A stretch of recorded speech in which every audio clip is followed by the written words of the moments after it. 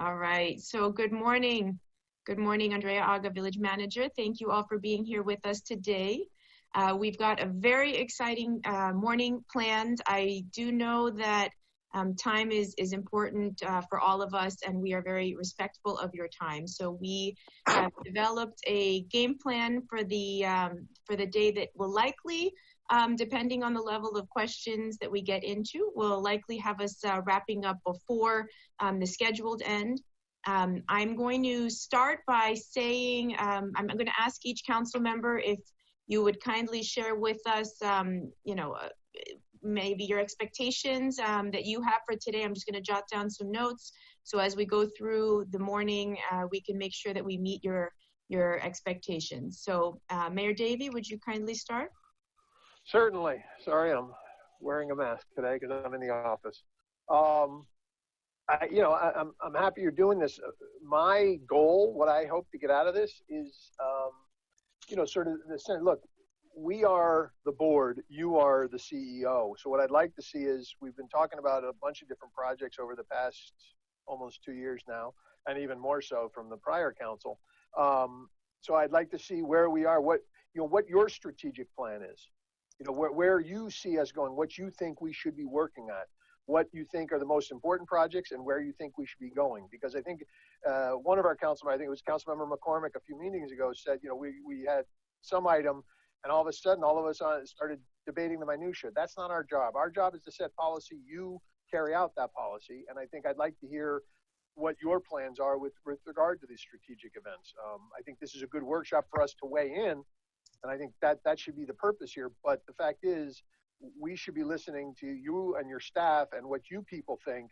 We can disagree with them or we can agree with them, but I think that's the way we should be doing this.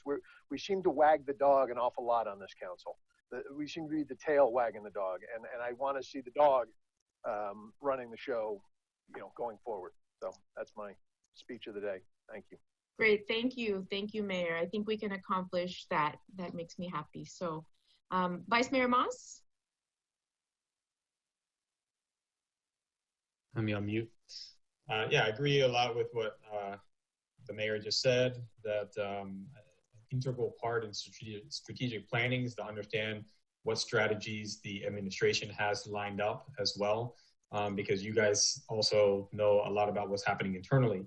But at the same time, this board, the council, is to be setting policy that sets the direction and the vision of our community in the future, and that comes with different sets of plans, and that's where I talk about the vision plan, and from there it goes to a strategic plan down to the action plan, which is basically our budget and our yearly action. So our strategic plan should be more of the short to mid-term goals that we want to achieve. And when we get into the budgeting, I think this is an integral part of our setting our budget, is to understand what it is that we really want to do, what we think is important to do for our community, and then developing the action plan, which is in our budget, and our capital improvement plan based on that, and understanding what it is that we can and can't do within our means that we have. So there would be some strategic things that we may want to do that we are going to have to make some tough decisions when we get into the budget workshop. So again, I'm looking forward to this. I think this is a very important thing to have in the process of making these decisions. So thank you very much for having it. Thank you, Vice Mayor. And I think there's one slide that I think you'll like a lot. I think your flow is exactly what we're thinking as well. So I think we can accomplish that today. So excellent. That's great. And then Councilmember Petros, I see you here. Good morning, everybody. Not to repeat anything, pretty simple for me is I see this as a time that we can come forward and agree, both as a council and a staff, on what we want accomplished in year 1, year 2, and year 3. And if you give us recommendations, I do think it's important that we as a council buy in and agree by the end of the day, so that there's clear direction on what needs to happen. There's a lot of projects. We can't do them all at the same time. Some require a much larger bandwidth of financing than we currently have available. So I think we also need to know how to get there and when we're going to get there so that we have a really clear vision on what's going to happen when. And that's pretty much it. Great. Great. I think that also, I think we'll meet that expectation too. I'm getting very excited. Okay. Councilmember McCormick? So I really echo what everyone else has already said and don't need to repeat, but I think if I were to add anything, my hope would be that our plan coming out of today really delineates how we are going to make what I would like our goal for the next at least year to be, would be to be achieving excellence, to be putting our village quality of life, our infrastructure that we have, its maintenance, to really make sure that we are shoring up this village so that we can maintain property values or increase and really be a place where people want to be, and more importantly, a place where people want to come. And I think that given the uncertainty of the future, this is on a global scale and certainly a national scale uncertainty. I think this is a real time for us to set goals and plans and then to put them in place so that we can make sure that we're looking out for everyone who lives here, both in terms of their investment of having bought here, and then additionally, their day-to-day life living here. That would be my goal. So last year we talked a lot about efficiency. This year I'd like to talk a lot about excellence. Beautiful. Thank you. Thank you. I think we will definitely get into that. That's in the quality of life. I think today a lot of what you're going to hear moving forward is from Jake and Todd's shop that really taps into that infrastructure and quality of life excellence. So great. Council Member Segurola and Chief Press, Chief Lang, I've asked the staff members who are going to be presenting if you could show your video with us here today, a little bit of a different protocol than during the council meetings. Good morning, Chief. Councilmember Segurola? Well, in addition to everything that has been said, I'm interested in seeing what comes out of this strategic session in particular, because I think we're the village and the world, the country, the state, and the village specifically is going to be facing one of the most difficult years ahead ever, and most likely in the history of the village. So it is going to be very important, given what I foresee as tightening budgets, to come up with a prioritized list of wants and needs to plan properly for the future. Okay, I think we've set this up in a way that to make that distinction between the wants and the needs. I think we'll find that we'll be able to do that as well. Great. So I think, is Councilmember London here with us yet? I don't think so. And I think Councilmember, good morning, Chief Press. I think Councilmember Laredo is not going to be able to join. So I am going to go ahead here and share my screen. And we're going to start out. Okay, can everyone see my screen here? Yes, okay. Yes. So, okay, thank you. So here's the game plan. I'm going to give a brief overview of what the process is that we're looking at, how we have moved from last year's retreat in May to where we are now. We're going to, that'll probably take about 15-20 minutes, and then we'll jump into the departmental presentations.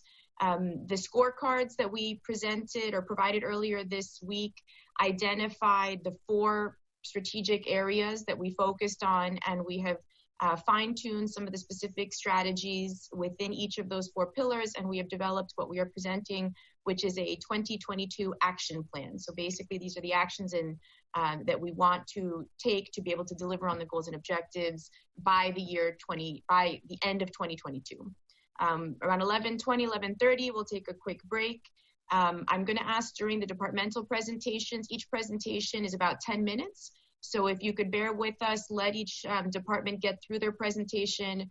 We can do some quick questions and answers based on the presentations at that time. But after our break at around 11:30 is when we'll really get into the council discussion, looking at the big picture, the overarching picture, And then at 1 o'clock, if you don't know, there is a tribute by the Blue Angels. They're going to be flying throughout the county and as a tribute to our first responders. So we're going to take a quick break for that. Everybody who is here in the village, we expect, and once we get closer to the time, we'll have a better time estimate. But you should be able to walk outside and see the planes flying overhead. So we'll take a quick break for that. And if we need to reconvene after that, because we're still working and discussing, we are planning on coming back as need be. One consideration also, I was thinking, if there are any particular discussions you want to dive a bit deeper in with the department heads, this is really a team effort here. So we'll also be available to get deeper in with any council members that need to get a deeper dive. So high level, to Vice Mayor Moss's perspective, the vision work is happening, the strategy is happening. Right now, I felt that we needed to sort of catch up. And right now where we are is at the action planning stage. So 22 action plan establishes specific strategies with anticipated cost estimates and schedules in pursuit of the council set priorities for the strategic retreat back in May of 2019 and the feedback that I've received from council subsequent to in the 4 category areas of resilience, efficiency, quality of life, and public safety. That action plan is then going to feed our budget, which is the allocation of the resources required to deliver excellence, core services, as well as the strategies that are established in our 2022 action plan. And then finally, we've been working on establishing performance measures. So the data that we collect and that we use to ensure our operational excellence and delivery of our strategic priorities. So here are our 4 priority areas. I just wanted to kind of say where we've come and where we are. So last year, we kind of whiteboarded, we dotted, we prioritized. You can see this year we're a bit more sophisticated, and I'm going to explain how these scorecards work. But so we made some movements on resilience, efficiency, quality of life, and public safety. So how does this document work? So basically, we have 1 scorecard per each of the 4 pillars. So up here we have the goal and objective statement. So for this example, ensure a safe and secure community. Maintain responsiveness and top-notch staffing, heighten awareness through public education, enlist community support, build physical improvements, and apply best available tools and technology. Why? To ensure a safe and secure community. Well, how are we going to do that? So here we have the specific strategies and the anticipated cost and schedule. So these are your how statements. Within each card, we've identified a numbering system. So each of the strategies has a unique numbering system. So here we have 4.1. We answer the question who. So who is the responsible charge for each of the initiatives? So in this example, police. The how statement. So what exactly are we doing and how are we going to do it? What resources are going to be required? What funding is going to be required? And then over here, you have a Gantt chart where the light purple is the planned timeline. The dark purple is kind of where we are in the delivery of this. One thing that I wanted to point out here, these numbers here, we're talking about a 3-year action plan. So in a 3-year action plan, we have, based on a quarter system, 4 quarters in a year, so you have 12 periods. So the way we've set this up is that each of these initiatives over a 12-period program, so you'll see this one here is 6 periods, which is a year and a half. So when we speak to when something will start, when it will end, we're going to be using this reference from 1 to 12. It does tie back. Real quick, I'm sorry. We didn't get this document, right? Yes, you got it earlier this week. No, when? Yeah, when I received it, Mike. I got it. When did you send it?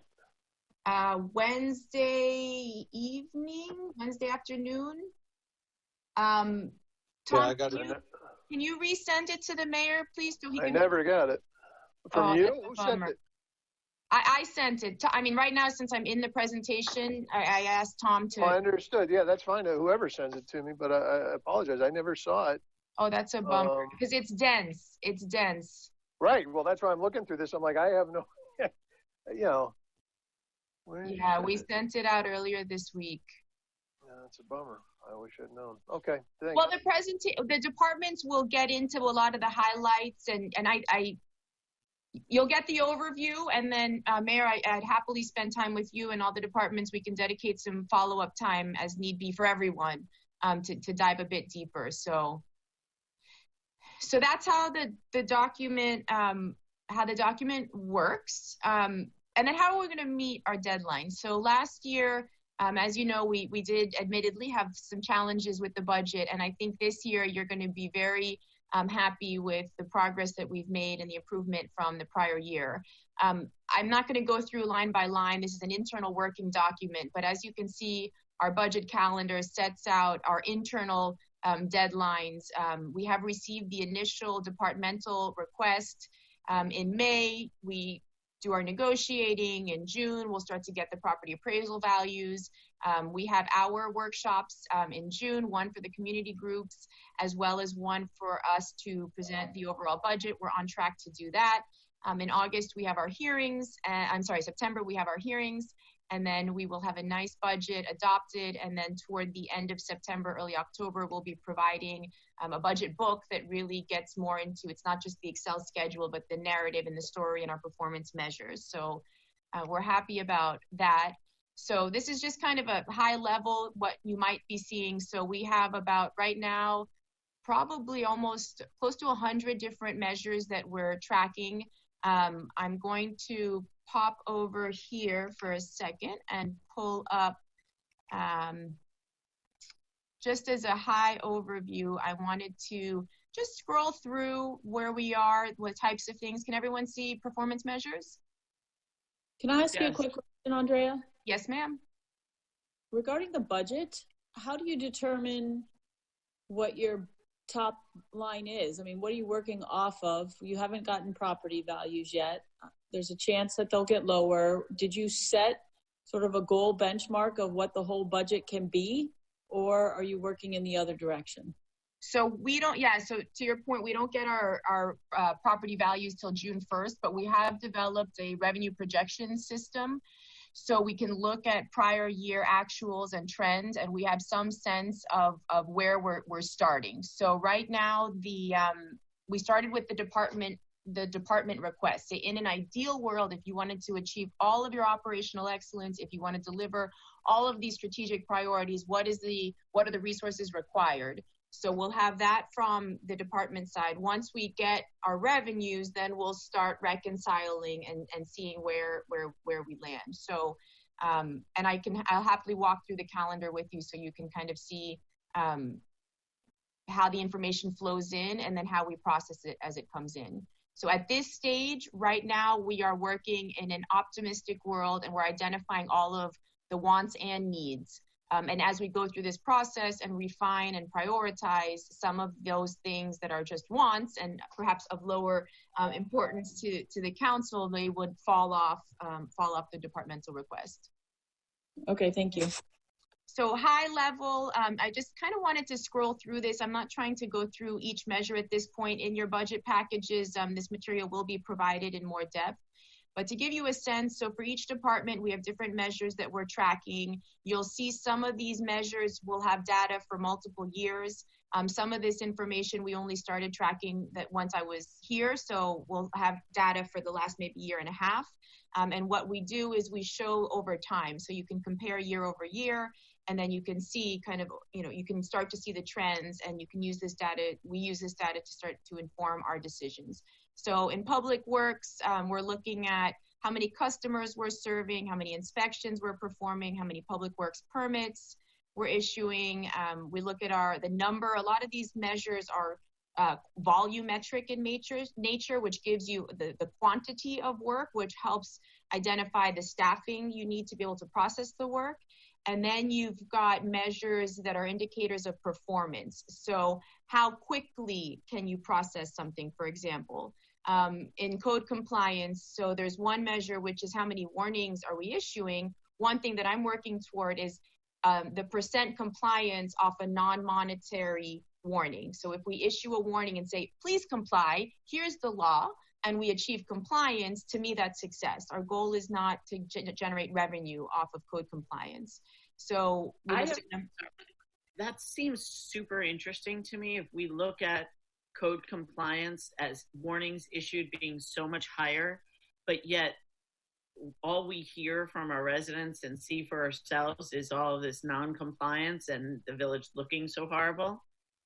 There's something there that needs to be investigated. What is not working? That we're issuing warnings and talking. Is it that the old code compliance officers had more relationships with people? Like, what is and I'm not saying you can answer it right now, but I think that chart right there tells me there's something you really need to be looking into. Well, and yeah, I agree. I think code is something we made a big organizational change, and I don't think that we've normalized yet. I would make the comment as well. The data will, when we see how many violations and we see the compliance, perhaps we'll also find that maybe it's a perception issue to an extent as well, which is why I'm glad that we're tracking this and that we can look at the data and see what it really tells us. And hopefully, Councilmember McCormick, it'll steer us to maybe we're not as effective as we were, or maybe before maybe the relationships are what drive it. So as we improve those relationships, we'll improve the compliance. I know there's another school. When did you make that change? I'm sorry? When was that change made, the code? Actually, about a year, June of 19. Okay, that's a pretty long time. Okay. Yes. So, and we do speak, in Jake's presentation, I'll get a bit into code compliance. So we're looking at, stop work orders. We're looking at our open versus closed. So you can start to see as, our over time, our volume had kind of open violations that were increasing. So we're tracking, okay, how can we, get down that number by actually closing out the cases, which means that the violation has been cured. So we've accomplished compliance. And then we're also looking at proactive versus reactive. So you can see based on our total workload, how many are complaint driven. So that'll give us an indication as well to see what's really driving our work. Is it proactive control, or is it more of a complaint driven operation? And then of course the council can set policy on what your preference is. Obviously there are laws in place because my job is to ensure that we enforce them. So if you're not happy with the laws, the beauty of the village code is that it is set by council. So you can also amend those ordinances. In public works, there's a lot of quantitative measures here. We're looking at the number of catch basins that we've cleaned, the number of manholes, our pollution control boxes, looking at the linear feet of pipes that we have cleaned. In Parks and Rec, we're looking at program enrollment, we're looking at our registration, we're looking at our monthly membership data, which is a quality of life indicator as well as a revenue indicator. This one will be meaningful at some point. Not all the data is exactly cooked in a way that it's useful, but there's a lot of information here about the specific categories of the different memberships that we have in the community center. In police, we're looking at our clearance rate, so how quickly we clear out the investigations that are processed through PD. We're looking at our traffic crash data, the public service announcements, so a communication tool that we use in police. We're looking at response times for both your average response time plus the emergency response time. We look at citations and warnings. So what is our enforcement level that we're looking at, and how does that compare over prior years? We have some other volumetric measures. How many golf cart registrations are we processing?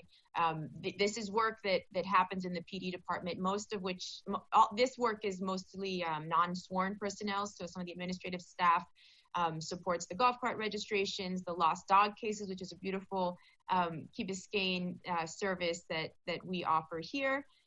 We look at the number of noise violations, number of arrests, number of number of crimes of opportunity. So that's an indicator of, the more work that we do on the PD side, advising people of risks they're exposing to. When they shore those up, you'll see that direct correlation based on the data. the number of watch orders and checks that we perform year over year. And you'll notice in police and in fire in particular, they've done an excellent job due to their accreditation processes and the way that they're managed. They have a lot of very, very rich data that's very useful.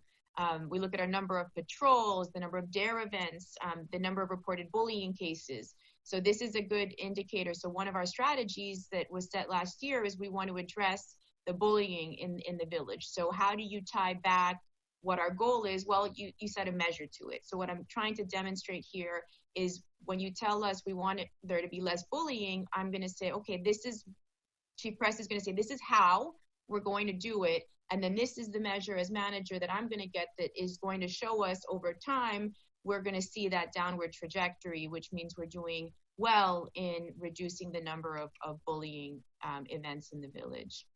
Andrea, can I pipe in here? I have Yes. 2 questions for you on that sheet from before. I don't understand what number of patrols mean, because it looks like it was gradually going up last year and we're at a much lower level. So what is that graph telling us? And then the reported bullying cases, the numbers are 2 and 3. So we're not going to see much difference. We just basically have to go to 0 because it's a low number of reported cases. So is there a better way to try to see what kind of impact our programs may have outside of reported? Yes, I think Chief Press, if you could take note of those 2 questions, and when you get to your presentation, if that's okay with you, Katie, the Yes. Chief can speak a bit more deeply into the data. Okay, thank you. Okay, thank you. And again, I'm going through it quickly. We're not necessarily analyzing. I wanted to give you an overview of kind of, the fact that we have the data and how it's being used. Fire department, we look at the cardiac arrest that we have.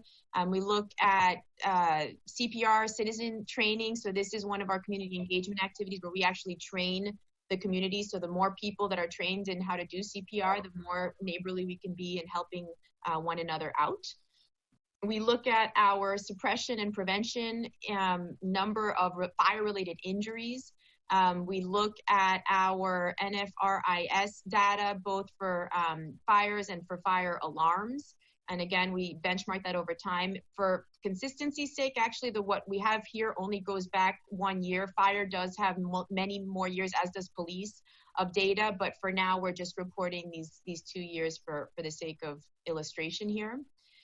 We're looking at our hazardous condition quantity. We're looking at, this is on the fire prevention side, so the number of plan reviews that we perform. There's been discussion over time about how many reviewers we need and how we're going to staff that. So by knowing how many reviews we're being asked to perform, that's an indicator as to how you staff that function. We also look at our permit volume, our total number of inspections, our stakeholder meetings. There are a lot of, for special events and for fire prevention, there's a lot of reaching out to the fire department to plan in advance of certain activities. So we engage with the stakeholder meetings off the bat.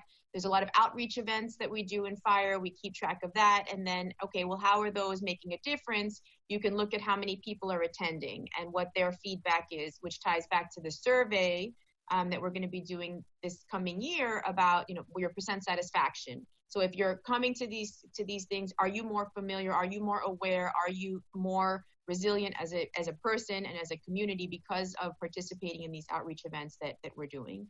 Of course, we look at our calls for service.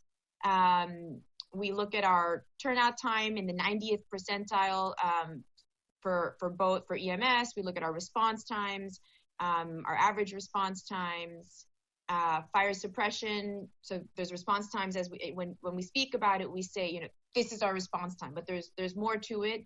In the Chief's presentation, there's probably, I think, the most ambitious strategy we're bringing forth addresses some of the deficiencies that we're experiencing in our dispatch process. So hopefully looking at these response times and understanding how the dispatch process works and the obstacles we have there, you'll begin to see why we want to make some investments into updating that system. Looking at our training hours, so the more certified and qualified and trained we are, the better we can serve the community. And then also we have some workforce indicators, use of sick time, because when people are out sick, then we have to backfill with overtime. So we want to keep a safe and happy workforce. So that's high level, some of the performance measures that we have. So we talked about where we were last year, how that's converted into a more professional. Good morning, Councilmember London. Good to see you. I've been here, but I've been on my phone instead of the computer. Okay, great. Thanks. I've heard everything you said. Thank you, sir. So with that, our game plan for today, we're already a little behind schedule, so bear with me, but that was a lot of information. I hope that gave you an overall context of where we are. And I am now going to turn it over to the departments. Each department, as I said, their presentation is about 10 minutes. If we could just note any questions we have, and at the end of each department, we can go through some Q&A. And then after we take each department's presentation, we'll take a little bit of a break, and then we'll reconvene, and that's when we can really get into the discussion of next steps, what's the nice to have versus the wants versus the needs, and what's really meaningful for us. Some of the things might fall off our scorecards. My goal at the end of this is that however we amend our project cards, that we can bring this forth to the council and adopt by resolution a 2022 action plan. So that's our goal. So with that, I will turn it over to Mr. Tom Fossler, who is our Chief of Staff, who's also responsible for strategic planning, budget, and procurement, which is his strongest suit. And he will be introducing the admin team and going through their brief presentation. Mr. Fossler. All right, thank you, Andrea. Give me 1 second to share my screen here. You're on, Tom. All right. So, good morning, Mayor and Council members. It is my pleasure to introduce you to the administrative team. As Andrea said, my name is Thomas Fossler. I'm the Chief of Staff. I also have the honor of working with Mr. Benjamin Nussbaum, our Chief Financial Officer, Juan Gutierrez, our HR Director, and Gabby Rodriguez, our Communications Officer. So today we will be telling you a little bit about what administration has accomplished and the strategic goals that we have looking forward to 2022. I'd like to start us off with HR. So Juan, if you would, please take it away. Sure. Thank you, Tom. Good morning, Mayor, Council members, Village Manager, and colleagues. My name is Juan Gutierrez, Human Resources Director with the Village of Key Biscayne. In these next 2 slides, I will briefly summarize some of the more important notable accomplishments over the past couple of years and point out current and future strategic projects that Human Resources has successfully onboarded our Community Engagement and Communications Officer, CFO, and CRSO. We have implemented ADP Workforce Now Time and Attendance System. We have transitioned the village's retirement plan from ICMA to Empower, resulting in a considerable savings on administrative fees for plan participants and a more robust online platform. And we have consistently managed to obtain favorable annual renewals on employee benefit plans. More notably, the village's 2019 renewal resulted in a rate decrease of 8.75% and an improvement in the quality of benefit plans, creating an overall savings of $286,000 for the village. Moving on to current and future projects are the classification and compensation study, which is currently underway. This project is 75% completed and is expected to meet its projected completion date. The employee engagement survey. The village values its staff and cares about the opinions and feedback that they offer to assist us in identifying opportunities for process improvement, creating greater efficiency, ensuring that the village's objectives are clearly represented by management, and identify areas of improvement. This project requires ongoing commitment, and the tool used will allow us to develop surveys, manage results, and develop and track action plans year to year. CBA negotiations. In the CBA negotiations, our legal team will be the lead negotiator. We have developed teams, and kickoff meetings have taken place. And last but not least is the best practices analysis. We will prepare an RFP with a precise scope of work, identify a vendor who is at arm's length and not local, to tour operations, meet with chiefs, observe operations in order to provide proper analysis. Thank you for your time. I will now pass this presentation back to Tom Foster. All right, thank you very much, Juan. So switching hats for a moment, I oversee procurement for the village, and I would like to share some of the achievements that we've had in the last year. So first, when I first got here, we implemented a purchase order system, and this was done so that we would have greater oversight of village expenditures. It allows us to gauge our purchasing habits, and it aids us in making sure that we comply with our village code. We have successfully procured and negotiated contracts for an enterprise resource planning system and the redesign of our village website. Both of these topics are things that are going to be covered in greater depth by my colleagues, so I'll leave it to them to discuss. Over the last few weeks, something that we've done is transition to a virtual procurement platform. And what that is it allows us to draft, issue, solicit, receive, and evaluate bids completely online without the need to print a single piece of paper. This process that used to take hundreds, if not thousands, of sheets of paper, if any of you have ever submitted a bid for anything, you know how large these things can get. We can now do it completely virtually. This was accomplished lower than the initial cost estimates, and it was done within a span of 2 weeks. So it also provides these metrics, and we can track, how our spending is going, whether we're saving money through procurement or not.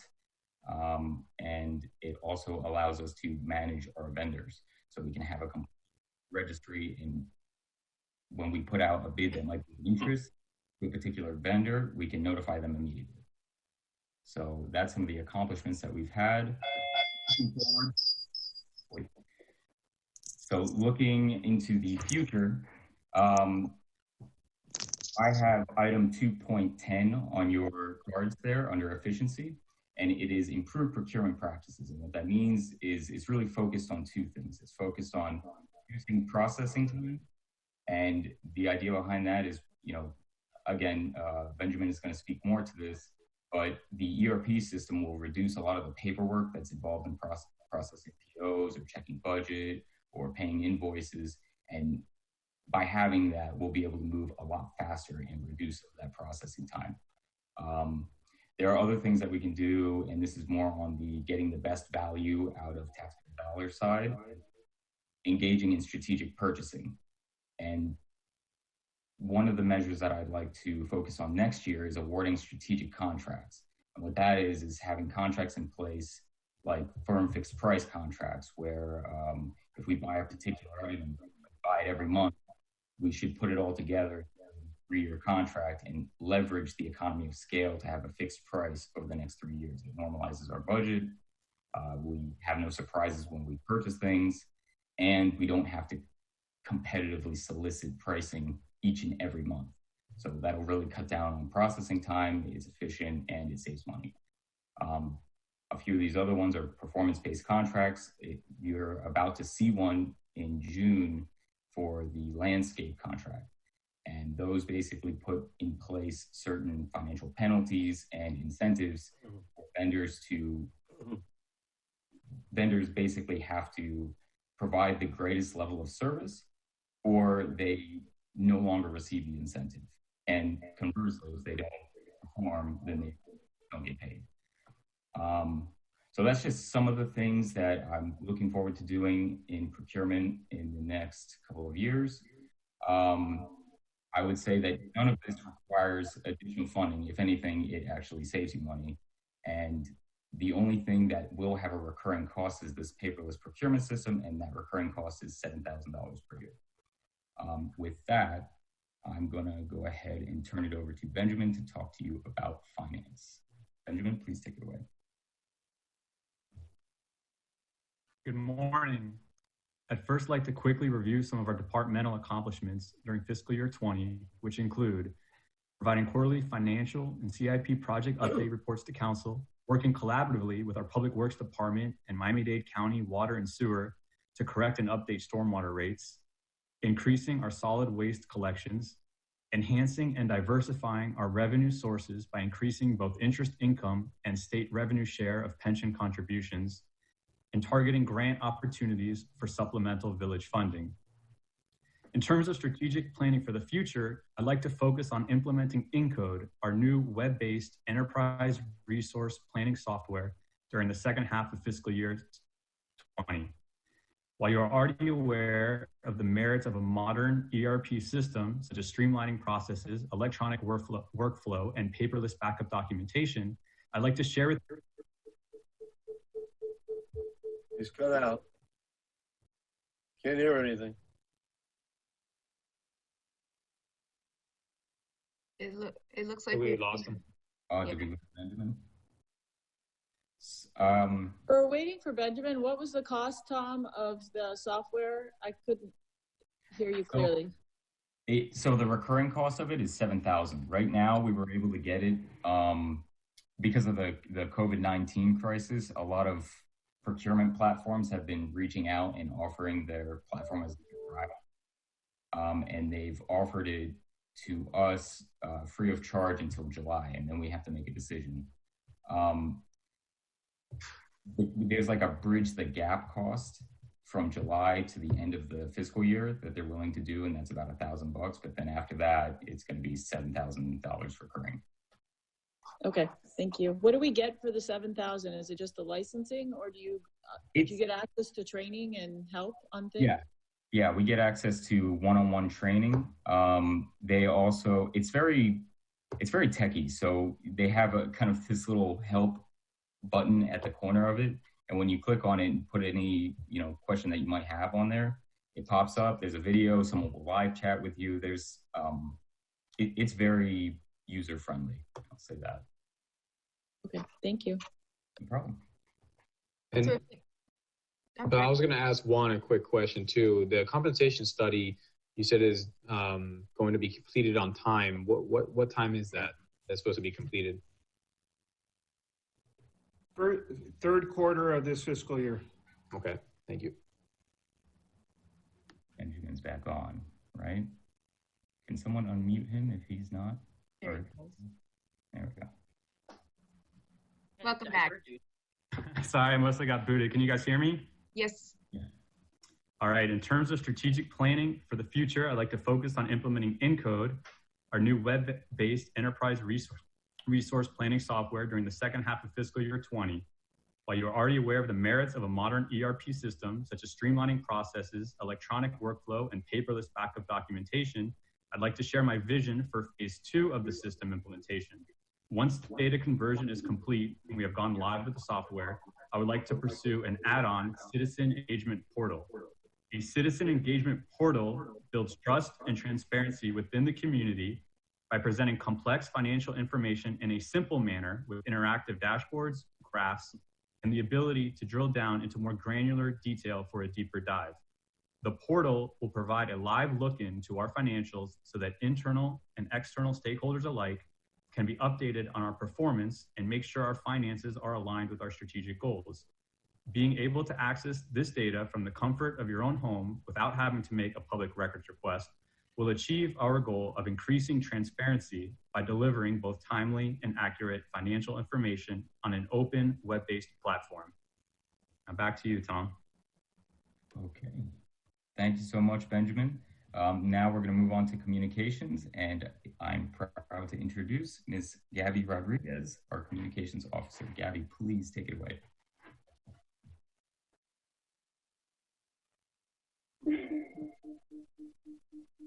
Good morning, can you hear me? Yes, we can. Perfect, thank you, Tom.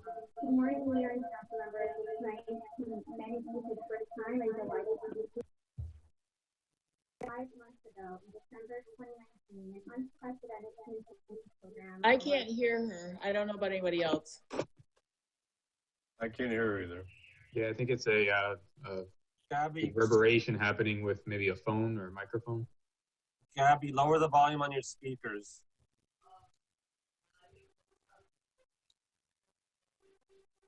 The screen she's appearing on, she's still showing as muted. Maybe we Showing killed the connection. what? Hold on.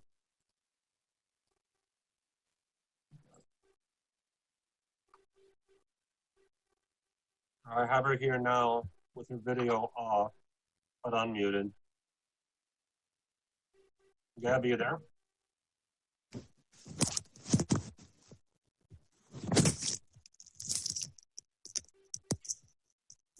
Gabby, can you hear us?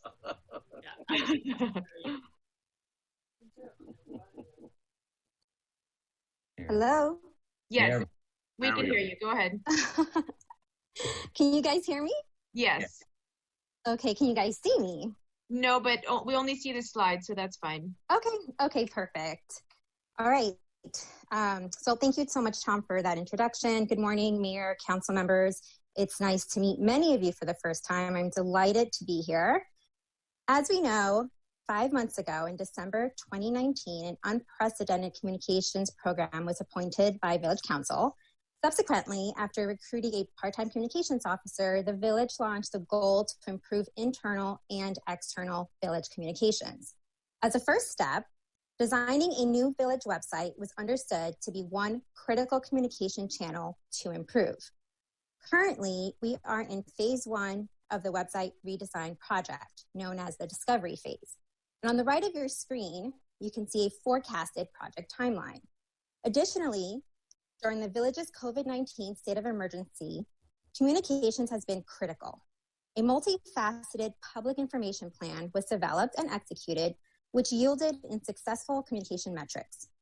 As we now look toward a 3-year action plan, it is communications recommendation to develop and execute a robust, multifaceted, village-wide communication strategy. The goal here is to reignite our island's brand, to deliver communications excellence. We want to showcase and reinforce our sense of community with stakeholders, village residents, staff, as well as visitors and potential new residents. If it is the will of this council, we would like to launch a suite of campaigns for major infrastructure projects, resilience and sustainability initiatives, education awareness campaigns, and provide communication support for both police and fire department anti-bully campaign and community risk reduction initiatives. A well-executed campaign will increase community engagement and raise community awareness.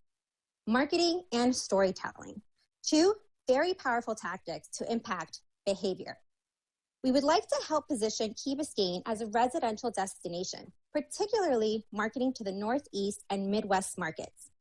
Additionally, new and current residents would like to receive village marketing materials, or as we call it nowadays, swag, by way of a Welcome to Key Biscayne package, or perhaps a Happy Islandversary recognition. Lastly, crisis management will always be a critical priority of communications, particularly as we continue to navigate COVID-19 and as we prepare to enter hurricane season in just 4 short weeks.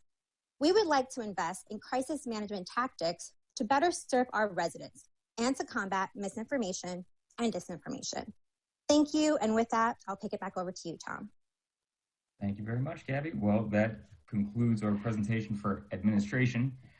We're running just a smidge behind, so we'll take any brief questions that you have. Otherwise, we'll pass it over to police. So are there any questions? Just one thing popped into my mind. Gabby talked about a welcome packet. I'm not sure if you're aware that Chamber of Commerce already does a welcome bag for new residents through real estate agents. So if you have things that you want to add, I would imagine that's not a very difficult project since the basic structure is already in existence. Thank you. Real quick, I'm going to have to log off, but honestly, I like what I'm seeing so far, and I will definitely catch up in the very near future. Thank you. Thank you, sir. Bye.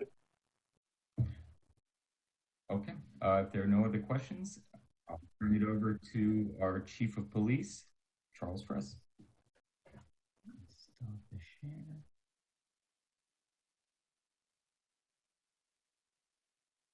Unmuted. There we go. Good morning, everybody. You want to set me up? I'm going to share my screen with you all. So I have invited Anna Garrett to help me manipulate this successfully so I don't make an idiot out of myself on the computer. So bear with me for 1 second.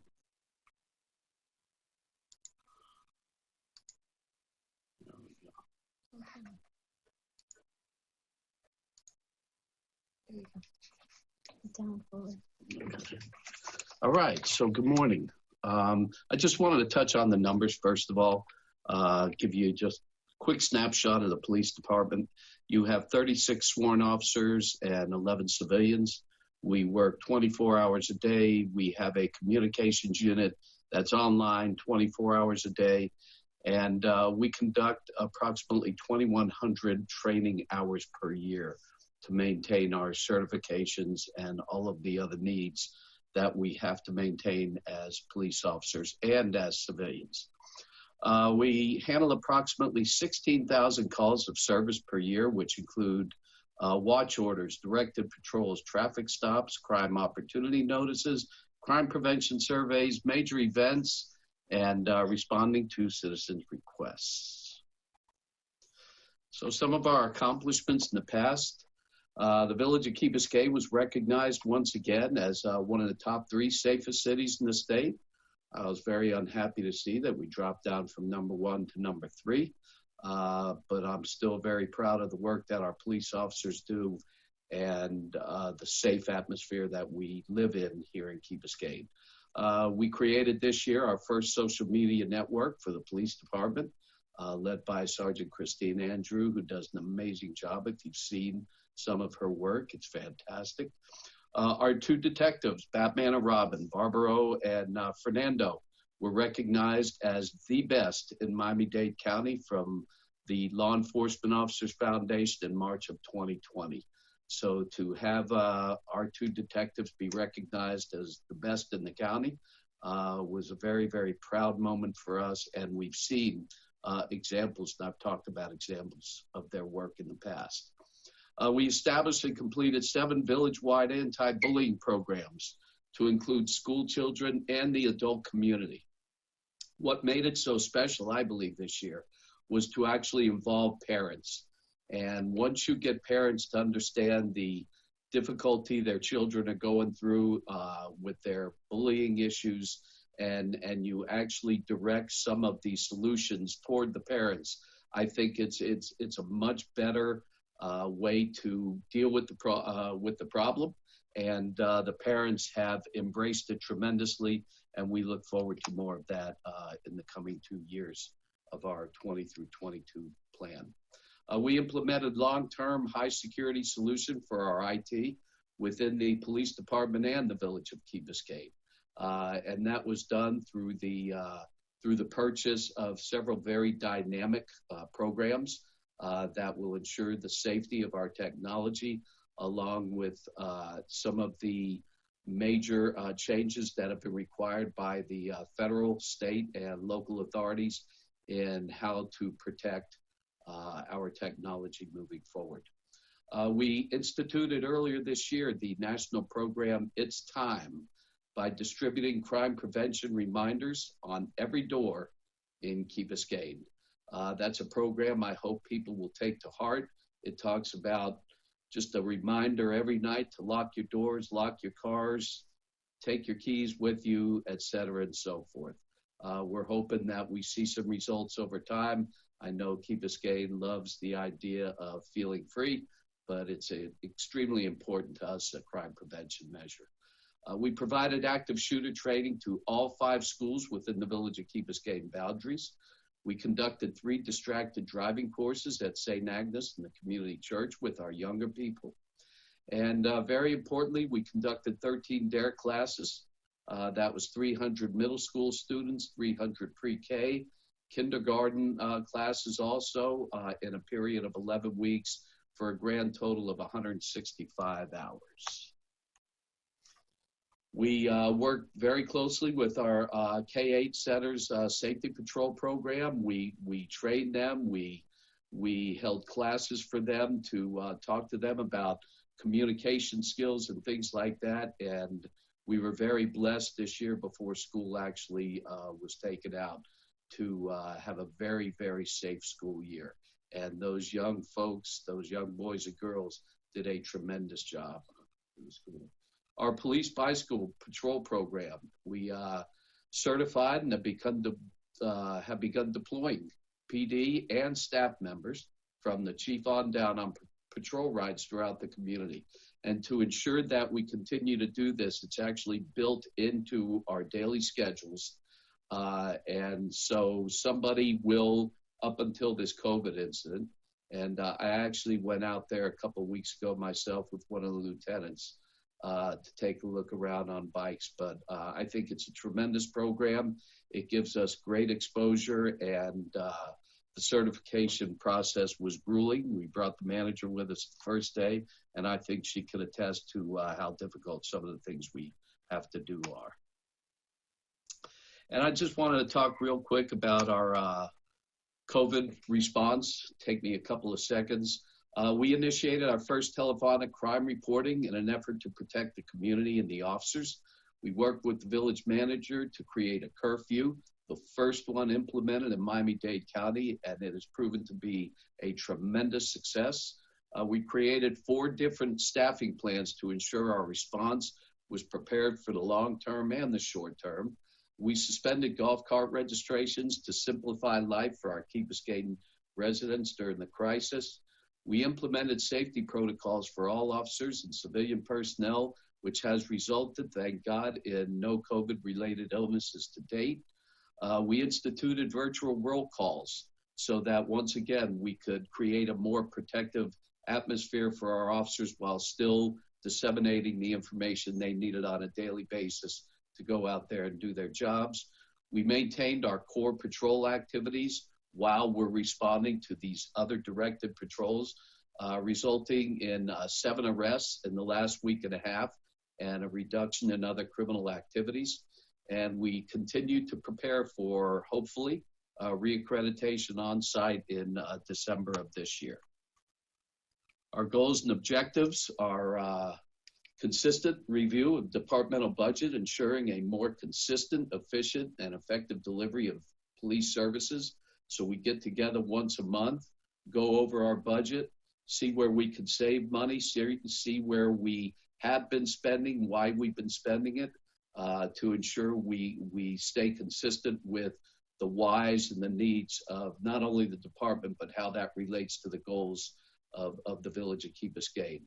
We're in the process of adopting a Rickenbacker Causeway traffic disruption management plan. We're collaborating with Miami-Dade County and the city of Miami. That is a plan that's going to be very difficult to implement because it's going to require, number one, it's a budgetary item. Number two, it's actually redirecting some roadways that right now are kind of quarantined, if you want to use the word, by the use of these telephone pole types of protective barriers out there. So it's been a process of learning and reviewing and what we can and what we can't do. Our DARE and our school resource officers will continue their anti-bullying campaign at the schools and within the community. The DARE and the SROs are developing a program that focuses on juveniles regarding topics such as cyberbullying, self-esteem issues, vaping, delinquency, and victimization. So similar to what the fire department rolled out on some of their drug talks and their teen talks, these are things that we feel will help establish a better relationship with the cops and our young people, and at the same time focus on some of the issues that they're dealing with on a daily basis. Continue to protect our cyber system through the use of federal, state, and local mandates. Conduct 2 virtual coffee with a cop events. And this was something that we thought about very recently, since those events, which were extremely successful in the past, had to come to a halt with the COVID-19. We expect to maybe do our first virtual coffee with a cop event within the next week or 2. And I know there's a lot of questions out there in the community about openings, police enforcement, this and that. I can't think of a better time to have that type of communication with our community. Conduct community presentations twice a year as crime prevention tools, covering topics such as safety, elderly presentations, frauds, etc. Hopefully a town hall style. Hopefully we get back to that again, because not everybody can work these Zoom calls as well as the village has been able to do so. We do threat assessments for all schools. We increase the police department's bicycle program, as I said before, prioritizing our crime prevention by using programs that are inclusive to our residents and coming up with innovative proactive patrol strategies. Training of our staff is paramount, especially as we talk about succession planning. And we have identified several members of our organization that will be attending in the next 2 to 3 years high-level trainings for senior police leadership, and hopefully complete the police department's 5th reaccreditation and get that superstar status if we are flawless once again. And looking long-term, and something I really want to talk about in the future with the boss and with you all, is to develop a plan for a 311 type of call center in our current communication setup. And that would be, we would be the catch-all for so many things. We would be a Q&A site. We would still maintain our police communications. It's similar to what they have in the county, but it will have a live person 24 hours a day, rather than somebody just leaving a recording. And I think it gives us an opportunity to have a better communication with our village. And that's all I have. Thank you. I have a few questions, if that's okay. Yes. So thank you very much, Chief. I think it was a great presentation. I think from a very high point, it seems that our goal is to be the safest community in all of Florida. And in the end of the day, I don't really know what that means. I just know that somebody comes up with what the safe, what makes you the safest, that we are the safest. I don't know if they're just doing a per capita equation somewhere of something. But from your presentation, I understood that the main goals that we're looking at is traffic safety, anti-bullying, drug and vaping for the younger people, cyber system protection, community engagement, crime prevention, school safety, and police communication. And I thought it was very nice to see the administration having these different quantitative elements, and I'm almost positive that you guys have that in the police department, how many crimes happen and how often. And I also like to see that how you guys have put together different programs in order to respond to them, like the DARE program and the bicycle program and the prevention crime on people's houses. It would be very interesting at some point. I mean, I know we won't have this today, but at some point to kind of see, where we are compared to other safe communities and what we want, which areas we need to improve in, and maybe even seeing how the programs are affecting it. So when you do have a DARE programs, are we seeing lower numbers because of that in anti-bullying or drug use? When you're having this program about letting houses know about crime, do we see a lower in crime happening? And then maybe from a budget standpoint, we would look at this and say, you know what, we need to have more of these programs. We need to increase this and see if that even does it even better and moves us up past, number one by a long shot.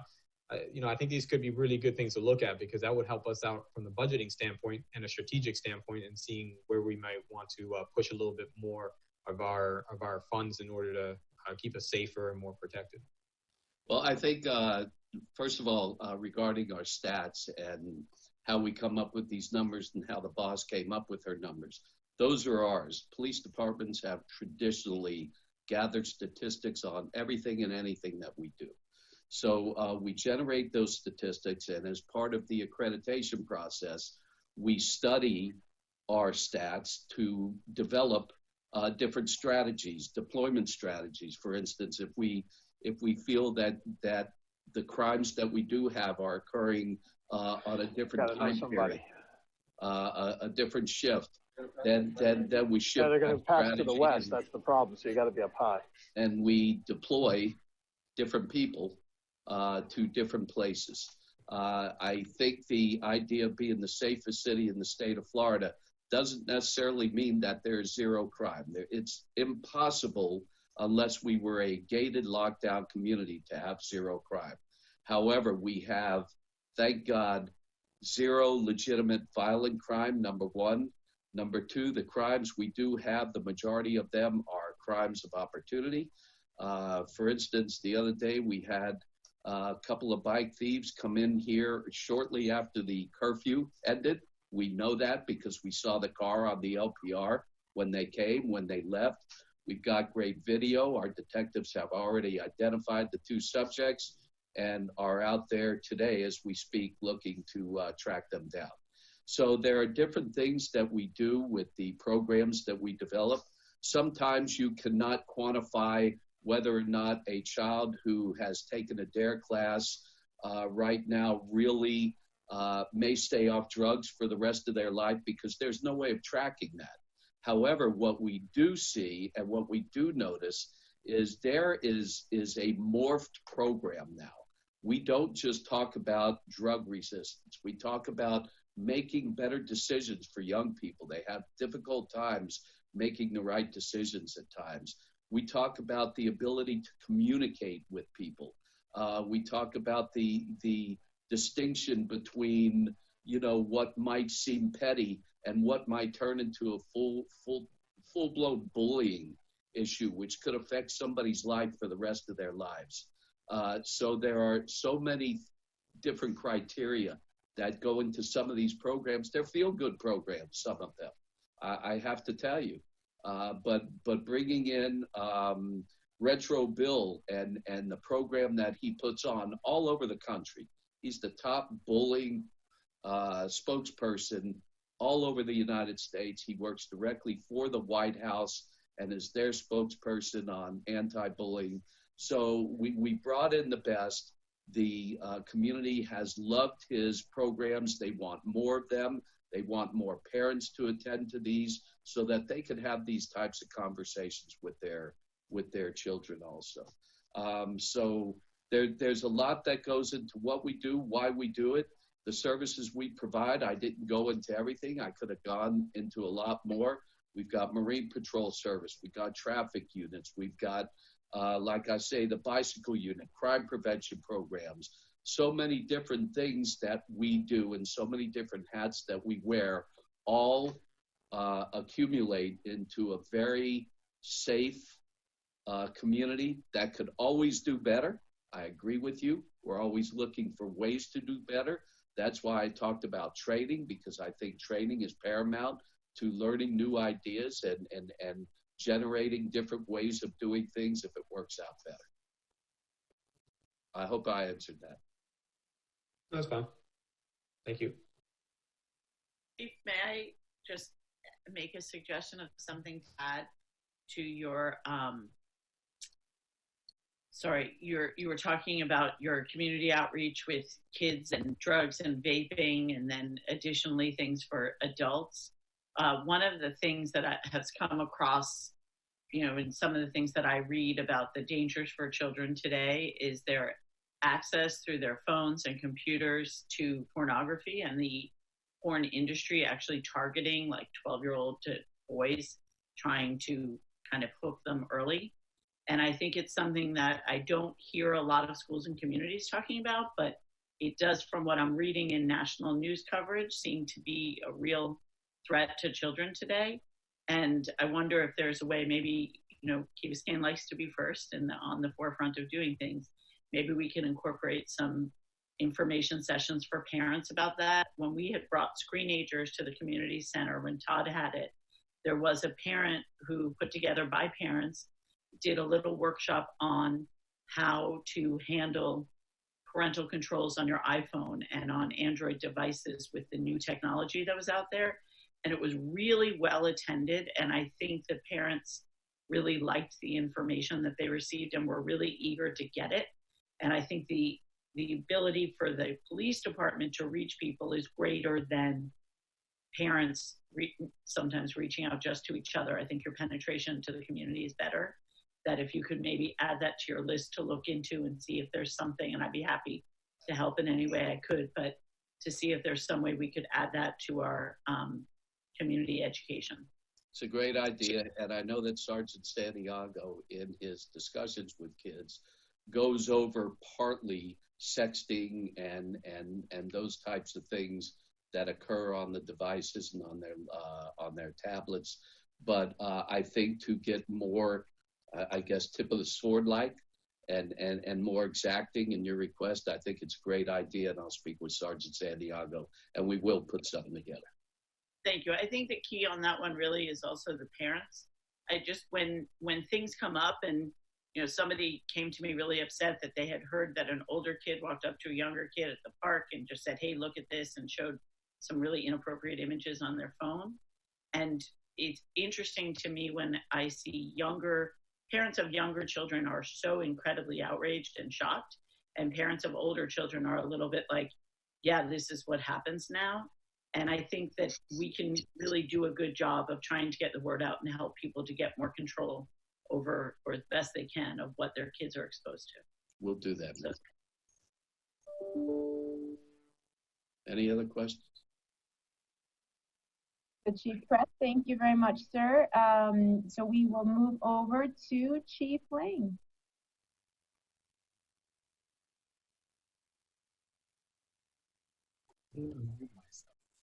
There we go. I think you can hear me. Yes. Good morning, everybody. Mayor, Council, and all the guests. First, I'd like to kick off and say a very happy Mother's Day to all of you out there. And a special shout out to my mom as well. So Key Biscayne Fire Rescue.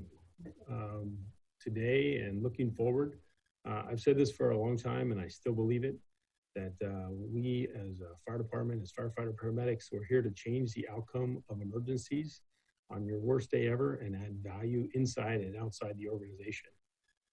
Personally, I believe we truly are an excellent department, but if we continue to do the same thing every day, excellence will pass us by. So I've adopted this idea of we're constantly chasing excellence. I think Councilmember McCormick mentioned that in her opening statement. I ask every year when it comes to budget time for an investment in our community, an investment in safety. And this past year I asked for $8.4 million. And what does that do? That funds a safe and healthy workforce. It allows me to train them. When people pass by the fire station, they see fire trucks and rescue trucks in our station. And we have 3 shifts. They're broken down into ABC shifts, and we have 3 captains that lead 32 additional firefighters. And those 3 captains run a function that's equivalent to a division, if you will, in other fire departments, which is an EMS, a training division, and a support service division. At the same time that they're running calls and responding, they're managing the administrative things far beyond what most a captain of another agency would do. They actually act similar to a division chief or an assistant chief in other agencies, even though they work their regular schedules. Our administration is made up of myself as a fire chief, and I have 2 deputy chiefs. And I think I got a screenshot here. And I think most of you know Chief Osorio. He's our fire marshal. He's responsible for administration. And essentially, he takes care of all of our logistics. He serves as a liaison. He serves as my PIO. On a day-to-day, he's in our budget. And again, these are examples of divisions, if you will, that are in other organizations.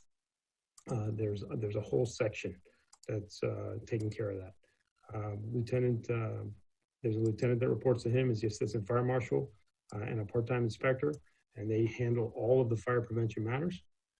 In addition, I have a risk reduction outreach director, that's Melissa, and then who keeps us in line every day is Michelle. Over in operations, I've got Chief Herring, and he runs basically anything that goes out the front door. So he's responsible for training and safety, which is often a division to itself. He's also our accreditation manager. And when it's time for accreditation, that's a full-time job. So we're constantly shuffling hats, shuffling responsibilities. And on a day-to-day, both of these gentlemen earn every bit of their responsibility. It's not uncommon for me to be talking to them on weekends and at other parts of weekends and in the evenings.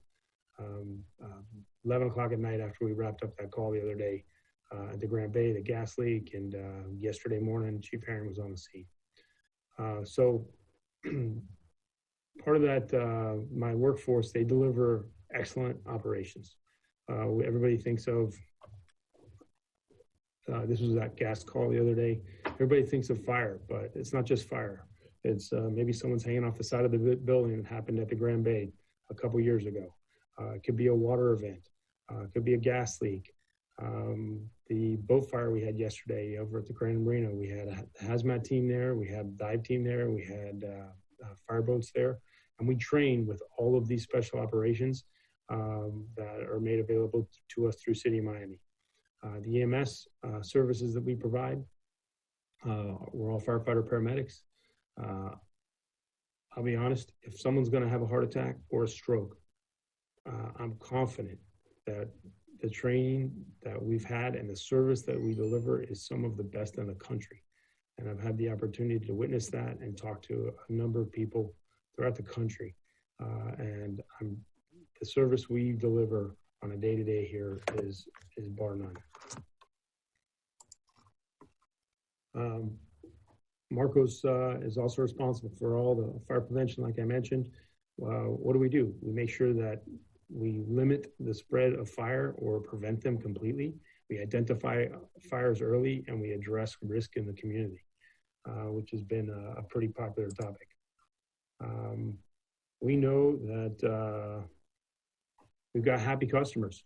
This was actually a sign that was posted in the community after Hurricane Irma, if I'm not mistaken.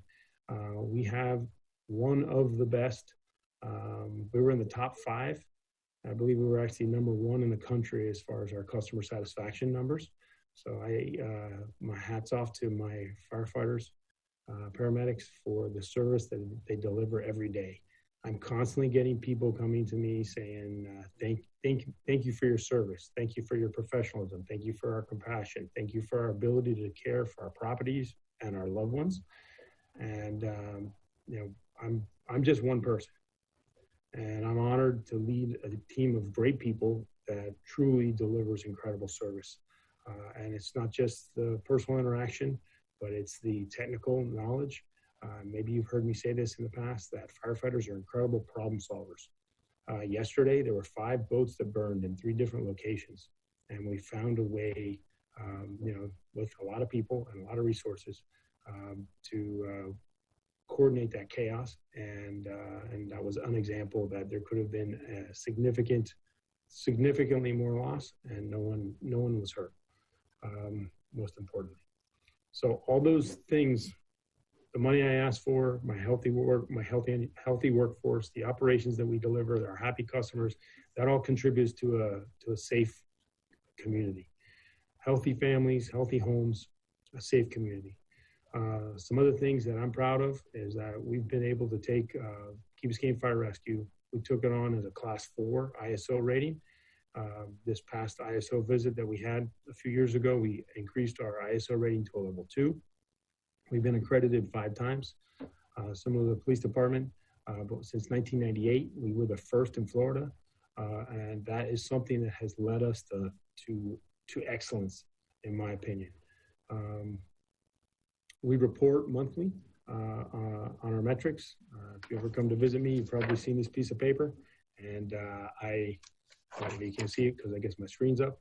But we report monthly on our metrics and our financial situation, and we're constantly monitoring that. Community risk reduction is a strategic vision that we have to continue to grow that program. The Teen Talk program has been extremely successful. I know Councilmember Petros has been involved in that in the past, and I've spent quite a bit of time speaking with her about that. And that program, along with some other council members, we brought in speakers. We provided assistance to families. And over the last 24 hours, I've been in touch with 2 moms and families that have been greatly impacted by the work our firefighters and the people on that team have done. I'm asking for additional funding of $12,000 in the coming year to be able to better support that program. kind of an interesting picture if you see the screen. That was October, right before October 1st in 1993. That was when we all got sworn in to begin this department. And on the left, you see Danny Conto, he's a lieutenant, and you see Tom Dunphy, and these are the future leaders of the department. By 2025, I'm expecting to have a turnover of at least 10 people in our leadership positions. So these are our captains, our lieutenants, and this is a vision that we have, that we need to replace these leaders. We need to train them. And so what are some ways to do that? One way is to accelerate our personnel into leadership positions. Something that's been discussed, it's also been recommended from the outside, is an EMS chief's position. That's somebody that comes to staff, if you will, a 40-hour assignment, and they take the responsibility of the EMS division. We talked about adding a compliance officer. You're going to hear a little bit from me about emergency management in just a second. And one of the things, and we're in the middle of a global pandemic, we've been under emergency orders in a state of emergency for as long as we've ever been in the history of the village. And one of the things I always think of is, how do you make it look easy? How do you make chaos look simple? And that's not an easy task. And I see some smiles on some cameras, and you know exactly what I'm talking about. But if you can make it look, it doesn't matter what's happening behind the scenes, as long as we're making it look easy and we're making this community safer and changing the outcome of emergency. That's what it is, and that's all part of succession. So how can we add value and possibly make it affordable? There's a program called Community Paramedicine. Everyone's heard about the mobile testing unit. That's an example of of community paramedicine. We work with hospitals, we work with doctors, and we bring healthcare into people's homes. And it's an extension, somewhere between a hybrid between the fire rescue services that we offer as paramedics and keeping people out of the hospitals, keeping them from impacting our service. So there's been some calls over the years that we've gone to some houses daily for weeks, if not months, to try to get people the assistance they need. Captain Feeney, he's been a champion of this. He's currently serving as our EMS captain on shift. And there's grant funding potentially for equipment, for vehicles. There's also grant funding for potentially people. If we don't adopt a program like community paramedicine, we could, and I would recommend that we take advantage of the grant funding to try to add additional staffing. And that will bridge a gap as we lose people through attrition over the next coming years, and we'll be able to build institutional knowledge and have a seamless transition. Chief Press mentioned something, and it's on your list. And these items that I'm talking about, by the way, are on page 6. The succession was 4.14. The monitoring, there's something that we discussed, and people have talked to me a lot about 911 and why, excuse me, and what can we do to improve our 911 system. And it's definitely complex. It's going to take more than the time that I have here to explain it all. I'm happy to talk to each and every one of you about it if you're interested.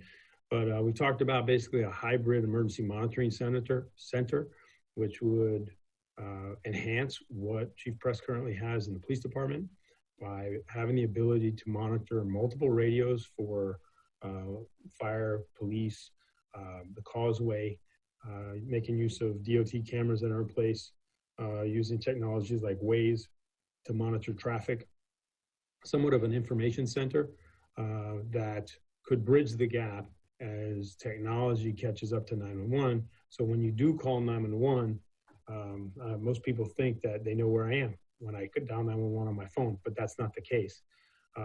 Maybe the call came in like it did yesterday on a county radio, but it didn't come in on over our radios until about 10 minutes later, notifying us that there was an emergency.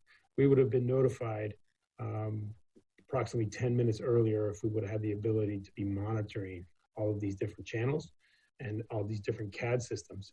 And I think it would be an enhancement to every resident and visitor to Key Biscayne. Every one of us traversed Key Biscayne. Over the years of living here, I've lost, as many of you have, many friends just on the causeway alone from accidents. They're cycling accidents, car accidents, and if it's outside of our boundaries, we would immediately know about it based on one of these ways to monitor. Moving on to my last point, emergency management. I think everybody should be familiar with what emergency management is.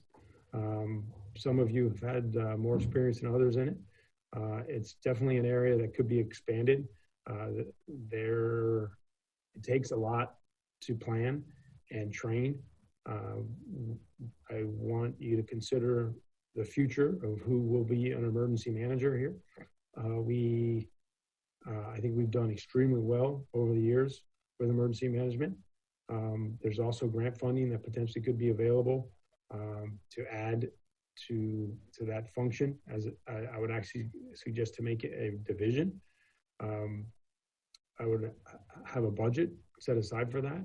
A lot of that would go towards training. A lot of it would be capturing funding from other departments that are already allocated to pay for satellite phones and pay for subscriptions, and actually allocate money to train people for these specific positions on how to manage the emergency. We've also discussed hardening our emergency operations center. I believe all three of our buildings have truss roofs, and they're not hardened structures. So hardened structure would basically be like a safe room. It would also include a server room, which is already needed. So we'll be getting quite a bit of bang for our buck there. Timely, there's an infrastructure grant that may be available to us.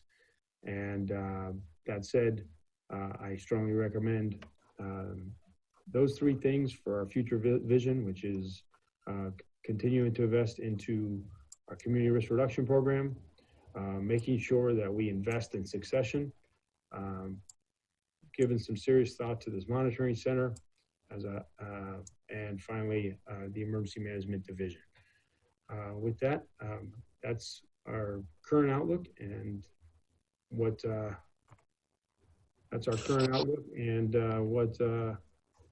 we're looking forward to for Key Biscayne Fire Rescue.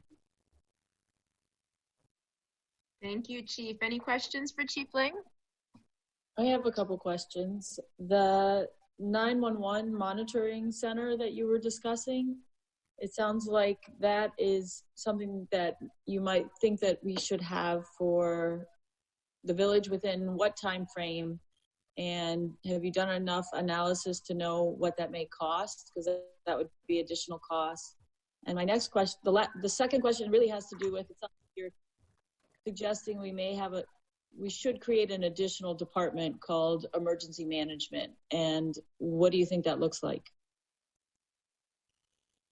The 911 monitoring center, it would be an enhancement. There would have to be at least multiple people that are in that space. It would rely heavily on technology. One of the problems with any emergency resource is when they're taxed. So when there's multiple 911 calls that come into a place, there's only so many call takers, and maybe you might get the right person with the right information. If they were solely monitoring, it could be one person 24 hours a day that could be focused on all of these different inputs, if you will. And so that would be a 24/7 staff position. And so I think it's really just a question of budgeting personnel. And we can lever what we currently have in place, either in our building here and at the fire station, or what dispatch has. I think it should be a shared resource. So I don't think it would be very complicated to implement it. And I think it would be able to provide a lot of value for a fraction of the cost, an extreme fraction of the cost compared to a 911 center. So it's really just about budgeting for personnel, a limited amount of personnel and equipment. And I think that could be potentially in place as soon as there was money allocated to it relatively easily. So if I understand you correctly, Eric, because I did do a little bit of education with you early on this 911 issue. And what you're saying is if we staffed somebody that could basically monitor all the calls that are coming in different cities and figure out which ones might be here in our community or are in our community, then we could react faster because we would be able to catch it faster as opposed to waiting for the call to come to our dispatch center. Is that accurate?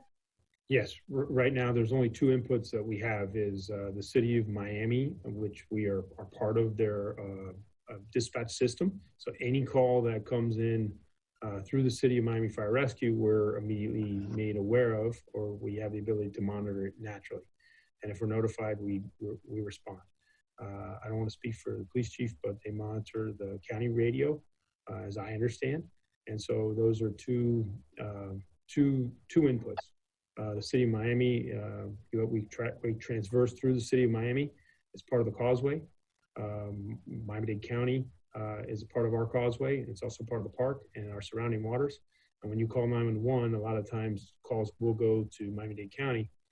And they're, at times we've had 911 calls that have been transferred to Miami Beach because someone says Ocean Drive.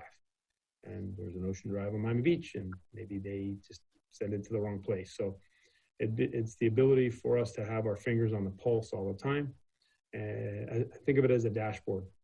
And you'd have multiple inputs and you focus on what we need to focus on. We do that here in our offices when we can, but I'm not always focused on all the inputs because we're just not set up that way. But we do it when our attention is drawn there. So I think it's a fix for one of the problems that we've experienced in Key Biscayne. The other question you had was about the emergency management department. I would think of it more as a division, that it should probably be a division of the fire department. Sorry about that. A division of the fire department, as currently we do the function anyways. It's a little bit difficult to see how much money is allocated towards emergency management because it's spread out through all the other departments. So it's a little bit more of a budgeting tool and to clearly know how much we're spending. One of the examples right now is logistical support to make sure that we have enough PPE on hand all the time. If we were to face something like this again in the future, it's got some pretty long shelf life, and that would be something that would be managed under emergency management, which we do, but I think it would just be cleaner to have it as its own division. Eric, why do we respond to the Crandon Park fire yesterday? They called us, sir. So if we had a problem, we'd call Dade County, they come to us, right? If we have a problem, if we have an emergency, let's say that was a fire. If we had an emergency, we call them. We have a dispatch. It's called automatic aid, and we're automatically dispatched from the city of Miami. And in this case, the request for mutual aid came about 10 minutes after their initial call. And then if that's the case, why do we have to have our contract with the city of Miami, since people will come respond if we really have a problem? They won't come fast enough, sir. And that's exactly why. And actually, it's a great question. And let me give you this example. The reason that the village of Key Biscayne was called to the island of Key Biscayne that was outside of our jurisdiction was because the Miami-Dade County units couldn't get to the scene quickly enough to be able to provide support at Crandon Park for the single unit they had on the scene. So they requested our assistance, and we got there, and City of Miami units got there before most of the county units that arrived. So they just can't get here fast enough to be effective or safe for residents and responders. Thank you. Okay, any other questions for Chief Lang? Okay, thank you, sir. That was great. So it's 11:40 now. We did schedule a break. We're running a little behind schedule. I'd like to suggest that we just kind of keep going, if that's okay with the council members. Yes. Yes, okay. So with that, I think we have Jake Oziman next, who is going to cover BZP and Public Works. Good morning, all. Let me share my screen.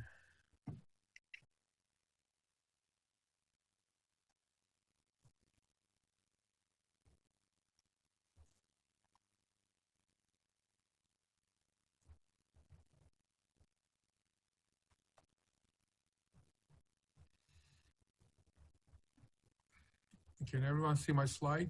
Yes. Thank you. All right. I'd like to start my presentation by going over department's accomplishments in the past couple of years. They are grouped under 4 major categories as follows: utilities, stormwater, transportation, and shoreline.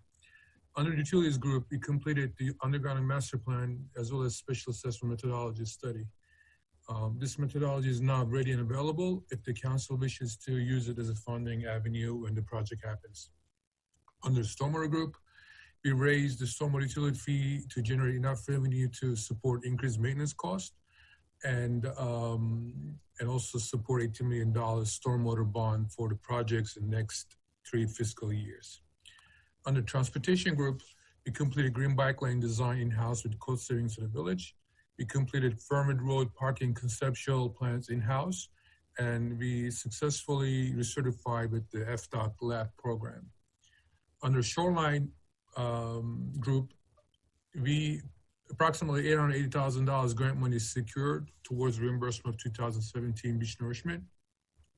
In addition, we secured approximately $292,000 grant money for the state to be used for the future 2021 beach nourishment, which needs to be completed by next May.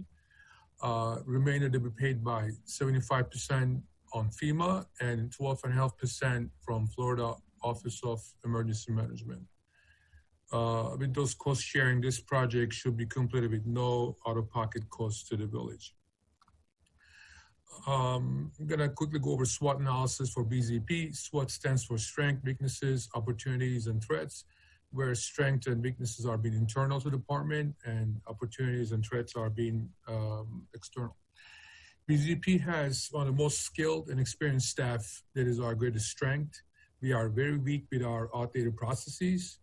We see an opportunity with the strong village leadership, and the economic fluctuations are our biggest threat.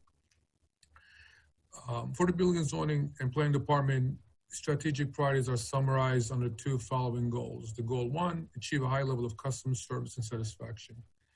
Most important objective is to implement technology improvements. And we are taking action by going live with Acela Citizen Access by fiscal year 20 quarter 3, which is very shortly, and go full electronic and paperless plan review by fiscal year 21 Q3, about a year from now.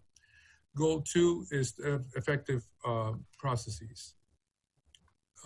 Objective is to have effective processes in place. We are to ensure applicants have a high level of understanding of the processes and know what they expect by the time they submit their application.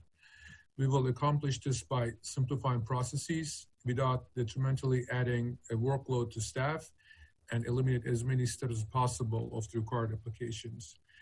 Second objective is to reduce the walk-in traffic by 30%. This can be done by creating very simple process for online permit submittals and approval for basic work that does not require design plans.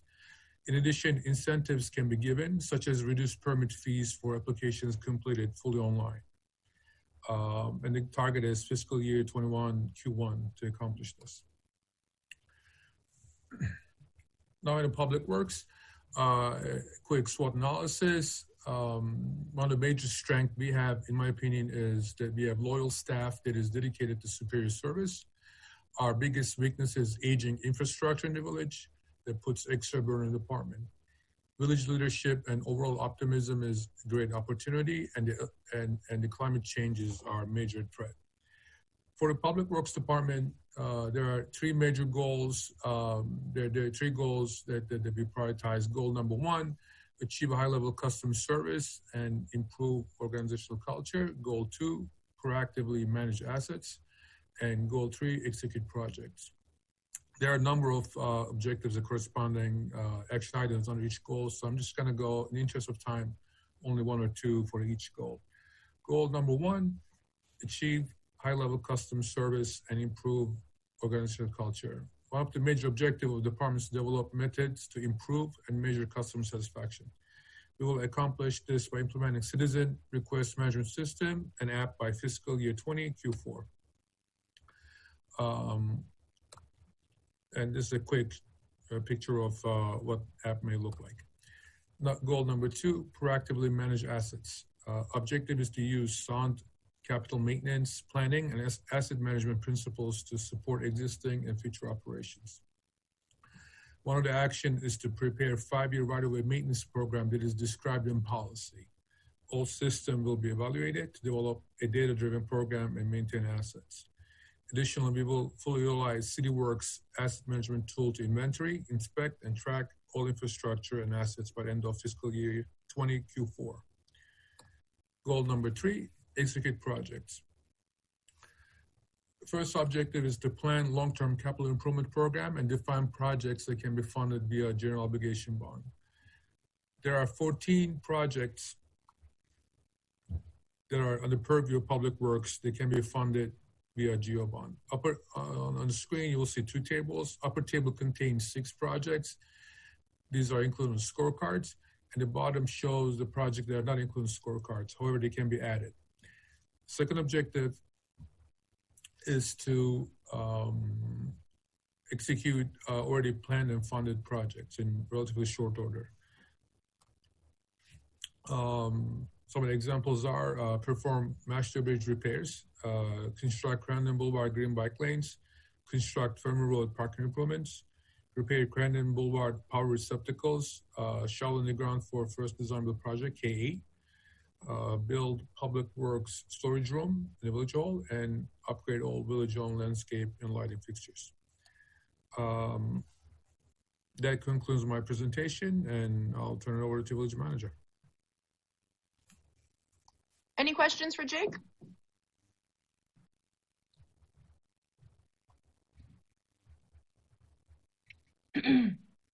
Okay. One thing that we wanted to talk about, and Jake began to in his presentation speak to some of the initiatives that might be funded through a debt issuance. So our plan was, this was something that we said we would discuss at this retreat. So our game plan is Todd is going to do his presentation. There are a few items in his presentation that also lend itself to a borrowing strategy for funding. So when Todd is done, we can then move into that discussion, and Benjamin will be able to pull up that project list at that time. So if we're all okay, Todd, please go for it. Jake, that was great. Sure. Thank you. Todd, before you go, Andrea, do we have a copy of all these presentations by any chance, so we can look back through them? We'll provide it. We didn't have them in advance, but when we're done, we'll put them all together as one presentation, and we'll post it to the website and we'll share it. Okay. Good morning. This last year, we've continued to expand services and programming in all 4 of our divisions: Parks, Open Spaces, Community Center, and Athletics. Parks and Open Spaces is highlighted by the purchase of 571599 Harbor Drive for a resiliency park. I'm looking forward to working with Council, Roland, Jake on the development of this park. We will aggressively seek grant funding to offset both the purchase and the development of this park going forward. In the Community Center, we continue to modify our programming to best serve the community, as we have greatly expanded our cultural arts and educational programming. We focused on developing targeted programming for those with special needs within the community, while also working to facilitate their inclusion in our body of programming. In athletics, we were excited about the opportunity to play under the lights at the Key Biscayne K8. Unfortunately, we had to cancel our first baseball opening day under the lights. But the addition of the lights effectively increases the usable green space available to the community. Increasing parks and open space has been a goal of every council and every planning process since incorporation. The purchase of the harbor properties and the lighting of the field, both completed this year, are significant strides in this mission. I will be brief, as it is important to do so when you are the last speaker scheduled before a break. I'll discuss a couple of the items before you on the scorecards, but later in the afternoon, I'm available to address any questions you have. 1.13, resolving Presbyterian negotiations, is an example of a long-standing goal. While our November 19th negotiation with Crossbridge did not result in agreement, as they're currently looking at alternative plans for their property, we will continue to pursue this opportunity. The composting program is an interesting opportunity. While the initial site fell through, the community partners and staff are working on an alternative location that could be acted upon quickly. The beautification of Crandon Boulevard, we solicited a design estimate, but Jake determined he can complete the work himself in-house, saving the village money and moving the project along faster. We will bid and award the project this fiscal year and complete the work in early 2021 so we can light all the median palms for the holiday celebration. Other long-standing goals like Calusa Park, the creation of a museum, and a theater can be discussed during the action strategies discussion if you so choose. In closing, as the village prepares to celebrate 30 years since incorporation, while so much has been accomplished, there's still much to do so we can accomplish the vision of this community we all have. Thank you very much. Thank you, Todd. Any questions for Todd? Okay, fantastic. So that concludes the staff presentations of our 2022 action plan. At this time, what I was thinking was we turn it over to council to see if there is any discussion that you need to have amongst yourselves on the material that we've presented. Seeing that we haven't had too many questions, I think the sense I'm getting is that we are going in the right direction, that the cards and the strategies that we've built out do seem to be representative of the will of the council and the community. And so I think at this point, we wanted to turn it to the council for discussion. Any feedback you have on any of the specific strategies that we presented, if there's anything that you feel we should pull off, that we're just not ready to go into. So that's it. So if we could turn it over to the council, where do you guys want to start? I just want to be clear. You know, I listened to everything, and I'm tuning in, and I'm hearing what you're saying. I'm going to have, you know, I'm going to now dive into what you presented, and I will come back with my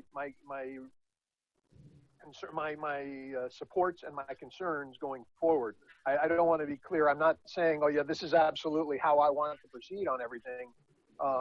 Just based off the presentations today. I think everybody did a great job of presenting. I don't want that to come across the wrong way, but we're still going to have these debates. I don't think, just based on these presentations, I want more info on things, and I just don't think this is the right time to, without looking at it more on my own. I'm not committed. I don't want to commit myself to anything right here, I guess is what I'm saying.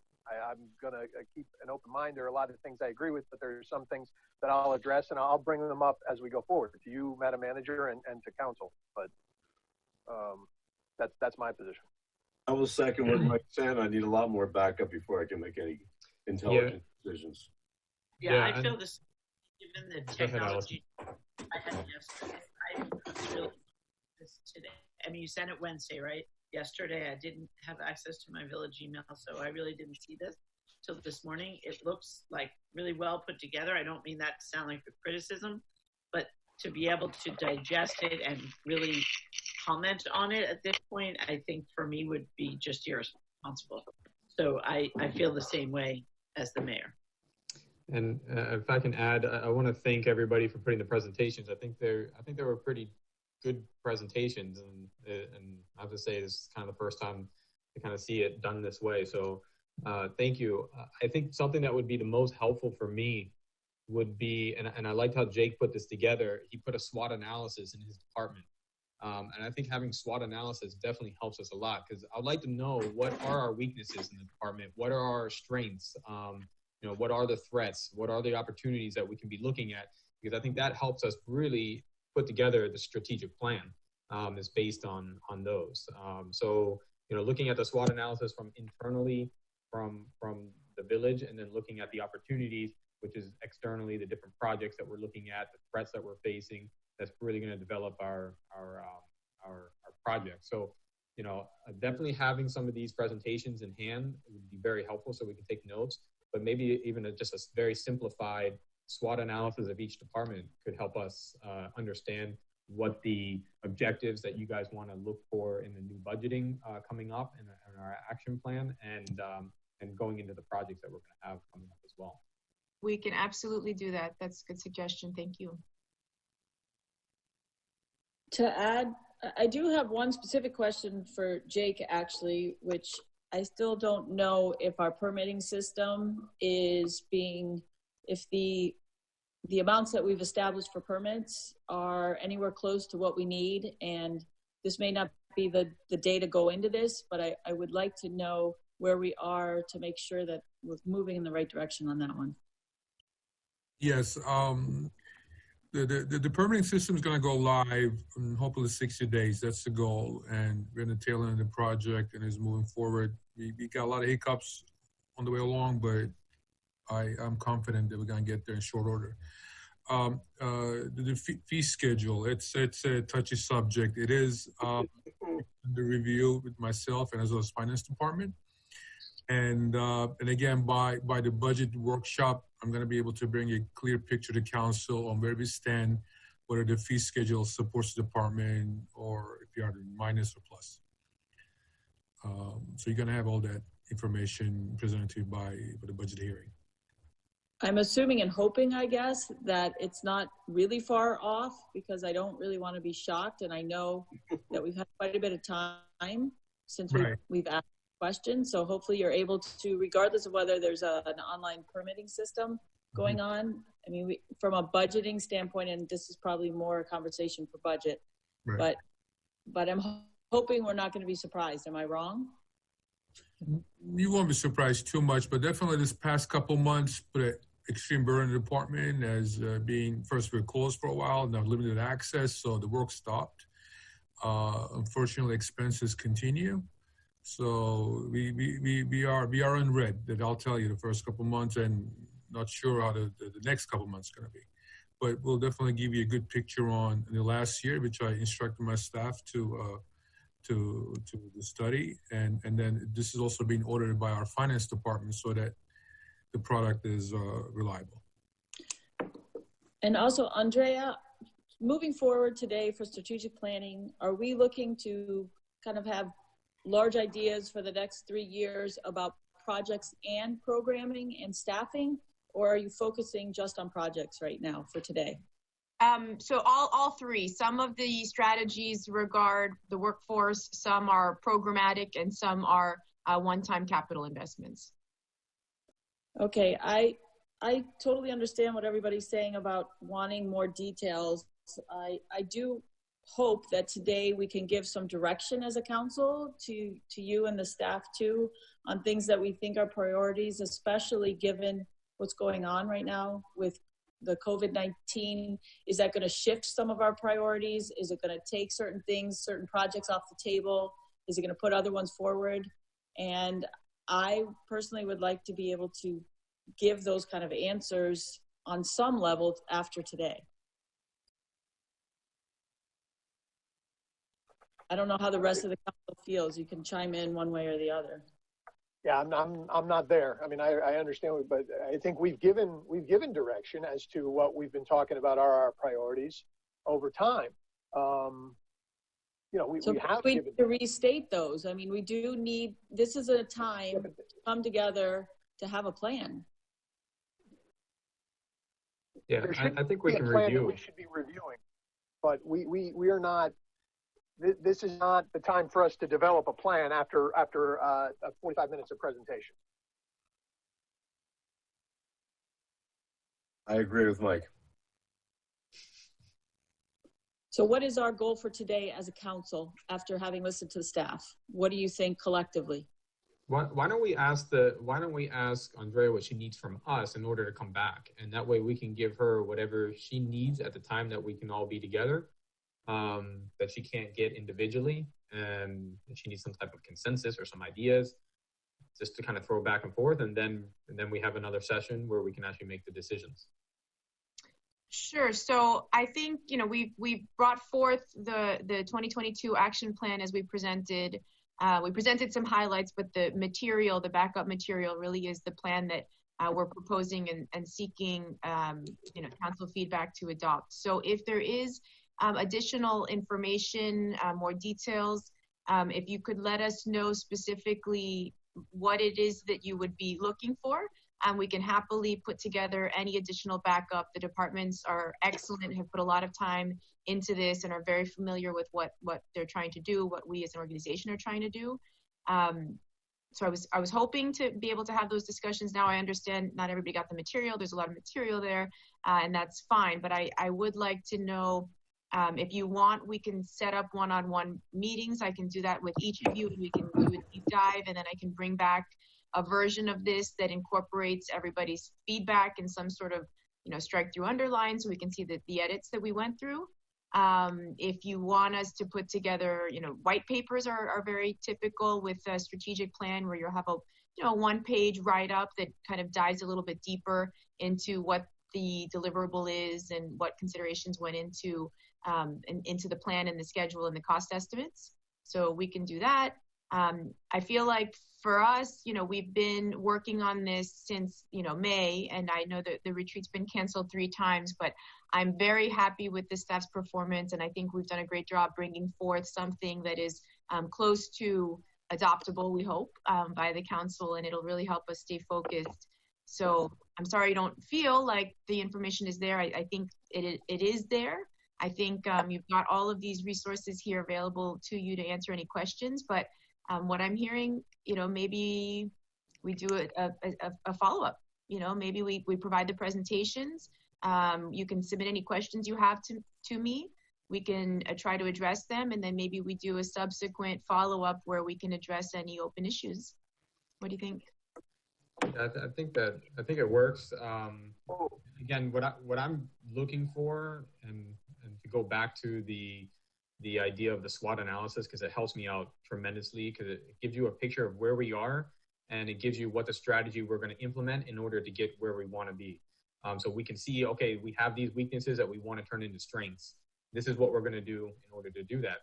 And if we have that somewhat consistent over each department, I think it would be, very simplified. We can still have the nice presentations we have today, but maybe it's just a simplified version of this is what our strategy is to get to this point, and this is where we want to improve, and this is what we want to take advantage of. I think it would be a much easier thing to look at and be able to make decisions on. So that's what I would personally be looking for. I'm not sure about my colleagues, but that helps me a lot in strategic planning. Let me just ask a question of all council members, and I'm looking at Andrea's list that was sent to us that some people got and some people didn't, with goals and objectives. For example, like our general obligation referendum, whether we want to do that or not, when we want to do it, what further information on that particular item would everybody want in order to have a discussion about it? I'm asking council members. Okay. I, for one, would like to have that conversation today, as much as we can, because I do feel like that was one that we talked about and we said we wanted to talk about today.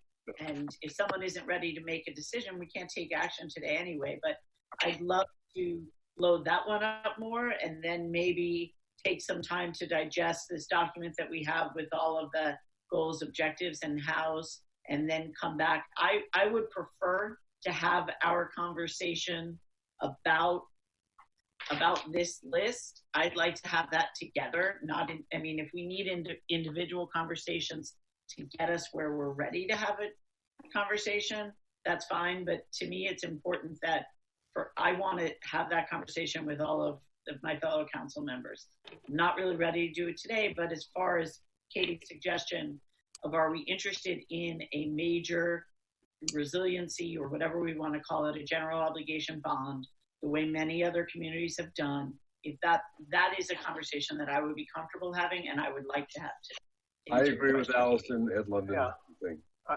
Okay, Ed, I agree with Allison and Ed. I just also want to add, to the manager's point, I didn't get this on Wednesday night. I'm looking back, I did see it in one of my emails.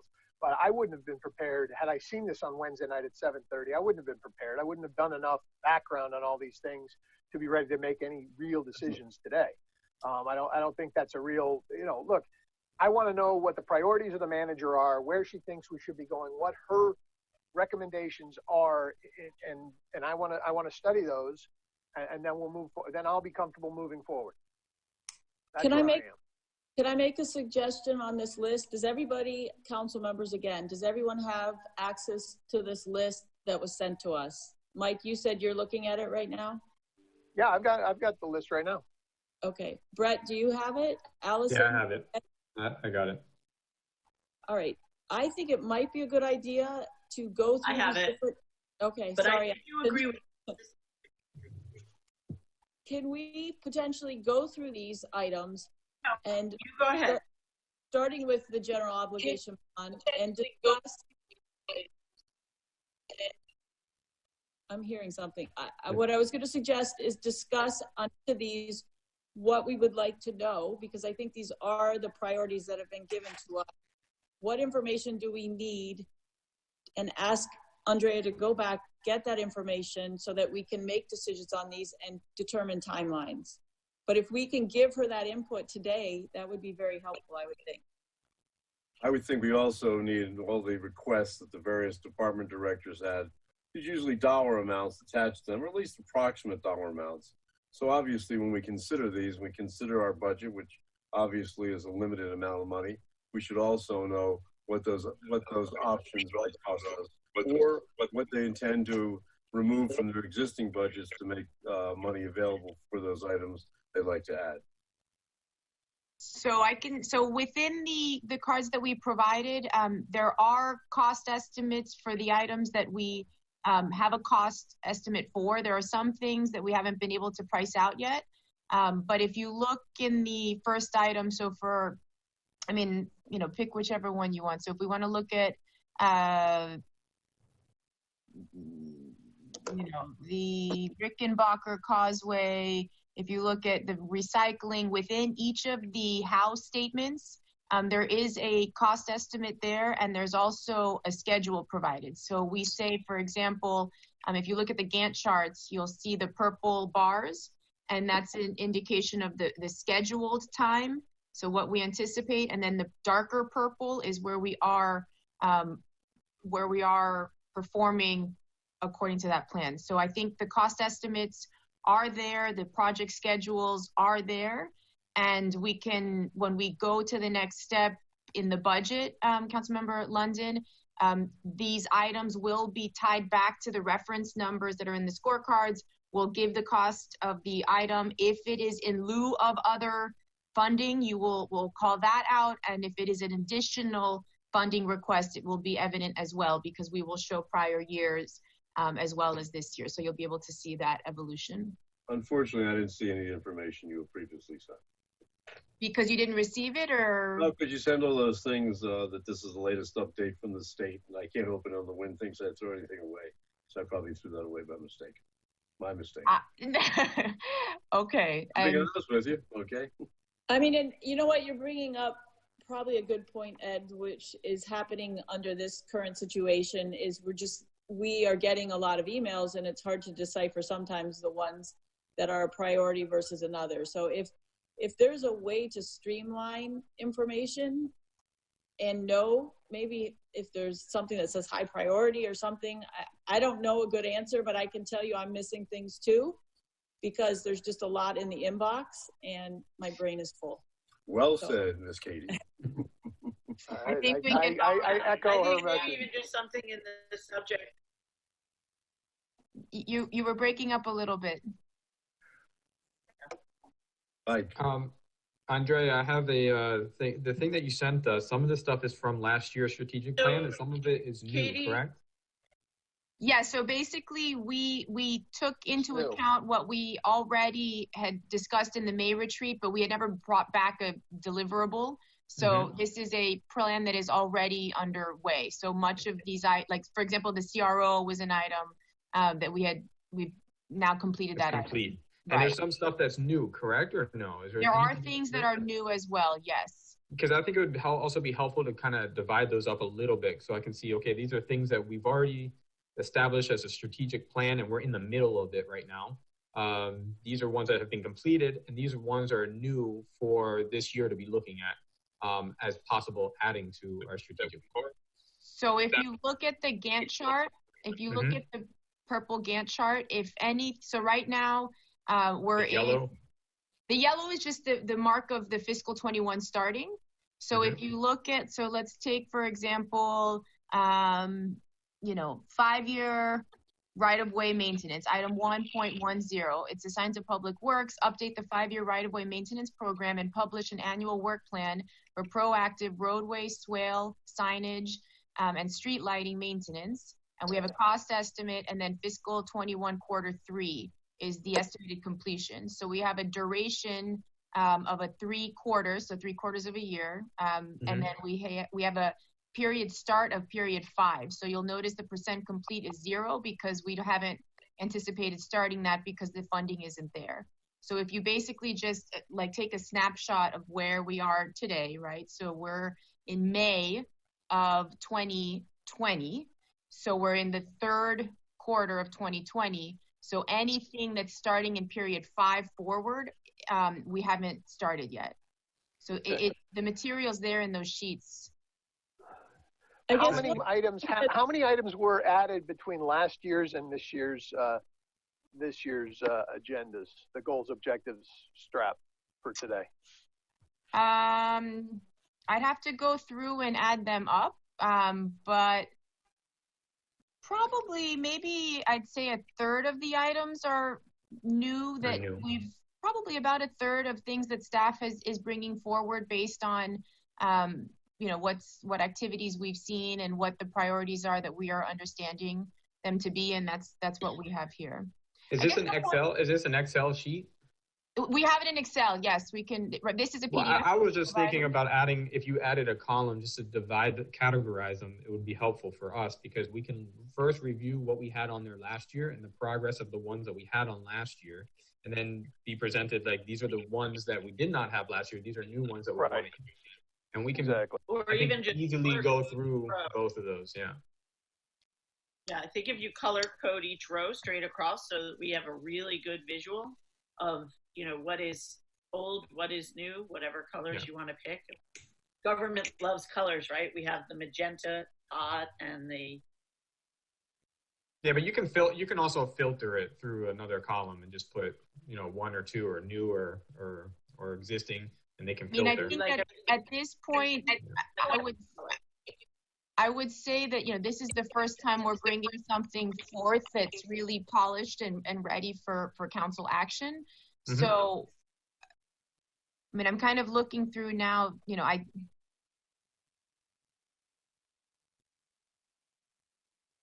and department heads, if anybody wants to sort of jump in, but as I'm looking through this, even though it may not have come up at the May retreat, most of the material here is stuff that we've been talking about. I think some of the, when I'm saying 1/3 of these things are new, I would say that they're refined. We've actually taken the time to take kind of a high level, vision statement and then actually build out the meat of, okay, what is it going to be? How much is it going to cost? Who's going to own it? How long is it going to take? And how much is it going to cost? And that's what we have before you. But we can, we'll take a pass back and we can identify things that are brand new. Andrea, I would say just separate the things from what was not on the list of May of last year to the things that are now after May of last year when we discussed it. Because, like, for instance, solar panels, I see that are on there. And that was not, I don't think, discussed in our May retreat, but it's something that we discussed during budgeting. However, I still see that as a new, did you guys get cut off? You can hear me. Okay. You guys froze for a second. So I still see that as like a new item for our strategic plan for this coming year. And I know some of the stuff gets completed before, but I think maybe that would help us get through it quicker, because I would rather do a review of what we did last year and then look at what we are going to do for 2021. And in the stuff that we reviewed last year, it'd be good to know of what was completed and what is continuing and what hasn't started. So we know that there's still things that, I think one of our strategies was to make a decision on the undergrounding. Well, it hasn't started. So that we might have to relook at that as another new item that we remove or complete remove it or something like that. But I think that would help us in the next meeting, because when we do read this, it is kind of hard. We have to go over to the Gantt chart and look to see and kind of in our brains kind of categorize it. It would definitely help. I think it's a good start for sure. And it has a lot of information. I think if we can go through the meeting in that way, we might be able to get through it really quickly. So the undergrounding is item 1.9, Public Works. So the action we're proposing to do in this plan is complete the required data collection and field surveys for the comprehensive utility undergrounding and stormwater management system, in-house and contracted surveying. So the action that we're talking about right now has a cost estimate of $500,000, which would be completed by fiscal 21 Q3. So that would be the next step in this action plan, to do the surveying work for the utility undergrounding and the stormwater. But we have an unfinished item for undergrounding that we established last year. I just want to make sure that we know that we have that and we know we're not continuing to establish it the or funding. whatever. To establish the funding mechanism? Well, it's just good to go back and look at what we planned last year and see what we completed and what we didn't, Yes. And why we didn't. If we didn't do it because of the FPL thing, okay, we understand that, done, we go through the list quickly as a review, and then we say, okay, now these are the additional things that we need to do this year. Like for undergrounding, we want to establish the surveying. Okay, that's an additional new thing that we want to do. Do we want to put the $500,000 and move forward with that? Well, it's already budgeted and it's underway. Okay, that's fine. I mean, again, it's just for example, but I think it might help everybody along. Well, I think right now the only thing we should budget is a lobbyist who's basically going to lobby FP&L so we get on the top of the list and get it done. That's what we really should be doing, not spending money on surveying or anything else. Ed, are you talking about hiring a specific FPL lobbyist or engaging ones we already pay? Well, I don't know if the ones we already pay are well connected enough, although one of them told me he was, but so far I've seen no results. And then of course, I also understand our law firm said, and Chad, you're on the line, aren't you? And you basically, I was told by you and Steve that you guys were connected also. But, so far nothing has happened. So I don't want to keep sitting back and nothing happening when somebody should be devoting the time, because it's a huge amount of money. So it should be a priority to get it done, which means a lobbyist for that is much more important, especially in monetary terms, than the other lobbying we're doing. So that's my concern. Agree. And there goes your first strategy, right? Our strategic plan. I'm sorry? So you just developed the first strategy. Good. Okay. Well, and I can respond back to Ed. We did make reach out to FP&L and spoke to people there, but when we spoke, it was shortly before all of this Corona stuff, and we haven't circled back since this has all started. But we did get some names of folks, and we still have other people working, but we haven't heard anything since Corona. So, I mean, I'll follow up again. Chad, did they put out their plan? Because I know they were supposed to, I think in April, put out the first group that is going to get under the storm protection plan. Do you know if they done that? Jake, do you know if they've released the first list yet? No, I actually asked Kimberly Horner, our consultant, last week, and their answer was no. So they're delayed on that. Fausto Gomez had told me that they were, but he's basically since, I guess, retired or whatever he's done. So I don't think they're doing anything, but initially he told me that they were well connected with FP&L, they could do something, but I've heard nothing back. I don't know, Andrea, if you have. Yeah, we'll follow. Since COVID, I haven't talked to them about FPL, but we'll circle back and see, make sure that pressure continues. This should be a priority, and if they can't do it, we got to find out somebody who can do it, because it's strictly a matter of lobbying to get this done. It's not a question of who deserves it, who doesn't deserve it. It's who puts pressure on who knows who. It's that simple. Agreed. So with you, Councilmember London, how about we so I think there's some structural issues with the document I'm hearing that would help it be more consumable to each of you. So we'll work on that. How about can we just get from each council member maybe your top 3 priorities? Can we answer that question? Here's some things that I personally think we should discuss. We've already started talking about undergrounding. I understand Ed saying that seems logical. We might need to flesh that out a little bit more and decide what we're holding off on for you, Andrea. Community center expansion is another one that I really think we should be talking about, given what's going on and how quickly people are going to be comfortable going inside to do activities. And the bond, as we talked about, the 530 Crandon is still another issue that's sitting out there. I don't know where we are on that. Our shoreline and beaches, what are we going to prioritize? I think that's really important. The idea of excellence that Allison mentioned and how we are going to put benchmarks behind excellence, and what specific areas we want to focus on. I've heard a lot of issues or concerns about maintenance. How are we going to be able to, you show some charts, Andrea, but I guess there's a disconnect or a sense that what we're showing in charts may not be what people are seeing on streets. So I think, like, for example, Jake's idea of people being able to show where they have a problem within our streets and then how quickly those problems get resolved is going to be very helpful.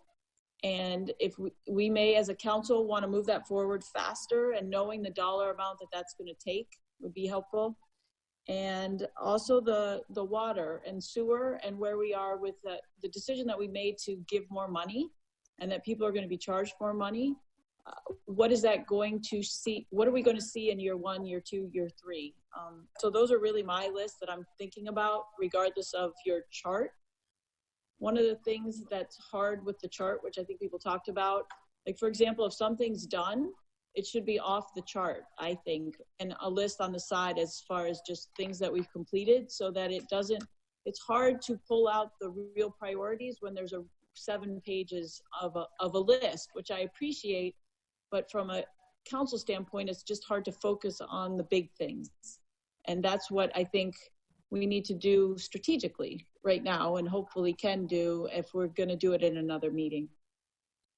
So anybody's thoughts on those? Did you have those jotted down? I couldn't keep up with the whole list. Is that written down, or was that just? Yeah, I wrote it down. Just real quick, undergrounding. Community center expansion. Okay. What do you think about that right now? Our bond. Okay. 530. Okay. The changes in our sewer system and our water drainage system. Okay. More water drainage than sewer, sorry. Excellence, how we're going to define that and what we want to see happen first. And one thing that comes to mind to me are our gazebos, which continue to look poor, and I know it takes a lot of money. And then our beaches. When are we going to get that sand on the beaches? Those are the things the residents will see. Okay, so we can answer each of those questions today if you'd like to go through those items. I'm 1 of 7, so I don't know if people think that's productive or not. Council? No, I think that's very productive, Katie. I don't know. Okay, yeah, go ahead. Okay, so Jake, I'm sorry, Allison. It's all right. I feel like I'm coming and going. I really liked Katie's synopsis and her list there. I think I really agree with and would say that mine is pretty much mirrors hers. But I think she hit on one thing that I would really like to see as an overarching goal is really making sure that with that idea of excellence that we're taking care of what we already do. And she talked about the gazebos. I think that's a really important thing. We don't want, especially, I mean, it's that business to not take care of what you have, but even more so when you're looking at the potential leaner times ahead, nobody wants to rebuild and redo things because it's lapsed. I know last year we saw in the budget there were line items where money didn't get spent. I wish Councilmember Laredo was here because I found that example for him of a time that a government had money and didn't spend it. But I'm hoping that when we get this year's budget, we're not going to be really in that same situation with the tree cleaning. But I'd like to see that really as a big focus for the coming year.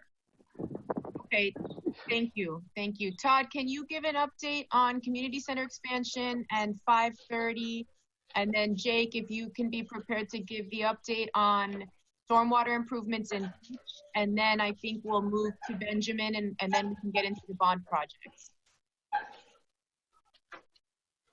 Okay. Todo bien. Gracias. Oh, lo siento. Todd, you're muted. Sí, no más. Thank you. Community center expansion is with Procurement as they develop the RFP that we would advertise for the final design based on the initial presentation that was given to you by Curry and Associates some time ago. And what is the strategy reference number that is in the documentation we have provided? Yes, give me a sec. I think it's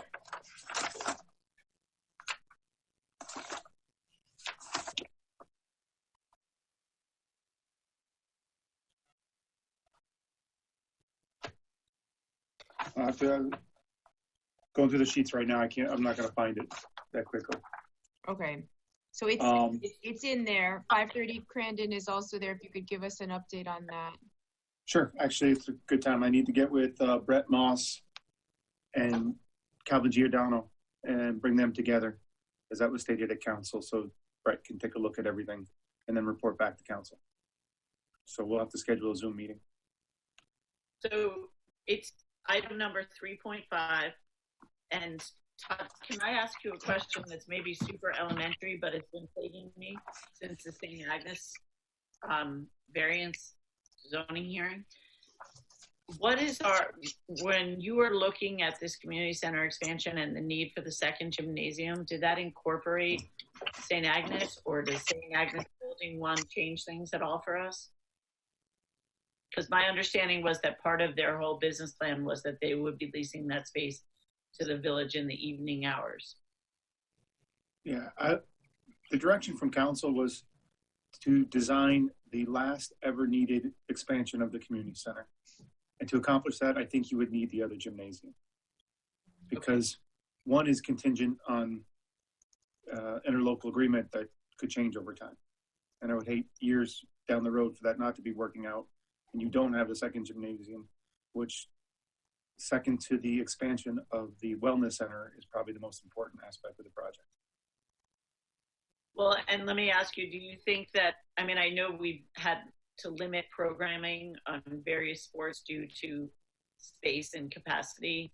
Do you see like right now, would you fully use 3 if you had them? Would they be booked or available or needed? It reminds me of when we opened the expansion on the second floor. And then, you know, so, well, what are you going to do? Within 6 months, it was fully programmed. This community is so active. I mean, all the sports that want to have travel teams like volleyball, basketball, don't, because there's no space. And well, I know volleyball is the limit. They always have a waiting list, and then they have. But they don't have teams that can compete in travel sports. We have our own league, but they would love to do a travel program with the higher level players, but we don't have the gym space. I mean, our gymnastics program is 2 days a week. I mean, we really handicap that program because it goes Tuesdays and Saturdays, you know, because we're trying to, like we've often discussed, we have to maintain a balance between programming and open access of the community center to make it effective. So yes, you think you would use all 3? Yes. Short answer, yes. Thank you. Okay, Jake, can you give does that answer your question on those 2 items, Allison? Yes, okay, thank you. Jake, stormwater improvements, what is the reference number and status? And then also undergrounding, the reference number and status, and then we'll move to Benjamin and the bond projects. Okay, stormwater reference number is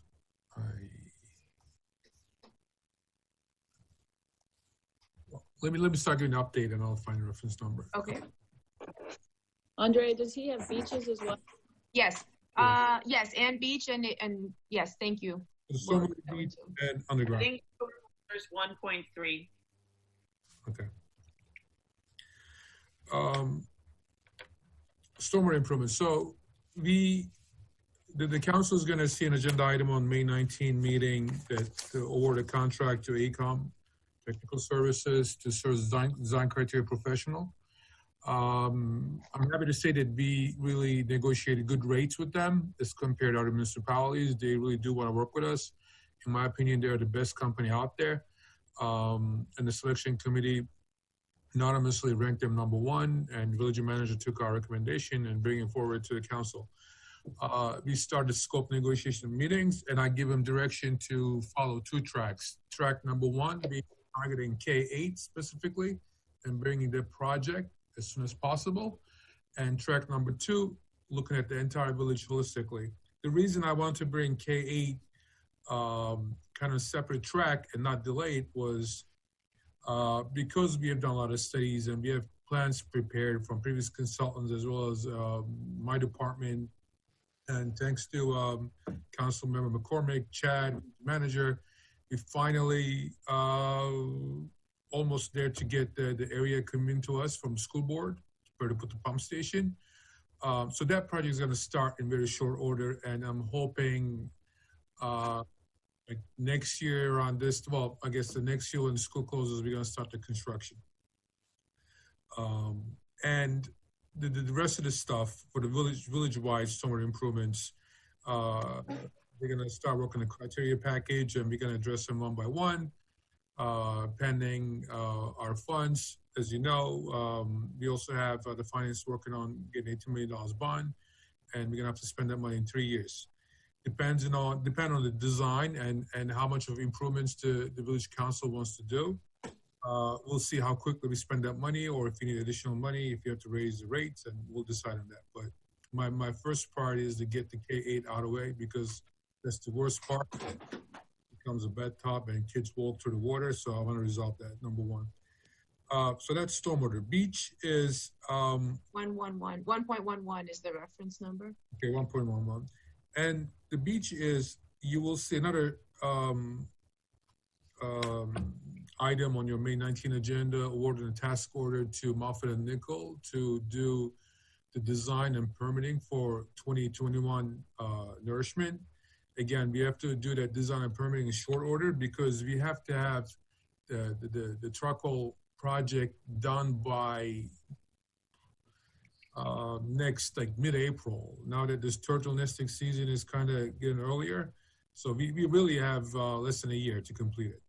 The good news is this is going to cost village $0. We already have worksheet with FEMA up to $2.5 million reimbursement.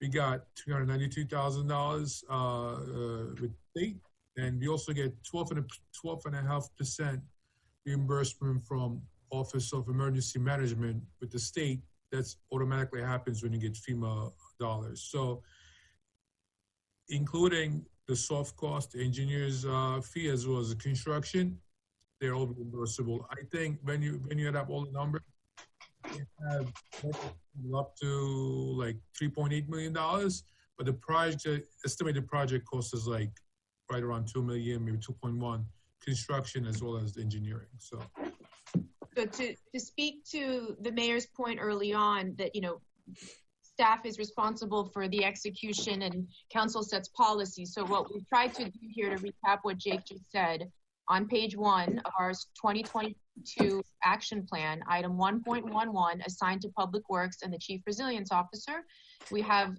complete design, permitting, and construction for beach nourishment, Village of Key Biscayne's entire approximate 1.2 mile beachfront, $2 million entirely grant funded, completion of nourishment by fiscal 21 Q4.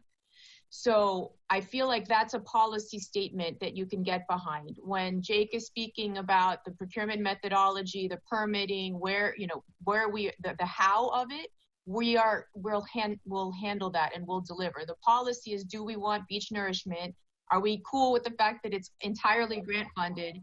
And acknowledge the fact that the completion of the nourishment is going to be by fiscal 21 Q4. And I bring this up because I think each of the questions we have, I just want to demonstrate that it's here. And I know we need time to digest and process, but I just kind of want to tie back the questions to what is before you. Okay, so Andrea, given what you just said, for me anyway, I would say a couple things, which is I think Jake said that this sand had to be on the beaches before turtle nesting of next year, April 2021. So the timeline is longer than we are even allowed to do. Is that accurate? Jake, I had a 6-period duration taking us through the beginning of to the end. Well, so finishing at the end of Q4 21, which is beginning of 22. Is that not consistent with the grant timeline? Well, when I put that number, I believe I put the first year post monitoring of the construction as well. The construction has to be done mid-April, the earliest like the beginning of May. I mean the latest beginning of May. But then we also have to start the monitoring work as well. But that. Okay, so we could clarify. We could tweak this, which again is a living document, but we'll clarify that either it includes the monitoring or we'll kill the monitoring so it ties out to the grant timeline. Also, Ben initially wrote that this year the Miami-Dade County started, I mean, they don't follow the turtles, but they kind of set the policy and when the date is. Usually it was like sometime like late May to June. Now they brought it out early on to April. That's why we had to do the beach tilling this year in March. So is it accurate to say that people would see new sand on the beaches by April of next year? Yes. Okay, and then the second question, because I know the last time we got approval and funding and all of that, we were actually drastically limited by the dune grass that was in the water. And so we couldn't put nearly as much sand there as we wanted. Has that been rectified, or are we going to end up in that situation again with this haul? Well, that's where design and permitting comes in, but it's very likely that this is going to be the same thing in terms of limits. Is there anything we can do to change that so that we don't end up in that situation? Federal or I mean, Army Corps solution that Nichols is looking at, or should we just? Well, that's different. This is a very finite project, and I wouldn't want to set expectations too high in the community if, in fact, they're going to see very little sand changed on the beaches. So, what do you anticipate? Well, I anticipate it's going to be the same as 2017 nourishment, give or take. Which I think at that time, Katie, I remember the same that you do about the issues with, I think Tim Blankenship described that every time the beach recedes, my screen is so small that I like to use my hands, I can't, that the seagrass would march in. And it's my understanding that although we recognize that we need a massive renourishment project where we have mitigation and different things where we can relocate some of that seagrass that has moved, the turtle grass and other, I don't know what it is, that have marched in, that we can move them so that we can expand the beach, but that these small little, we've called them in the past Band-Aid projects, like the one from 2017, the one we're looking at doing, that they were basically to preserve what we had, because the more that the beach recedes, the more the grasses march in. So it's not that these projects, and correct me if I'm wrong, Jake, but it's my understanding, we're not expanding as much as just trying to preserve. You are correct. Okay, and then I had a little question that was more maybe out of curiosity, clearly not in my purview, but the last time we did it, we had a lot of issues with how the trucks would get to the beach, and then we had some access granted from the Oceana pathway, and there was a route created, and it all worked out fine. Are we able to use the same access for the trucks? I started the conversation yet. The same way. Okay. Last question on this issue, but do we have a source of sand that's been identified that we can use? There are a number of discussions going on with the sand sourcing. I can get you some detailed answers in that. Some of my staff, as well as Roland Sumimi, our new CRO, participate in a couple of conference calls. So I haven't had a chance to talk to them, but I'll get back to you on that. And that all that gets resolved through the design and the permitting as well. So it's part of the permitting process is the sand sourcing.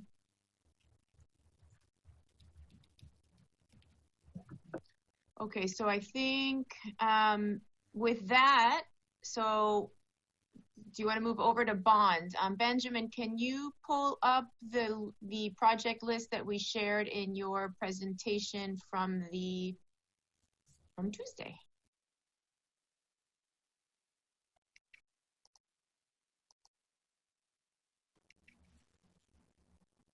Okay, so basically what we've done here, we sorted low to high. These are some of the the resilience and the sustainability projects that the staff has identified, that council has expressed interest in. We also included, we went back to the 2020 vision plan and we pulled in projects and used those cost estimates for the sake of discussion. We didn't want to be remiss and not recognize the work of the previous councils.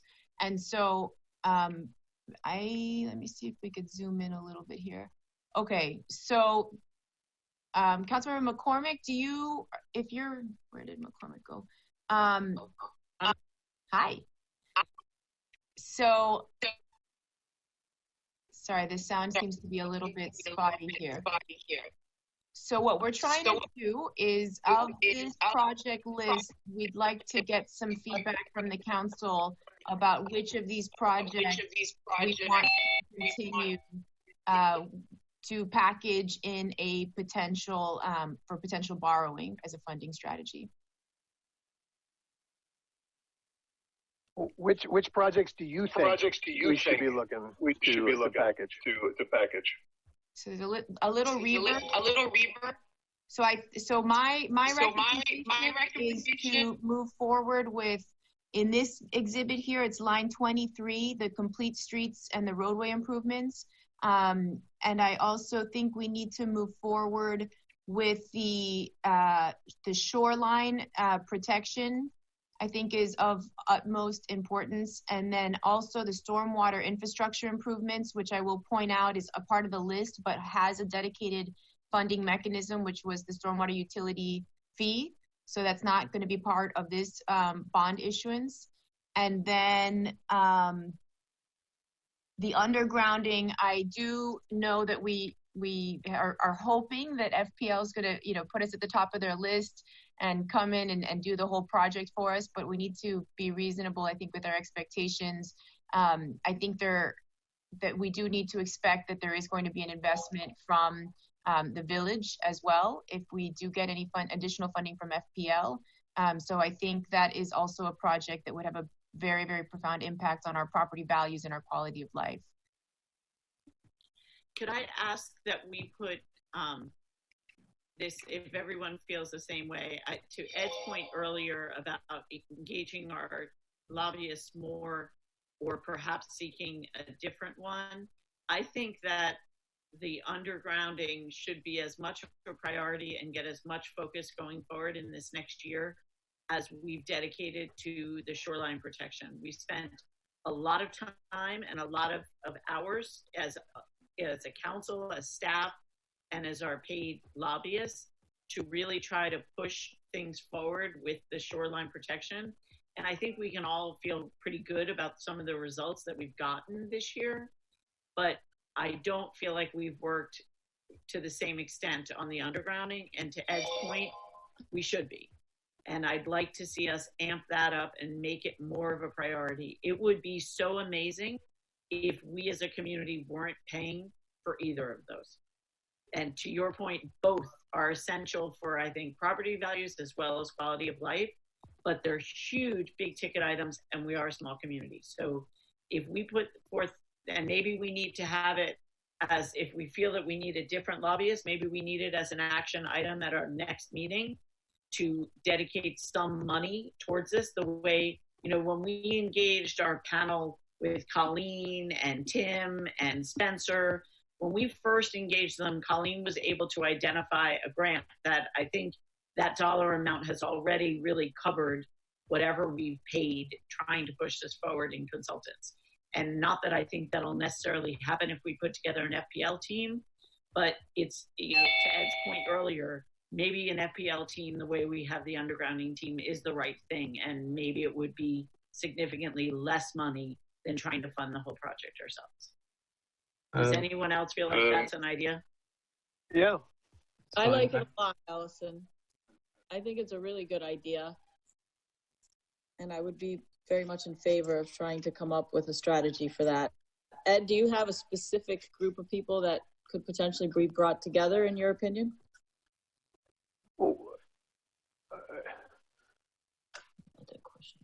Well, can I bring something up really quick? Just looking at this table that's in front of us right now, this is what you put together of potential projects that we would put under a general obligation bond or some type of bond, right, Andrea? Am I correct?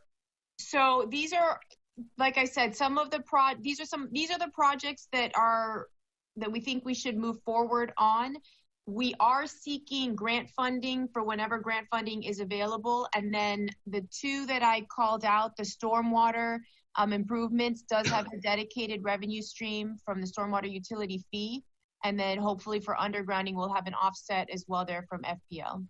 Because my understanding is that when Councilmember McCormick brought this up, it was an idea of resiliency. And I see stuff on this list that may not really be resiliency. And I think, we need to look at it.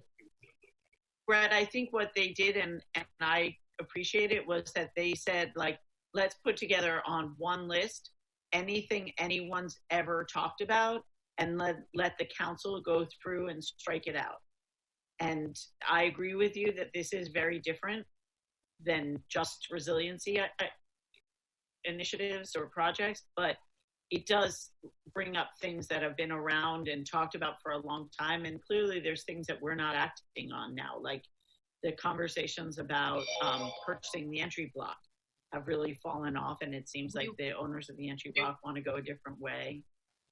But that's what this is. It's an absolute kitchen sink list.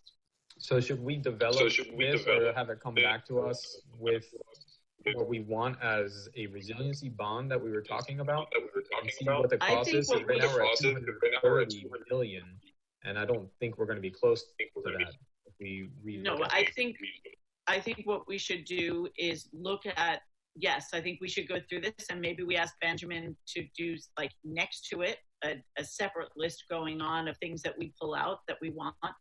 Could I share, if you guys don't mind? I don't really know how, but let me see if I can share my screen. And can you see this? I don't know what you see. Oh, I don't know how to do it right. Do you see Thank You, Miami?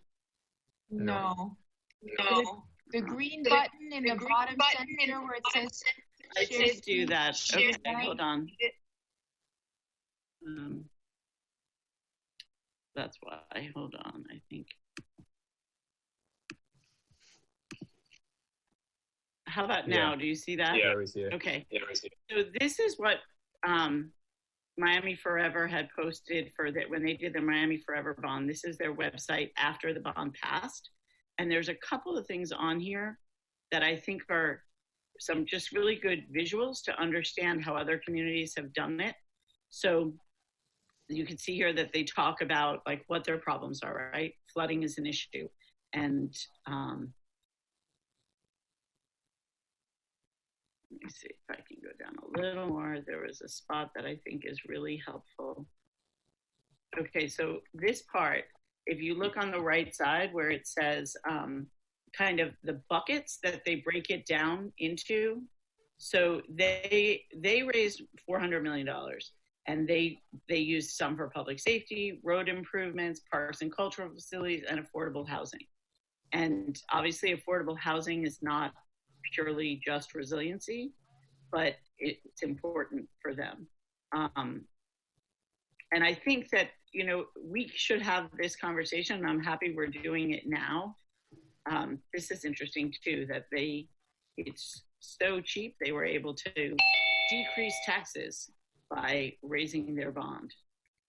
And this, I think, is really, the thing that's so important is that these protections will never be less expensive than they are now. But am I still sharing? Oh, yes. How did they do that fact, which is decrease taxes while getting their bond? Well, what does that mean? I think that they used cheaper money and they raised so much. I also think that they have a much bigger population. I mean, I don't think that's a promise that we can be making. And although, you know, we use our ad valorem revenue in the past, we've used things for capital projects. And if you're using money that costs you less, you don't need to draw as much, is I think how that works. But it all really needs to be flushed out by Benjamin, by, you know, Lourdes, Ed, feel free to jump in at any time. But I thought seeing that visual of how they broke it down into their different buckets is important, because you need to be honest with your voters if you're going out for a GOB, obviously, right? You need to tell them what you're going to use the money for. But things can change. So you can have your resiliency money in terms of you want to do the beach, you want to do the undergrounding, you want to do your roadway improvements. Best case scenario, FPL pays for the undergrounding and the federal government pays for the beach. So, and then maybe the roadway improvement is more expensive than you thought it would be, or the price increases over time. It gives you some flexibility, but you still have the way that I've seen that these other communities do it. When they put out these GOBs, they, in addition to the elected officials and the staff of the government, they also have a citizen oversight committee that is really like auditing how this money is being spent.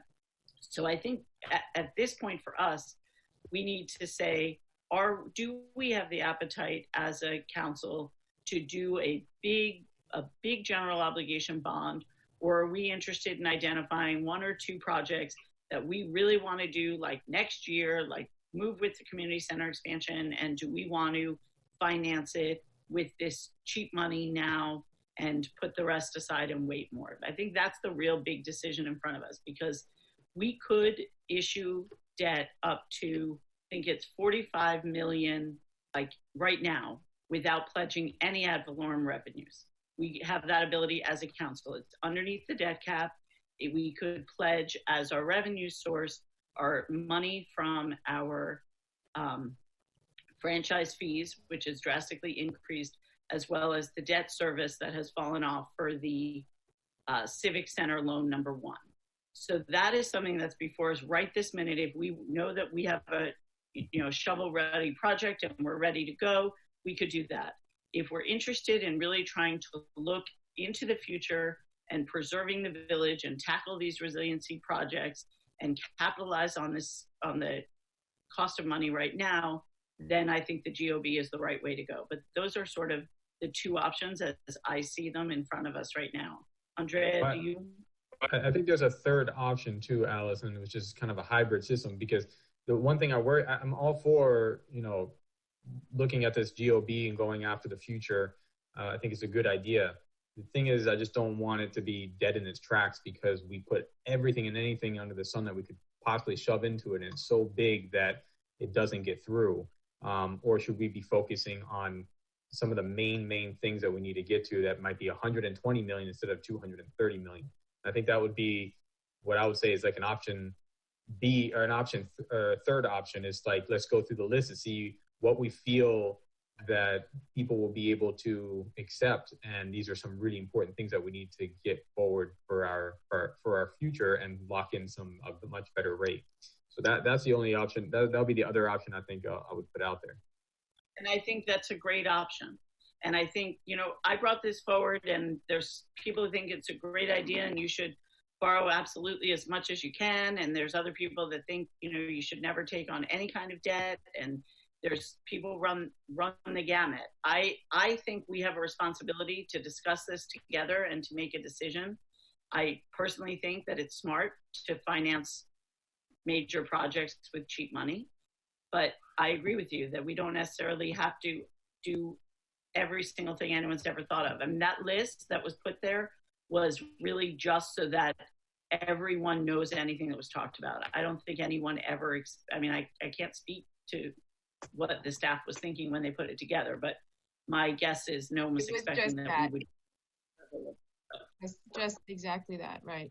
So Benjamin, if you could pull the worksheet back up, and maybe we can identify, if the council members can call out the top 3 projects of that list, and let's see if we can get to consensus as to what would go in this. So Allison, perhaps you could go first here.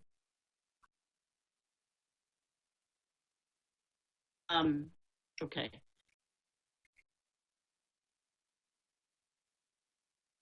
Well, I think it makes sense to use cheap money for the things that we know need to be done, right? So I'm looking, just starting at number 2 with this fire server room. It seems like is that something we would do regardless of how we were funding it?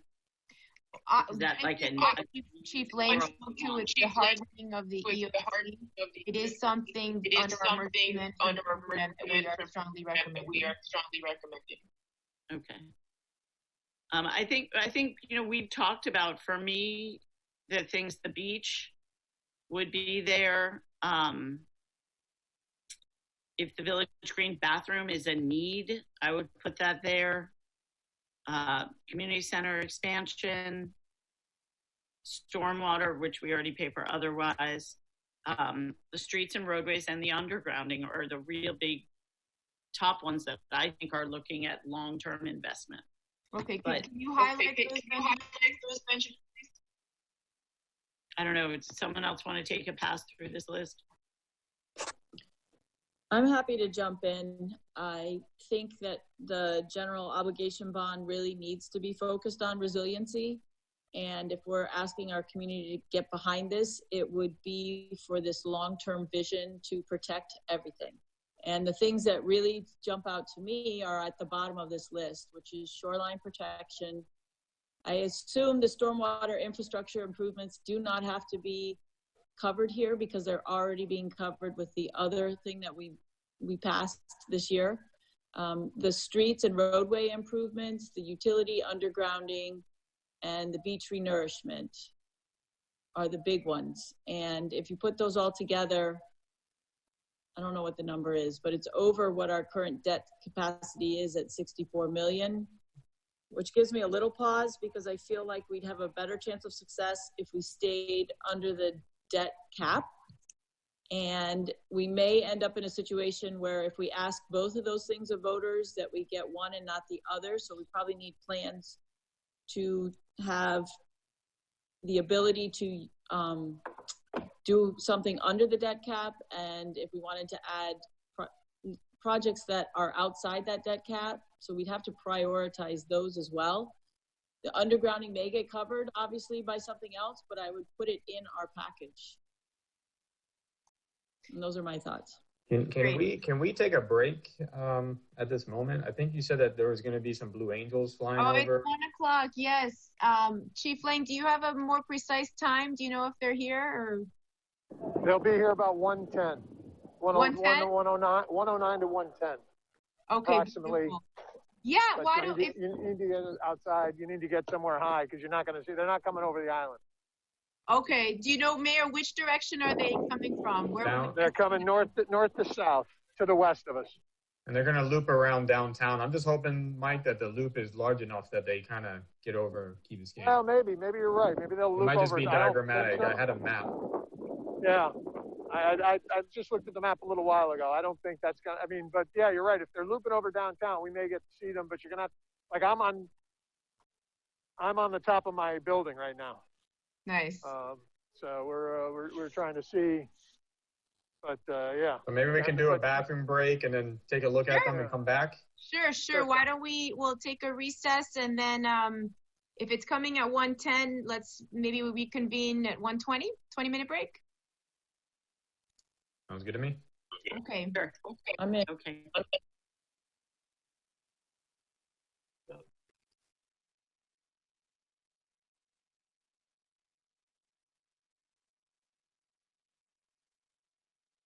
will finance likely, but I would like to say in terms of the bond to switch my my picks to be in line with Katie's, the ones down at the bottom.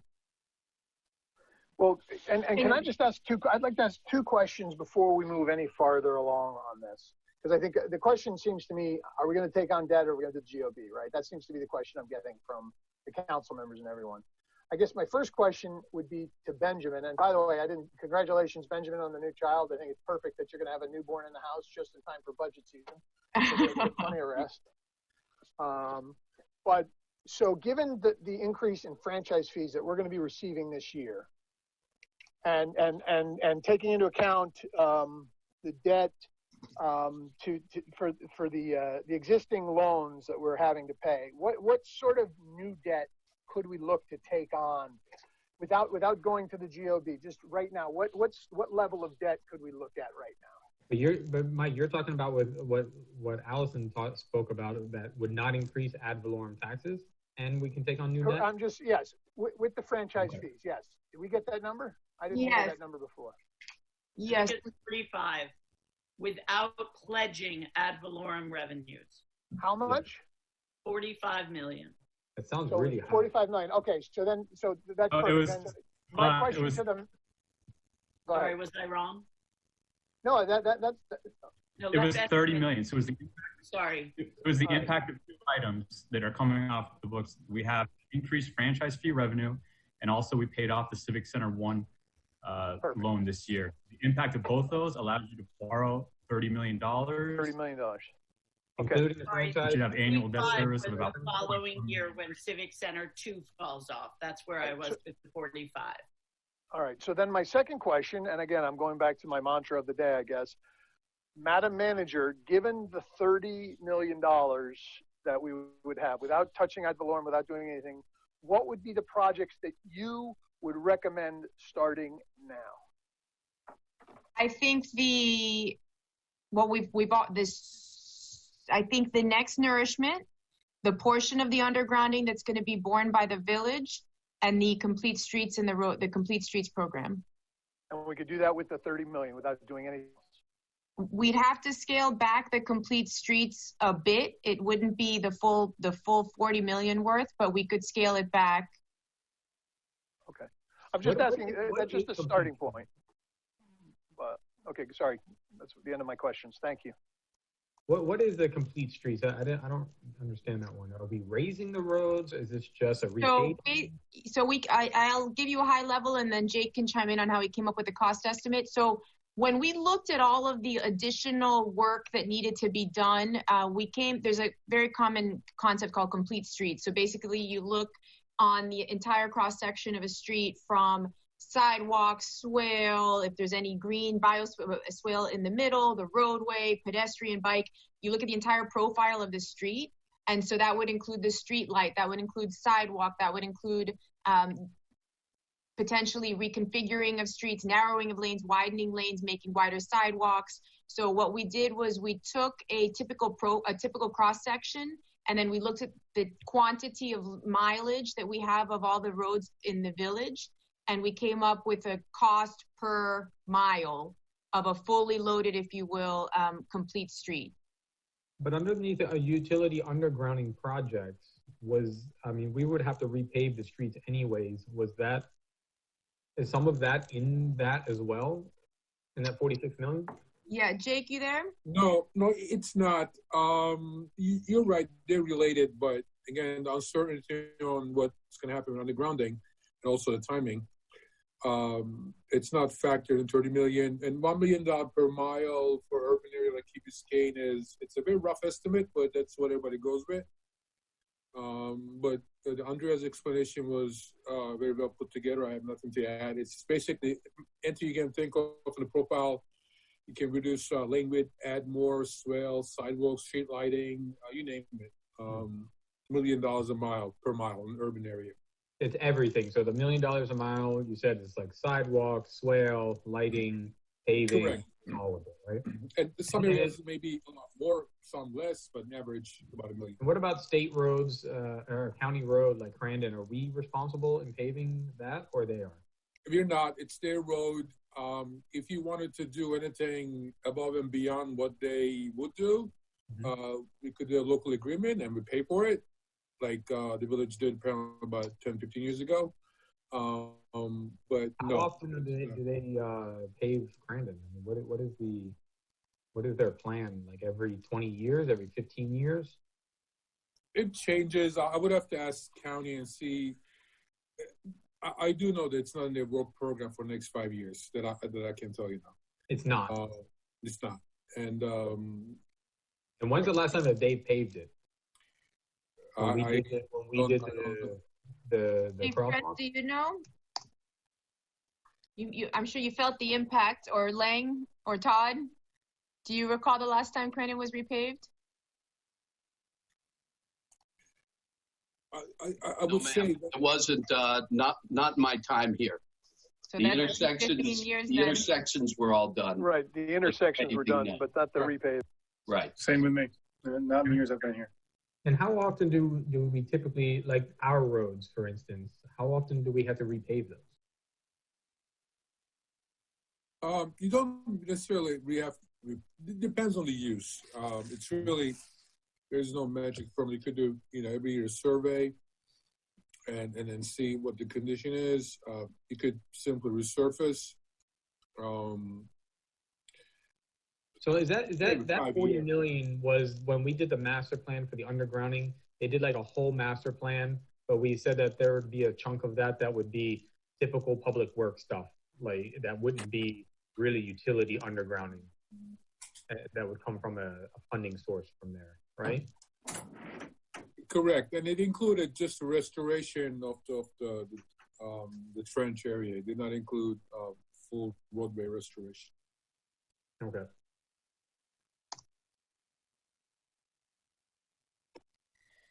Okay, so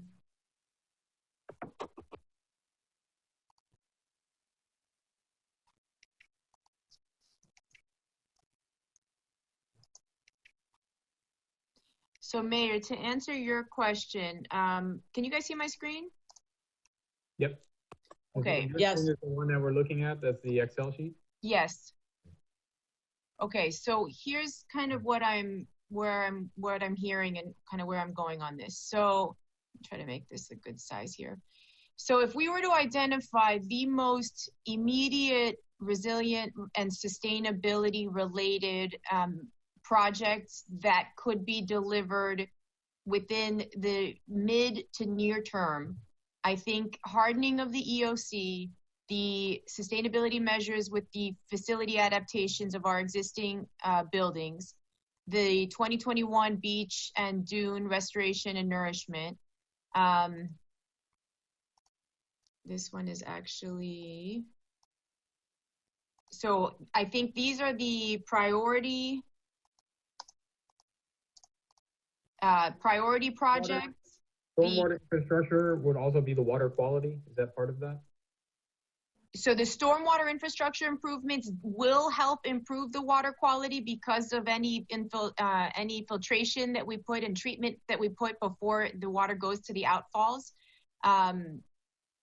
But water quality in of itself, with the other strategies like getting off septic, looking at the WASD infrastructure, that's separate from this. The stormwater improvements at this dollar amount is specifically the stormwater infrastructure. The only other one that I see on here that, and it does have an asterisk on it, I forget what that means, but there's the Crandon Boulevard pedestrian improvements. I think is also, for me at least, I don't know about others, but it's a smaller number, but it's for me it could be a big priority. I'm just asking for the managers. We can all go through ours, but I think this is the managers' per list, right? Can I just wanted to make one point, and I'll stay out of it. It's not really my lane, but Andrea, to the question on the stormwater, don't you have the stormwater fees that you just raised, that those improvements are going to fall under that and they wouldn't come out of that 30 million? Yes. That we just talked about? Yep. Okay. I just wanted to make that clear. Yeah, so what I'm trying to show here is items that might fall under a potential bond, and then I have a version of this that builds out the different potential revenue sources, but for the sake of simplicity, just other funding which in this example, Chad, I put the stormwater infrastructure improvements as an other funding because this would be funded by the stormwater utility fee. So making a couple assumptions here, if we were to stay within the $30 million limit, with some assumptions, like I said, if we moved forward with the full EOC with the understanding that there are grants that we're pursuing, so there might be some offset, which is why I shaded in other funding. We have not secured other funding, but it's a possibility. I would recommend that. I would recommend the facilities adaptations. We would also pursue grants, but that's something I think that we can deliver quickly. The beach and dune restoration is absolutely something that is very important and I think aligned with all of our priorities. As Jake said, it's entirely grant funded, so that doesn't need to tap into any bond resource or debt service. The Crandon bike and ped, I think there would also be grant opportunities, but we have not secured any other than actually the 100. Andrea, does that total there, the 2,665,000, does that include the money that we just spent for the green paint or authorized to spend? Is that the total number? That's the total number, including the green. Yes, ma'am. Okay. And then I think the shoreline protection obviously is very important for the sake of this discussion. Well, let's just presume for the long-term solution that we get the Army Corps funding and that the stormwater infrastructure is also very important. We have a funding source for that. The complete streets, the assumption I made here was assume 20% of the program is funded initially out of the bond proceeds, and that we seek, for the sake of discussion, other funding sources for the out years. And then for utility undergrounding, I did. Stop. Sure. I'm too stupid. You got $8 million from the bond, then you seek sources from out years. What the hell does that mean? Grants. So the question was, what would my recommendation be if we were to stay under 30? So I'm making some assumptions here to get to the 30. So I assumed that we could proceed with 20% of the Complete Streets program under this issuance. Yeah, no, I get it. That makes sense to me. Ed, I put the parameter of what if. This is a what if to the manager. I just wanted to hear. So if there was only the 30 million, I'm not advocating that position. I just wanted to understand. No, I want to hear. Okay. And then I'm good right now. Thank you. Okay, and then the final for undergrounding utility. Jake and I have an ongoing bet about what the actual cost is going to come in. What we had here originally was the 46 million, which was the cost estimate per the master plan. Making a few assumptions here, let's say that we can actually deliver the project for an estimated cost of 30 and assume 65% of that cost falls on the village and the balance falls on other sources. Then Mayor, you're at about 32 million. So I don't know, we could reduce this to, let's say, 60% or something like that. I just need roughs. That's fine. I just wanted to know where we were because I remain in favor of the GOB. I think there's a lot of projects that we should be looking at. I'm hopeful about the Army Corps, but I'm not. That fish isn't in the boat yet. So I think we should be making plans. Okay, I'd like to hear what everybody else has to say. Mike, to feed off of what you were saying, if you're in favor of the GOB, which at this point in time, I am also in favor of the GOB, and I'm pretty sure Allison is. The question that I would ask then is, are we in favor of also looking for a charter amendment? And would we be putting both of those on the ballot? Because that would structure or change what we would put as potential projects. My position would be, well, I guess maybe Chad weighs in on this. I think this should go to the voters. And yes, I do think that we should be looking at that. What's that? Both of them. No, both. The charter, both. Can we just first get Benjamin, can you tell us exactly where we are with respect to the debt cap? What is the number? Do we actually, if we do like a Miami Forever type GOB, do we need to go beyond the debt cap looking at the numbers that are in front of us is the first question.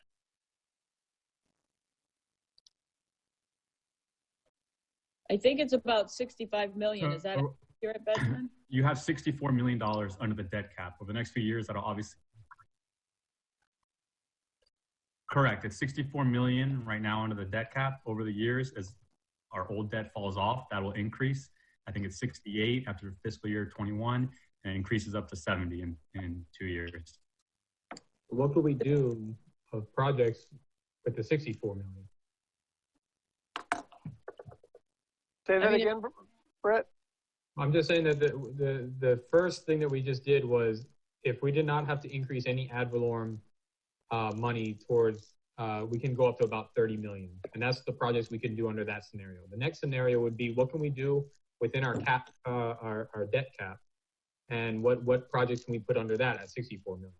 And then after that will be, what do we want to get done that we would have to go out to an actual referendum for a charter amendment of the debt cap? I mean, if they're all GOBs, we have to go to referendum anyways. But I'm just wondering about the debt cap part. I would suggest we do both at the same time. It's fine, but if we can do all the projects under 64 million, that then we don't need to by the same time. No, we don't need it. But right. So go ahead. Sorry, I'm sorry. That exercise, to Brett's point, we just went through the exercise of what can we accomplish if we do the 30 million. Yep. Just council action. Should we go through the same exercise and see what does it look like if we try to stay within the debt cap, but do ask the voters about a GOB? Yes. 64 million, what can we do? Before she answers that question, let's all talk about whether it should be specific to resilience or overall desire of all these projects that are sitting on this list. I would stick with resilience personally, but everybody else needs to weigh in. I think that should really be a question to Benjamin or Lourdes if she's on the line, because I think the way that I would want to look at it is, if we know, like, let's look at the projects the manager has highlighted. If we all agree that they are all things that need to be done, but maybe are not necessarily resiliency in nature, is it cheaper to bundle it all in one GOB, or to issue debt for like the fire server room and the Crandon, to finance the Crandon bike and pedestrian safety separately? For me, the answer would be, what is going to be the most cost-efficient way for the village? I think, Katie, on what you just posed, is that I think naturally we're going to be putting the resilient stuff at the highest level anyways. So we're going to be prioritizing. And if we're going to do that, I think maybe in option C and option D, what we can do is do one that's just resiliency and one for everything, and just kind of see where we end up. I guess everything is already there, but maybe there's some stuff we may want to take out. Katie, is your issue the dollar amount or the sort of marketing of it? Like, I think marketing more than anything, and our chances of success, and trying to make sure that we are asking the public for their faith on some specific projects that will deal with the highest level of concern, which has to do with viability of this village. Could we get the answer though to the question that I posed about, of course, if it's more expensive? Like, I just don't want, I want to do what's going to be the best for our bottom line. I agree with you. I don't have a problem with that at all. Andrea, did you guys change the underground utility to 30 million because you have broken out some other areas like the Vista cabinets? No, I based it on a bet that Jake and I have that we could actually deliver it at 30. So for the sake of the exercising. I saw another line up there, Vista style switch cabinets, companion to utility ground. So you're saying that 2.4 was not included in the 46.5 million that they quoted, or? No, so remember in the master plan, there was a cost estimate, and I like to tie my numbers to like a source. So there were a lot of below the line additional options that, so the 46,800,000 was for the core project. The 2.4 for the Vista switch came in as one of the additional options, and our recommendation is that if we're going to do this, that we should do it with the Vistas. So that's why we included it here. That adds resiliency. And then you also have the extra conduit as well, which is another additional to that. And then we also spoke about, I know we never made a decision about how it's going to be paid for the underground utility. I think that, I don't know if you're putting this in your assumptions, but I thought we talked about at some point that each house would pay for the connection from their house to the box. And if that is what we're going to go, are you assuming that? And that's why the price is coming down? So because what I did, 500 did not assume that. yeah, so to the 46,800 to the 30 is this first step that I took because I feel like the estimates on some of these items per our master plan are a bit high. So, and then the assumption I made here was assuming that the village would somehow be responsible, and this is just for the sake of discussion, I don't have a number from FPL, but assuming 60% of the cost is carried by the village, and then the difference is other funding, whether that's FPL or resident paid. What worries me or that we're grant. looking out for a bond. If we find out that our assumption of 30 million was way off and it was much more, then we would either not be able to do the project or have to go back out again. And just because we get the voters to vote for the GOB, or I'm not even 100% sure, maybe Benjamin, you can help, but my understanding is that a general obligation bond, once you get the bond, you don't need to start paying interest on it until you're pooling from it. I don't know if I have that incorrect. Incorrect. Okay, so you pay interest on it right away once you get the bond. When you get the money, you pay the interest. But you have to take, let's say that we get $100 million bond. Do we have to take the $100 million from day one? You usually do then you arbitrage it. You arbitrage with the idea of covering your costs. It can't be. I thought we couldn't do. I thought we couldn't do that. Let Benjamin answer that. He had a slide from his presentation and he explained it from the other night. I think it will answer the questions. To answer Ed's question, yes, you can earn interest on your borrowing. However, you can't keep in excess of what you're paying out in interest. So you can earn the arbitrage, but you have to pay it back in tax-exempt financing. Oh, okay. So you can earn back your cost, but once you get beyond break even, that's when you have to pay. You can't make money. In real terms right now, correct. We don't have any investment vehicles where we're going to earn back the same interest rate that we're going to be paying right now. Yes, interest rates are low in borrowing, but we're not earning at that same rate. So it would be a negative arbitrage at the beginning. But you've got a few months to figure that out, Benjamin. That was a joke. Well, to the other point that Brett was raising, on the GOB bond, you go out for $100 million, you can take it out in various series. You don't have to take out $100 million at one time and start drawing down interest. You can do it in tranches. You can do it in tranches. Yeah, that's what I'm telling you. Well, because if we can say, okay, we went out for $100 million, but we got one project ready for 30 million. We can pull 30 million and arbitrage it as we are paying it out as best as we can. No. In order There's to, also a limitation on that you have to spend the money, I believe, within 3 years. So you have to factor that in too. I don't know if Benjamin or Lourdes can chime in on that, but that's my understanding of it also. You have to spend it in 3 years. So that means we got to have projects ready to go in 3 years. And that's a big factor on what No. Brett, let me clarify. If you have $100 million, once you draw down on that bond, so say you pull down $10 million, I believe you need to spend it within 3 years. Okay. The rest of the 90, you don't have a time limit on that because you haven't drawn down on it. Okay, that's good to know. I don't know, Benjamin, do you want to add anything to that?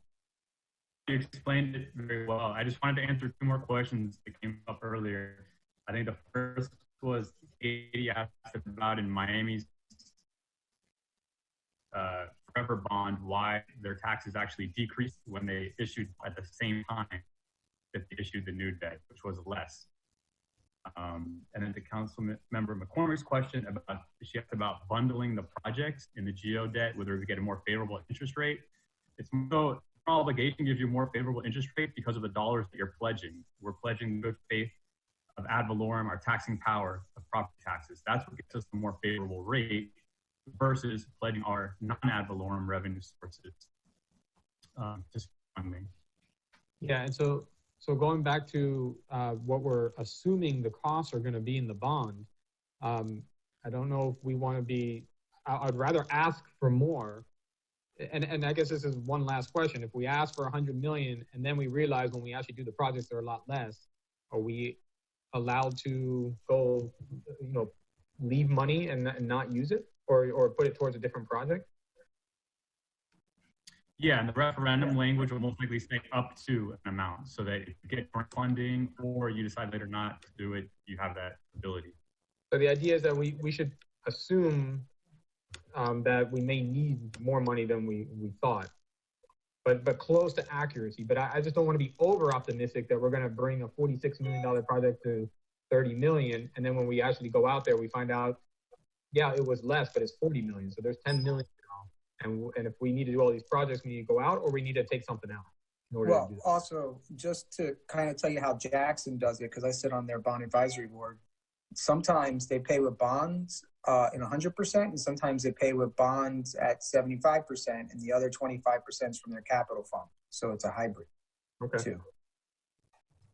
So Brett, for the sake, like I said, I just dropped that number down to kind of play with a question, which is how would we stay under 30?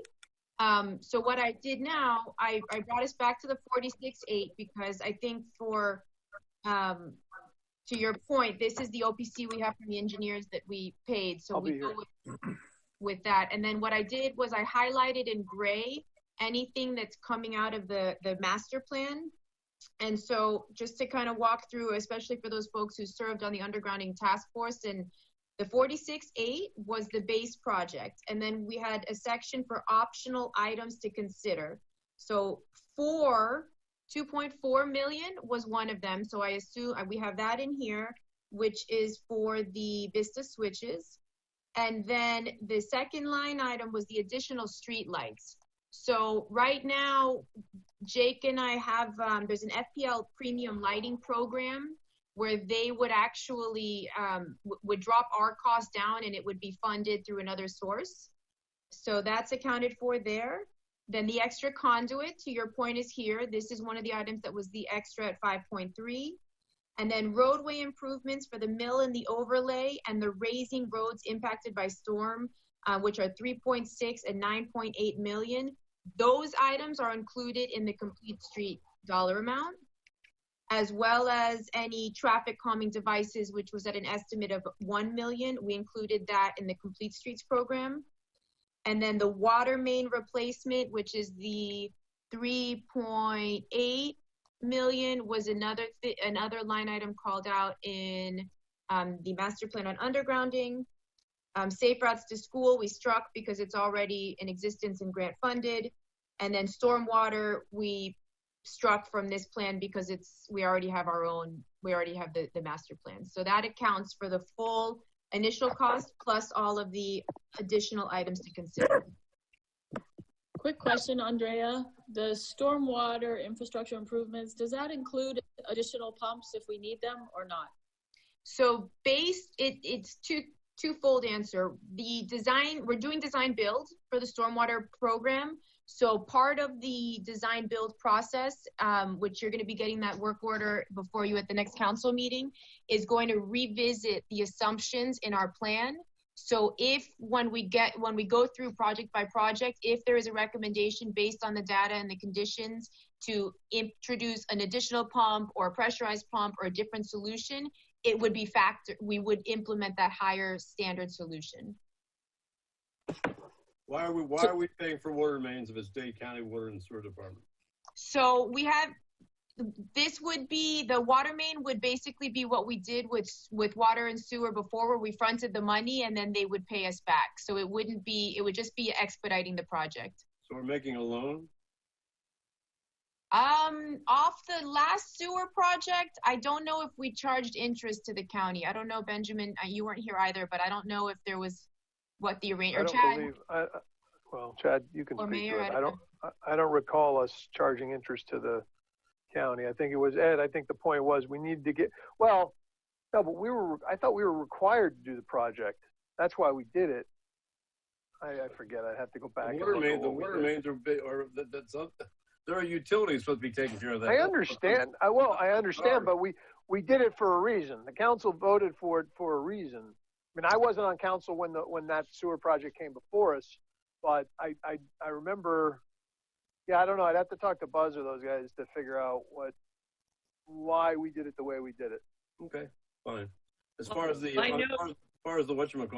undergrounding, if you put that on the bond issue, I certainly will campaign, do everything I can to try and defeat the bond issue, unless we give up on FP&L, just so you know. Wait, say that again?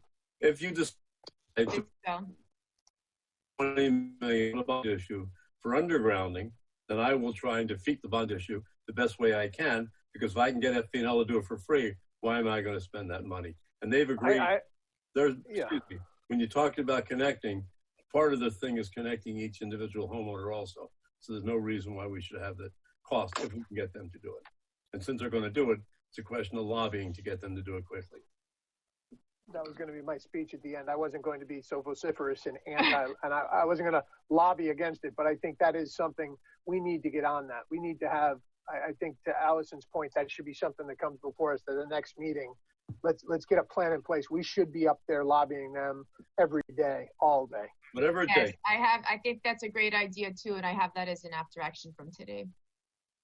So if we were to take that out of the bond, because I think it would be hard to sell our residents on the fact that we're spending a lot of money for the lobbying to get them to pay for it, and then ask them to approve a bond to cover the cost of it. So that's an inconsistent message. But there's plenty of other things here that would get us, at the very least, to the debt cap of the 64 million.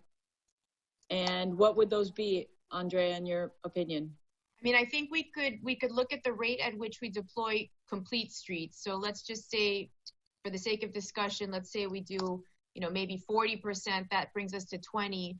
I think I would then lean into, can I ask you a quick question too? Is this list, it sounded like some of these things that you've given a price to are sitting under complete streets road improvements. So they're basically duplicate numbers on a smaller level. So I just wanted to reconcile the list, but it's not duplicate. So the only the items in gray are from the Stormwater Master Plan. Then the items that are pulled into complete streets are gray or utility. Gray or utility. Sorry, when anybody starts using colors in a presentation, I go back to light blue, light green, light yellow. Just want you to know I have bad flash. But Councilmember Petros, it's not double counted. Okay. Yeah. What is complete streets encompass? When you say complete streets, what are we going to do with $40 million? Okay, so maybe we went through this, but maybe you weren't with us at the time. I was probably eating. Sorry. Okay. So basically, are you familiar with the concept of complete streets? No. Okay. So basically, imagine any residential road from private property across the road to private property. So when you look at the typical section or the profile of the roadway, you're going to have a swale, you're going to have trees, you're going to have street lights, you're going to have sidewalk, you're going to have roadway, you might have bicycle lane, you might have a median, and then continue on the other side. So what we did was we basically made a typical cross-section of the roads and assumed sidewalks, assumed swale, assumed some bioswale, assumed a rate of remilling and resurfacing, and then came up with a per linear yard or mile is what we extrapolated to cost, and that's how we got to the 40. So Jake, if you want to expand a little bit more, please do, unless that answers your question, Councilmember. I think that would be very helpful. Every time I brought up sidewalks, there was a big objection to sidewalks. Now you're planning a budget to do this when the resistance with the putting them in was tremendous. So we're just assuming we're just going to put them in at this point in time, forget about what the residents say? No, no, not at all. I'm just asking the question. Yeah, no, I I'm think all for the sidewalks, by the way. I'm just asking, you know, I think it's necessary if you want people to walk to have sidewalks. By the same token, I noticed tremendous resistance when we talked about it. That's all. yes, I did too, as well as street lights. We don't seem to be, I think there's a lot of varying opinions on the street lights as well. So for the purpose of this exercise, to try to capture some of the alternatives that were presented with regard to undergrounding, and then also some of the resilience work that we're trying to do and the landscaping and the beautification, this was the way that we priced out this. This is where we landed. So if,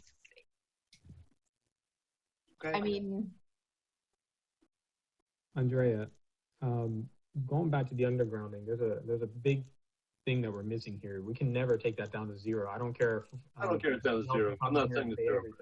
We're talking about $15 million. If they pay 100%, it would probably reduce our cost down to $15 million or so, because they're only going to be paying for the electrical side. We have to still do communications. We still have to remove the poles. We got to do a lot of other stuff, and we're on the hook to pay for that portion of it, because that's not included in the storm protection plan that FPL is going to administer. So that being said, I mean, we're still going to be looking at least $15 million on that project that we're still going to be looking. It will be drastically reduced, but it's not going to disappear.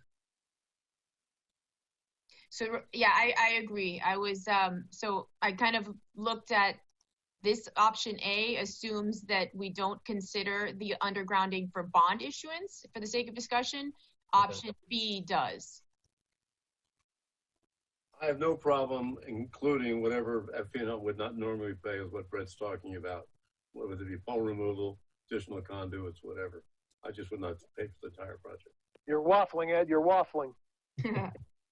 Well, no, I mean, that's fair, because there's like, yeah, I mean, the 2.4, well, that's already backed out. So basically then we're saying we would include what FPL would not pay, which is they wouldn't pay for the potential conduit. What else? The 2.8 from the telephone. Yeah, we could do that. We could update this guy here and take out what is necessarily would never be an FPL cost, and then we'll balance out with what would never be an FPL cost here. And then in scenario B, we could make some different assumptions. We could do that.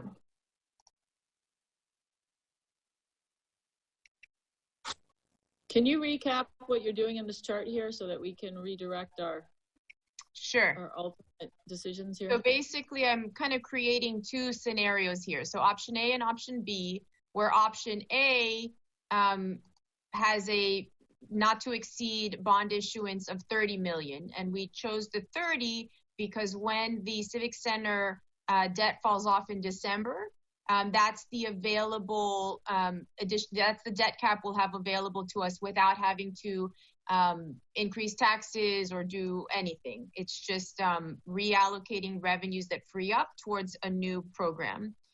And then under option B, we're being a bit more ambitious. And so if we wanted to go up a little bit higher, what additional projects might we include?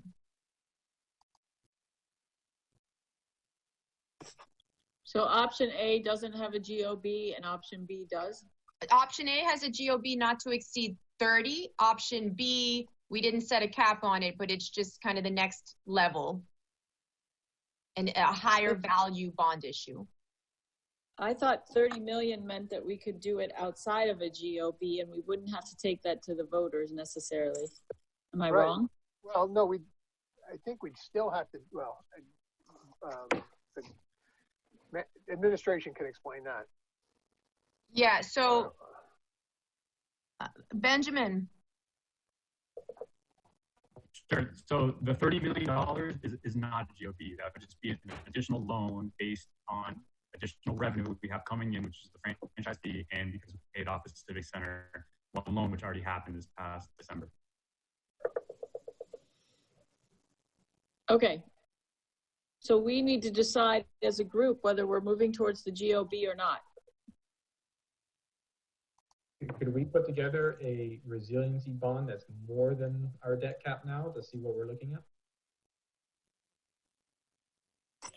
Yeah, I think we should be considering the GOB for resiliency, especially for the reason that these are very long-term investments. I mean, this is not something you're looking at a bank loan with 5 or 10 or 15 years. This is, basically almost forever. So as a result, it's great by doing the GOB. So I really think that makes the most economic sense. And it's the fairest sense to the taxpayers. Yeah, I think the question that's really being asked is, does the council want to go out and borrow money under its existing debt cap for these improvements, and or also go out to a GOB? If you don't want to borrow money under the existing going over debt cap, as a meeting. then We've got a couple options, but we'll go through the first one by email invitation. Once you receive an email, mute themselves. Who's that? all right. So, sorry, I was just trying to frame the question. I think what's being asked is, does the council want to borrow money right now and take out a bank loan or go out to the capital markets with that $30 million number or something below that? If you don't want to do that and you want to do everything in a GOB, that's fine. Or you could do a hybrid, you could do both. But I think that's kind of the questions that are looking to be answered by the staff. Could I ask Benjamin, I think what I heard earlier is that the GOB is likely to get us more favorable rates. Is that true? That's correct because of the revenue source pledge. It's the full faith and credit of the village taxing power. So it makes more sense to go that route in terms of trying to do it to have it cost less. Yeah, you may want to also ask what's the difference, because I don't know how much of a difference it is. Oh, that's a true statement. Question, Chad. Yeah, it's a true statement, yes, but I don't know if it might be very small, the difference. There also, on the flip side, there could also be higher cost of borrowing. There's more continuing disclosure requirements, and just the cost of issuance is more. So we'd have to come with analysis to show you exactly the cost benefit to doing it.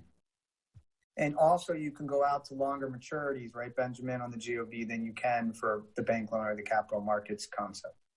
Correct. Most likely we take it out 30 years to really lock in today's interest rate, and you really want to match the maturity of the borrowing to the timeline of the project. To Ed's point, a lot of these are very long-term projects, so it makes sense to go out for a 30-year maturity. Andrea, could we do an option C and put together all resilient projects and see where we end up with the amount? I think that would be an important thing to take a look at. I would like to propose that we ask the staff to do pretty much what you're saying, Brett and Ed, which is figure out what our resilience projects are that we could in good faith put together to ask the public for the GOB that would increase the comfort level of the sustainability of our community for the next 30 years.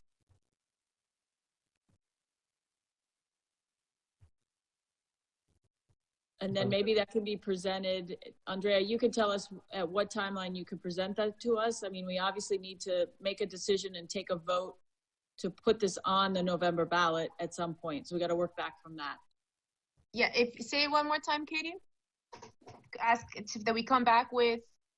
You come back to us with a dollar amount for the projects that can really be categorized as resiliency issues that are going to impact our village for the next 30 years, that we can package together and present to the community in order to justify whatever dollar amount you're going to tell us is the GOB. And at that time, we can make a decision whether it needs a charter amendment addition or not, based on the number you give us. But I think that's what Brett just asked, if we could do that together right now in real time, the way we did it for 30 million, 45, or whatever. 60-foot-5, and then Option C would just be all the resilient projects now with the number next to it and see what we come up with. Right. So I think that the EOC is a resilience project. This is with a 30-year timeline. I would ask with a that 30-year timeline. Okay. With a 30-year timeline. I mean, someone may feel differently, but I think that's what should be going into the bond ask. Do you feel? No, I agree with that 100%. That's absolutely right. Look, I'm gonna have to jump off in a few minutes. So, but yeah, I think that's right. Katie, just projects that will last 30 years or take 30 years? Like, to me, streetlights are something that you put them in once, you enjoy them. I mean, I still have like one from 1960 something in my front yard. So we're talking about payments, aren't we? Impact. The impact. So streetlights would be. Yes. Okay. Like that we would be enjoying for the length of this payment. Of the payment, exactly. Oh, I'm sorry. I thought, okay. Okay.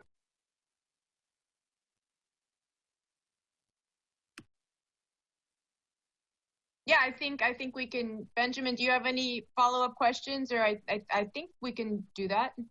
Can we try to do it now, like the way Brent suggested? Sure. Come out and apologize to the staff for whom this is maybe not that relevant that this meeting is going, but I kind of feel like we're getting some really good work done, and I would hate to hit the pause button. Can we agree that Calusa and the museum are?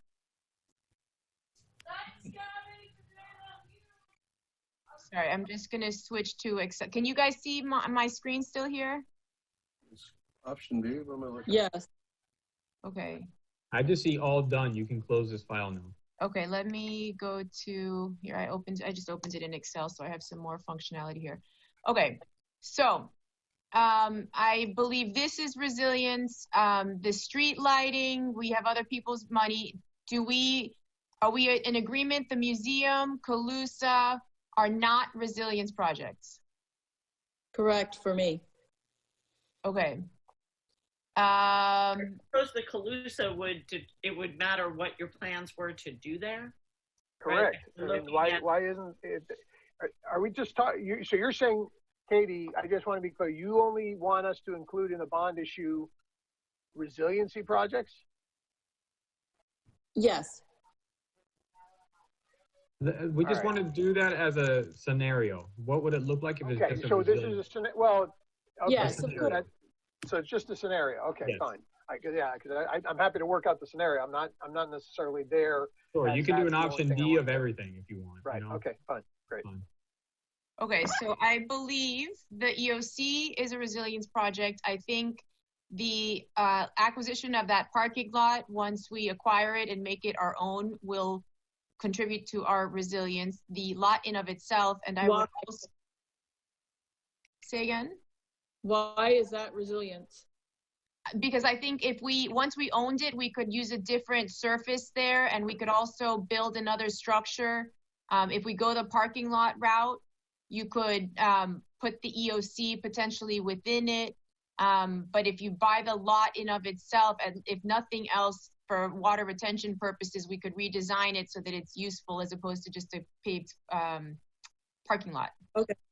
Can you, Andrea, I'm sorry to ask this, but I don't really understand what the fire EOC server room is. Yeah, so it's a hardening of a portion of the fire station that would serve as like a bunker so that we'd be able to keep essential staff at the station instead of everybody having to evacuate.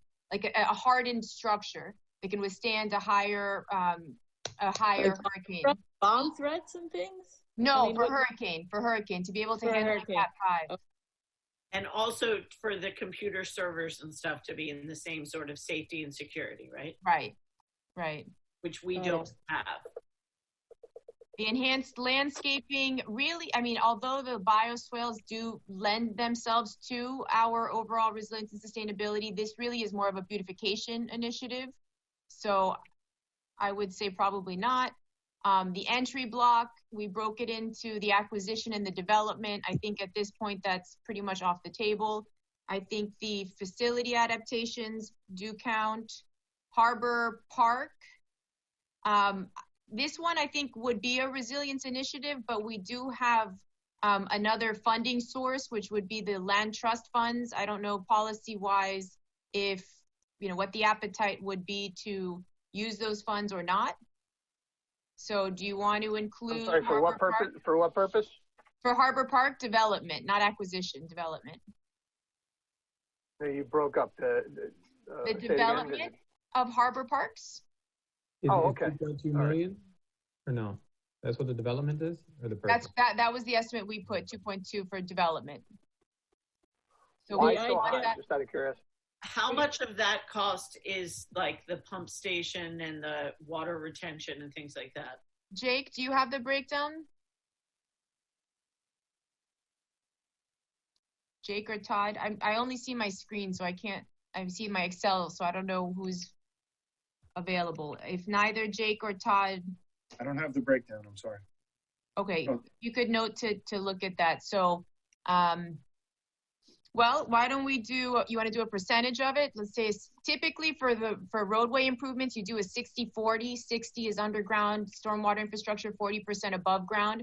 So I think for the sake of discussion, if we do 60% stormwater, that's a reasonable assumption.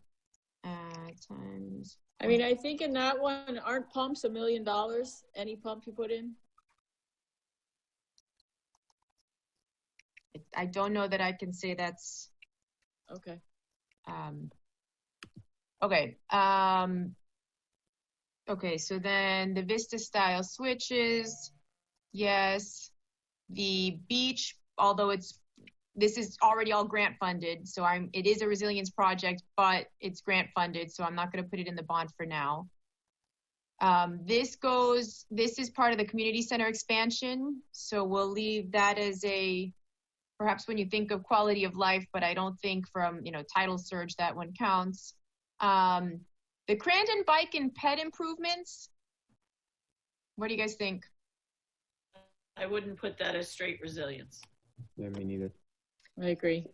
So this is the WASD project. Again, it would just be fronting the money. It's not, it wouldn't be our money in the long run. The development of the parking lot, I think, is less so as the acquisition itself. It'll improve our telecom infrastructure. How do you guys feel about the elevated beach walk? This was an item that was in the 2020 vision plan. I don't see that as— I don't think it's resilience. I am curious though, Andrea, if we're gonna buy the parking lot, we need the money to make some resilience changes. So I personally, if we're gonna include one acquisition, I think you need to include development of it. Yeah, or just the development. The development seems to be where we're really getting some resilience, right? It depends what I haven't really gotten into with the council what I've heard many different versions of what folks are looking for. If you're looking for like a 4-story parking lot with a rooftop field, that would be one thing. If you're looking to, and I'm just putting this out there, if we're looking to, I don't know, demo just saying, if we're looking to demo some of the existing structures and relocate there, it depends what the use is going to be. So we may be looking to put solar energy and create like our own little power source, so that if we lost power from the mainland, we could have a power source. That's then if that was the goal for the development, then yes. So maybe why don't we do what we did why don't we do a portion of it? But then we're just sort of, I would do the whole thing. Let's do worst case scenarios. Let's not do proportional. I think let's assume that we're going to do everything toward a resiliency. Well, let's find out what the final number is, and then we can always play. Yeah, right. We can talk about that later, but that's not resilient to me. No. Sorry, I missed that. What was that? Community center expansion? No. Why isn't that resilient? We're trying to make it more resilient. in your estimated cost, I don't like the idea that the entry block is showing the 17.1 million. I don't know if anybody's actually willing to pay that. No, so we use we use the worst case scenario. This is as low as when we were negotiating, that's as low as they went. So for sake of this analysis, that's what we use, but I'm not recommending. Not that we're willing to pay that. No way. We only got up to 10.3. Okay. So that was the gap. Okay, so for shoreline, do we want to, it's obviously resilience. Do we want to assume we do not get into the federal program? Sure. Yes. Okay. Yeah, that's a worst case scenario. Yeah. Okay, and then for stormwater, do we want to assume a different funding mechanism other than the stormwater utility fee? Do we need to? You do not need to, but you can. Why would we? I thought It's that a was better rate. comprehensive. There's something else outside of that that you think we may need? So I'm just talking about from a policy perspective. So in scenario A, we took the entire cost and assuming another funding strategy. In scenario B, I assumed a split approach where a portion was funded by stormwater utility revenue and a portion was through the bond issue. Well, basically, if we raise the money, we can pay back any way we want. It's a long-term improvement, number one. And number two, it really is affecting our sustainability. Absolutely. I really think it should be included with this. Now, how you reduce your debt or how you set your stormwater rates is something different. But they got nothing to do with this. What costs our residents less? The lower cost of debt is when a cheaper debt, cheaper for residents. So then if there's It's really, the difference, Allison, is the revenue source that we're pledging. So one is the ad valorem tax is the good faith and credit, the full faith and credit of the village. Under the other scenario, it's the stormwater utility fee. It's the revenue you're pledging. On the borrowing side, you know, it's. Well, we should do whichever is going to have the least amount of financial impact on our residents when they get their tax bill. Because stormwater clearly, even in this scenario, Katie, where you're looking at everything that is just pure resilience, I mean, stormwater is clearly a resiliency project. And if it's cheaper to do it in the GOB as opposed to the stormwater fee, then that's the way we should do it. I totally agree, but I thought we already voted and increased everybody's stormwater fees. So it seems like we're. I was about to say, we got to be careful about that. Yeah, but that vote only was a portion of it. It wasn't the entire part. Correct. Say that again? The vote that we only made was only a portion of the whole project, not the whole project. It was only 3 years out of the 5-year cost. What we could do is assume that we pay the other 2 years out of the GOB. That's what scenario B does.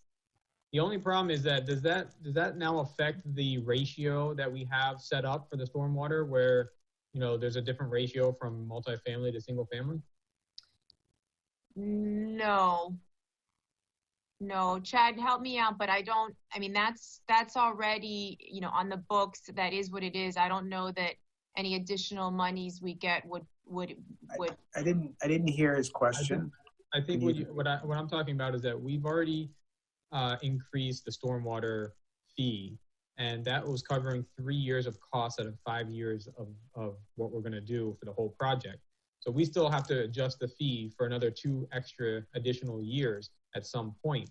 My question is that if we're going to use that out of the GOB, then there's an actual ratio that's different between multifamily and single family, that if we did it out of GOB, then everybody's paying the exact same amount instead of increasing the stormwater fee, which would have a different ratio of where you live. In a GOB, everybody doesn't pay the same amount because it goes by your millage value. So that's what I mean, but you don't get the ratio of whether you live in a multifamily. Oh, condo versus no, that would be correct. So if I'm a person who has a 5,000 square foot apartment in a multifamily, I would rather have it in my stormwater fee and not in a GOB. I'd rather not pay school taxes because I have no kids. True. No, I'm just saying, no, it's already set up like that. I'm not saying that we're done. Sure, though, Brett, I take your point, and I think that it's really a valid one, and it's important to look at. But I think really what you would want is an actual evaluation of that. Like, is it that the portion that would be in the GOB is so much more affordable? Is it possible that it's less than what they would be paying? I mean, ultimately, you don't want anyone to be getting the short end of the stick. And I think that you're totally right to point that out. But the question I would want to know is, what is the actual dollar amount per 100,000 of home value, or however it's assessed, for the way the stormwater rate is set up for a multifamily unit versus the portion of the GOB that they would be paying back? Because it's possible that it's still less money. And I would imagine they would rather just pay less money. Yeah, but the problem is that's going to be a case-by-case basis based on your property value versus whether you live or not. So if you live in a small apartment, it might be a lot less. And if you live in a large But apartment, when you look at it per 100,000 of taxable value, you can compare apples and oranges. What is our maturity or term on our current stormwater financing? So we haven't issued for the phase $1.8 million yet. How much? We haven't issued it yet. But we have some. Don't we have some debt, some stormwater debt previously? Correct. I think it's in the mid twos. Okay. So my question was, how long was the term of the indenture? Is it 5-year, 10-year, 15-year? How many years was it to pay it off? That's what I'm asking. We're going to look it up. Well, the reason I say that, because more than likely it wasn't done with a long-term bond, probably done with a bank or something else. And what that happens is this is going to be double or triple the length of time for the amortization of that, besides the lower interest rate. So the cash flow or the cash requirement on an annual basis should be much less. That's what I'm trying to point out.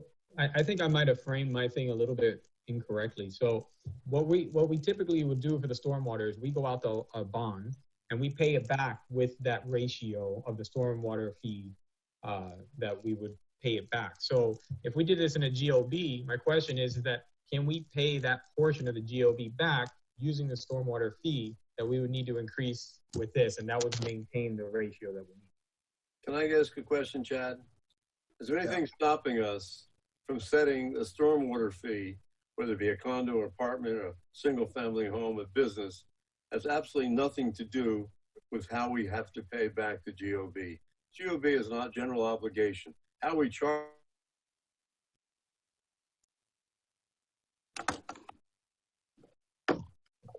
Sorry, you broke up, Ed. But I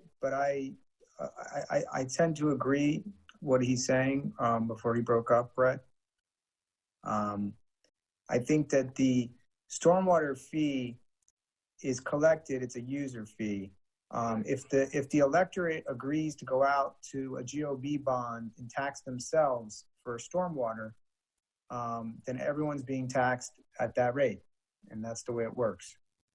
But then we would reduce our stormwater fee then because we didn't need we can do it any way we want. Well, remember, you guys increased your stormwater fee, but the real increase that your staff will tell you was another, I don't know, $8 or more. Like, so you're still underfunded in that amount. And Jake can speak about that, but.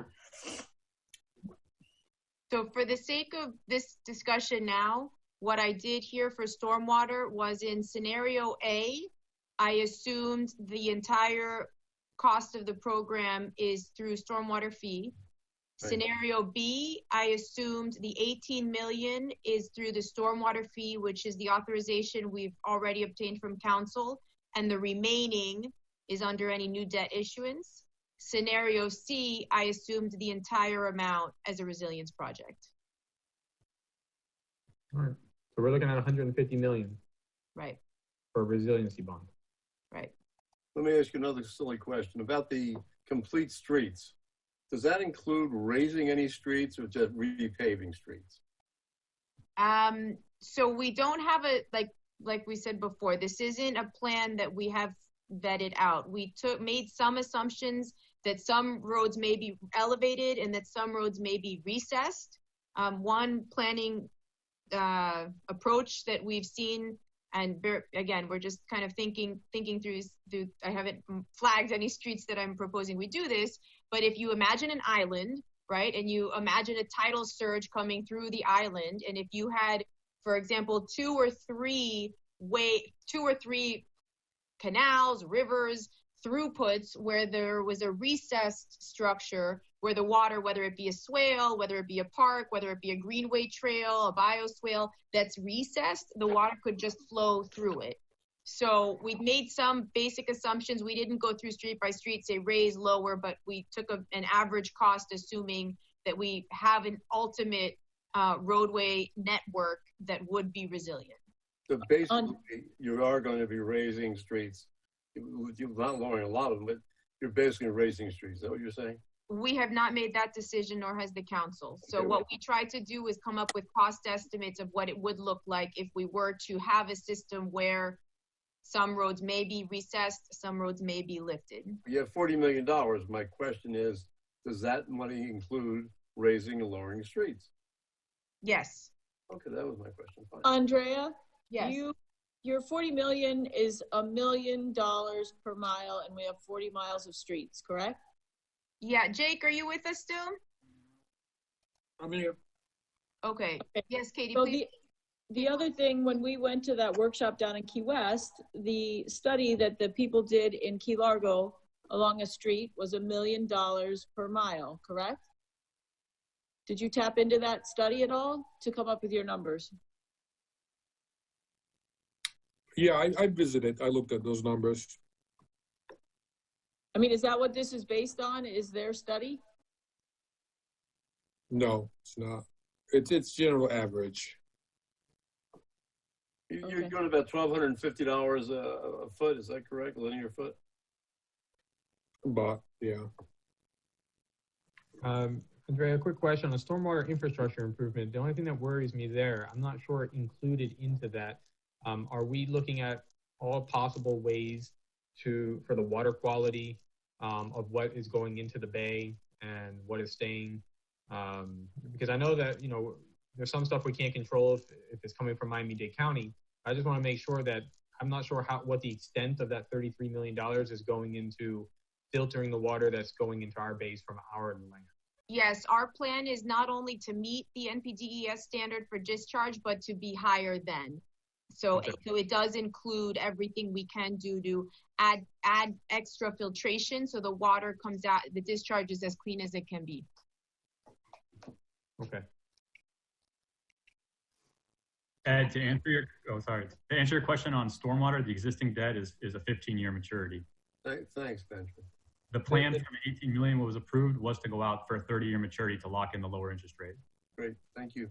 And the one other point I wanted to make is if you include the stormwater as part of the geo bond, then it's now subject to the village's debt cap. If it's just supported by the user fee, the ERU methodology, it's in the enterprise fund, which is not subject to the debt cap. So it frees up more available borrowing. You know, my thought was to have the debt cap and this at the same time, if possible. Yeah, and we're already going to be over the debt cap anyway, so it's just that we would have to ask for it to be higher, 2% or something. I'll do it once and get it over with. Yeah.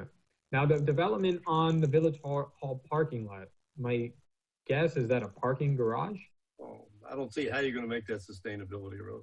That's what I was saying, because like what we're going to develop on that, I just don't understand how that's going to be this resilient project for us. I think a portion of it, you know, Mayor Davey, if you want to kind of chime in on your position on this, you know, maybe a percentage is more appropriate than the full amount. Well, okay, but again, no, I'm here. I'll be here for a few more minutes, and I got to get off. Oh shoot, I got to get off now. I think you just put it in the budget as something we've got to, you know, I understand that it may not be a resiliency project, but why wouldn't we include it just to get that number? That's fine. This is just an exercise. You know, we can disagree with it later on. We can dispute it out. But my recommendation would be put it forward as that, and then if we want to, we can back it out later. Okay. Yeah, but the thing is, Mike, I think that we need, and what Katie said earlier, is that we need to sell this at some point, and you don't want people. Well, but I understand that, but let me just be clear. We're not forming the plan right here that we're moving forward with. We're putting together an idea that we're going to whittle down. I think. I don't. It's We're easy for whittling up. What? It's easy for us to say 150 million, right? I'm sorry, you're breaking up, Brett. What'd you say? I said we're going up, not down. The idea is we're trying to figure out what's the most we're going to need, at least so we're covered, not go back twice. Exactly. That's exactly right. I think that's what you have to look at. And then if we want to whittle it down, and I totally understand the point, of having to sell it to the citizens, the residents. But I think we should have, again, this is all about asks and then whittle it down as we come back down. Well, so for just staying a little bit on track, this option C was everything purely resilient. If you're going to start looking at all projects, then you put in community center expansion, which isn't in there right now. That's almost this list, Allison. That's basically this. Yeah. Yeah. But my point is, I would argue that there is. I mean, I would make the argument that there's some resiliency here. That I would assume that for resiliency purposes, we're doing a lot of these things. If we're putting in, some level of parking and to an energy storage, energy production, whatever you want to call that, all those things go toward resiliency. So let's assume that we're doing the most for that purpose. Well, why don't we put Calusa Park and enhanced landscape in there and make that part of our resiliency? I mean, it's not going to change the number drastically at all. Okay, so for Calusa, I do need you guys to know the 750 was the number from the 2020 vision. It's dated, it's an old number, but I made certain that all my numbers tied back to a source, so it will likely be higher if you adjust for time. But for the sake of this discussion, we can go with that. And then we could also include the landscape. And then Mayor, where I landed on the Village Hall, the development, I went 50%. So assume that, between the pervious areas, between the reusable energy, I went 50% on the building. Okay. Okay. Yeah. All right, I'm going to jump off. Thank you all. We'll speak again. Have a good weekend. Happy Mother's Day. Take care. Thank you. So that's where we're at. So, this list then is like, when I look at the original list on the left, the things that have not been included in this option C that I actually think that we might move forward with are basically just the community center. And maybe then the Village Green bathroom and new playground. Which is kind of part of the community center. Yeah, I was just going to say, a new playground, if it has to be relocated, that's part of the community center expansion. And I think we moved away from the beach walk. Yeah. Theater. Entry block. Yes, so we can. I guess the other thing that wouldn't be on, that isn't on this at all, would be if there was any interest in doing something that we put money towards a library. But I think the last we heard of that wasn't the way it was going. Is that right, Katie? Don't take away my library. No, I'm not. I'm just wondering who was paying for it, the last conversations you had. I think it's probably too early to know anything because everything's still in the courts. However, I would assume we would probably be doing some form of cost sharing when and if it comes before us. Where is it? What happened to our library? She's gone. What amount do we want to put for the do we want to? I thought she was here, but now I don't see the library. Do you want to add the library in? How many square feet? I think it was a 2-story, 5,000 square foot building, correct? 5,000? No, I think it's much bigger. I think the current library. Oh, 15,000. Sorry, 7,500 per floor. Yeah, so you're probably going to have to put around 8 million there. Remember, this would be a cost share with the county, though, so I don't. Oh, it would be? They would share the cost with us? 50-50? Yes, ideally. I mean, this is all hypothetical, but they would definitely put money towards it. I don't know if 8 million would do a 15,000 square foot library. Do you think so? Well, 7.5 million is at $500 a square foot, which is pretty up there. So Okay. that's why I just threw 8, because I don't know about any civil work or anything that might need to be done. Well, I would put 4 then. Yeah, put 4 or 5 million just in case. I mean, maybe 5. Okay. I don't know if there's a lot of civil. Okay. And then assumed is 50% resilience functionality. How much was $6.5 million a year in debt service increase the Benjamin? I can't calculate you broke up, Ed. I'm asking. Oh, you're free. Million to satisfy a, excuse me, a $150 million bond. How many are tax bill each year for 1,000? I didn't hear the question. Did you get it, Benjamin? In other words, if we spend $150 million in this bond issue, it's probably going to cost around $6.5 million, 30 years at 2.5% to service it, approximately. So I'm asking, how much would $6.5 million increase our millage in order to service that debt? Because I think that's going to be one of the people want to know.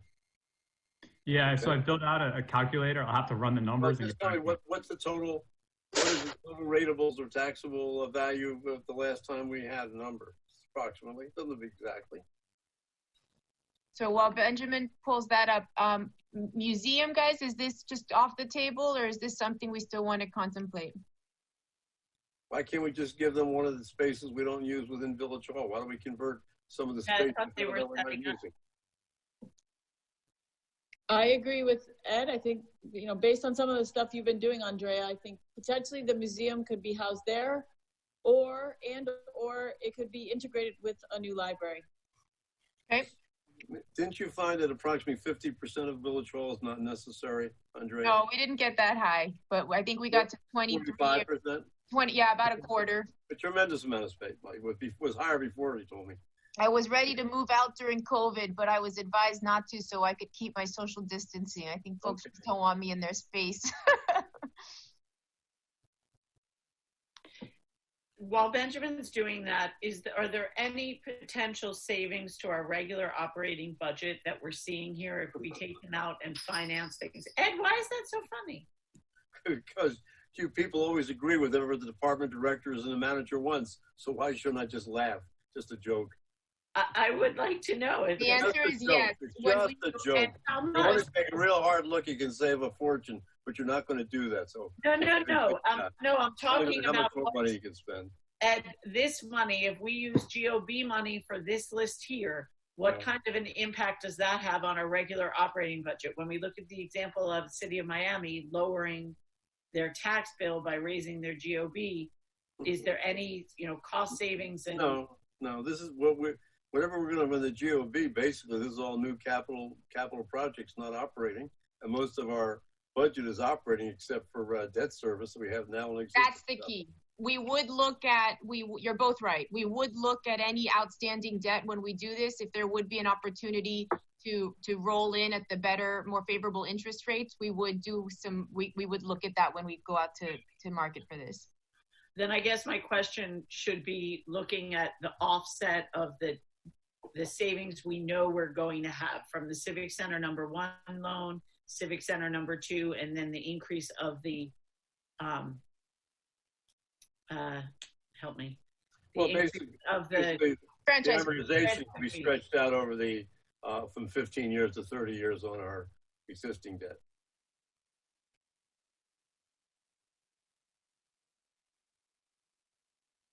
Which will lower your annual amortization payments.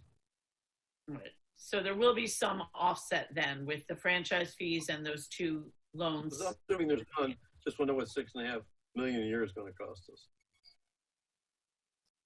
Got the number, Benjamin?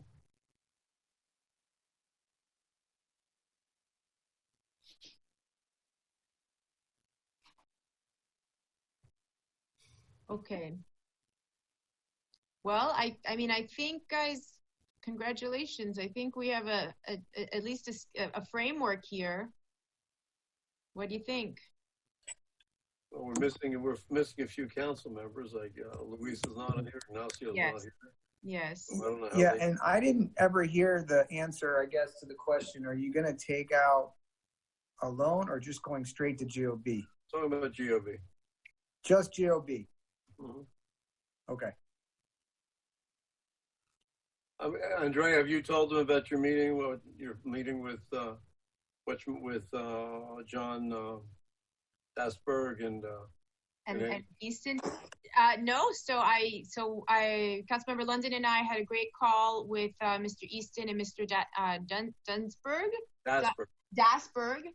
And the next step is on Wednesday, Benjamin and I are going to be meeting with them in a Zoom call to go over some of the opportunities we think they could help and be of service to the village. So that looks promising. They've agreed also to mentoring. They've agreed that Dasberg's agreed to mentoring.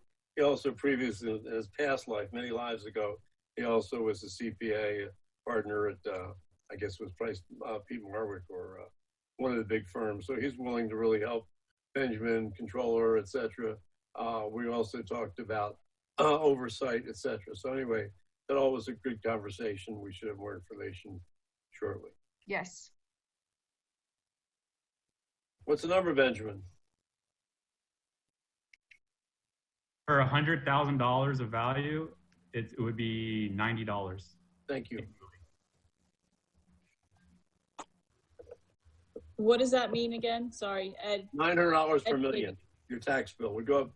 If you have $1 million valuation on your house, it's going to go up $900 for debt service. 900 or 90? 100,000. He's saying $1 million. Well, because there's very few houses, 100,000 will keep this game. So $1 million's a more appropriate number.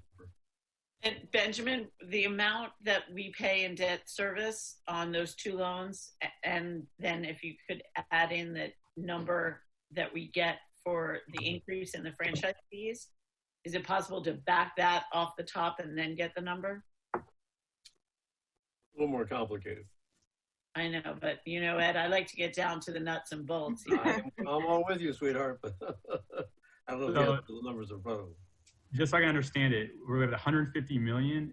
We would save about 30 million, which is the increased franchise fee and the Civic Center one coming off the books. So the question is, what would it look like if we borrowed 120 million? Do I understand that right? Yeah, basically, what is our payment each year, P&I, on those loans? I think that's what Allison is asking for. Well, what is the net on someone's tax bill per 100,000? Subtracting that, and then get to the tax bill after that. So if I subtract that, it would be $120 million out. Per $100,000, it'd be $72. So to Ed's point, per $1 million, it'd be $700. Yeah, but the other thing is that the debt service on this will be lower, should be lower because you're stretching it out. Excuse me. So as a result, it should be even better. That's what Allison Well, it's more like if Ed said it's $6 million in debt service on $6.5 million, then what do we pay annually in debt service on those two loans? Plus, what is the difference, the net on the increase of the franchise?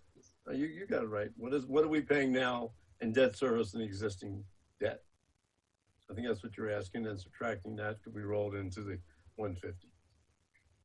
Allison, do you have the handout we worked on the other day? I can't seem to find mine because we had benchmarked against most of these data points. Guys, I have to jump out of the meeting. At this point, after so many hours on this call, I don't even remember the other day, to be honest. Can you give me a little more detail what I should be looking for? I'm going to pass all kinds of things in your absence. Here we go. This guy. Oh, yeah, I don't have it in front of me. Okay. I might. Bye, guys. Have it over there. Does it matter that we've lost quorum? 1, 2, 3. 1, 2, 3. We lost quorum. Chad, does that matter? That's not an official meeting. We don't need a quorum for this one. Hold on, I didn't hear the question. Does it matter that we lost quorum of council? No. It doesn't matter at all. Okay. There's no voting going on, and it's not an actionable meeting.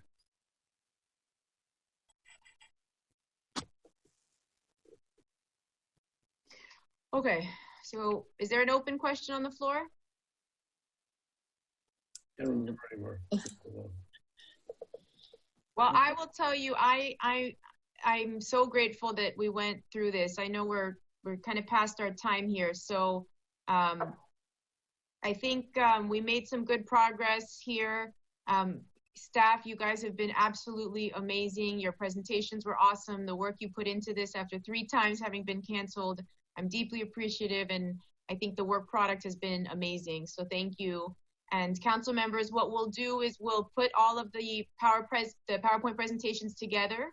And once the video is edited, we'll send out a link to today's workshop, and we will provide the PowerPoints, and then I'll polish this up a little bit, and we'll include this as an attachment as well. We just wrap up where we are with these options A, B, C, what people are thinking. Like, Katie, how do you feel C looks? I think I'm getting from Ed that he likes it all in there. GOB also asked the question about the debt cap all at the same time. What are you thinking? I don't have a problem trying to go for the gusto, basically. I do think that we might end up somewhere in the middle, and that we might find that we don't get the charter revision, but we do get potentially a GOB. Except if the GOB, this I don't understand. If we ask for a GOB of, let's say, 150 million, and we ask for a charter revision, obviously one would cancel out the other. If the charter revision doesn't pass, then the GOB bond's dead. So is there a way to structure the vote that would allow us to potentially get like a $65 million GOB if the 150 fails? Is that possible? Well, I think, I don't know if, to the first point, Katie, I think either you could have, like I said the other night, you could have one pass, one fail, you could have both fail, or you could make them contingent upon each other, or you can have them both pass. So there's different ways that we can do this. If it passed at 150 million, you're just and the debt cap fails. That means you have a capacity for 150 million on GOB. You just can't draw down the bonds up and past the debt cap. So as bonds drop off, like Benjamin's saying, in a couple of years, the debt cap's jumping up to 71 million. So as bonds drop off, you'll be able to draw down on your GOB more in that example. Okay. Does that make sense? No. It makes sense. I just don't know. What do you think, Ed? I think the name of the game is selling people and sustainability, not landscaping and all these other things. That, hey, this is not fringe stuff. This is stuff that we need. This is stuff what you need to make the island viable going forward. I mean, and I think that is the big sales thing. And we need 150, 140, whatever the number actually, when you get done refining the numbers and coming up to something, I think that's what you really got to convince people. We're not squandering money and all kinds of nonsense. Not that, excuse me, Katie, I don't mean libraries are nonsense, but things that are not essential. How's that? Okay? Things are non-essential things. These are essential. And I think my library is going to be very resilient. Well, but I understand. All the books will be waterproof.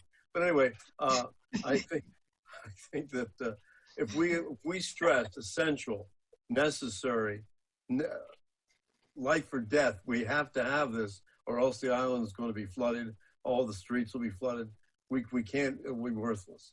So I think that's what we have to do and show the people, because you see the same thing I do for the various blogs and the people you talk to. They think we waste and squander money and all kinds of things.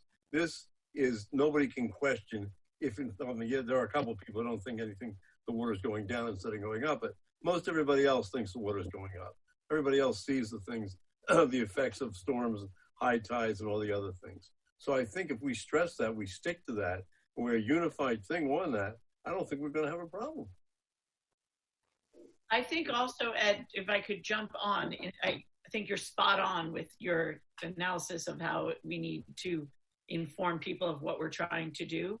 And I think there's one extra addition to that is we keep hearing in, you know, public people talking about property values and people being afraid about property values. And I do think to include in the conversation, it's important to point out that all of the neighboring communities have already done this. And that the word on the street is that Key Biscayne isn't looking into this. Key Biscayne isn't taking any action. And that absolutely, if it hasn't already, will certainly impact property values. So I think that's an important piece when you're talking about it, because clearly people will be nervous. It's a really big number. Great point. Terrific. I agree with you completely. So do we include the small being 1.4, 1.5, $2 million things, or do we just stay down at the bottom line where we've got shoreline, stormwater, streets, and undergrounding, and that ends up being 133? That's what I would do. I would not include the parking lot or the other small. Have we budgeted anything for the parking lot? I know there was a time, at least while I was 1.4. Yeah, the 1.4 was there. We did draw down. We did a budget revision for, I don't remember what project. We did draw down a little bit on this in CIP. We did a budget revision, but it was in there at 1.4 originally, and it's a little bit less now. So that money could carry forward. Okay. So I'm sorry. So if we were to back out landscape, and what was the other one? The parking lot. I would basically back out everything except for the bottom four. The majors. The majors. Back home. What? I said the major items, not the little things. The majors. All right. So that, option D would be assuming no Army Corps, assuming stormwater, complete streets, and utility underground.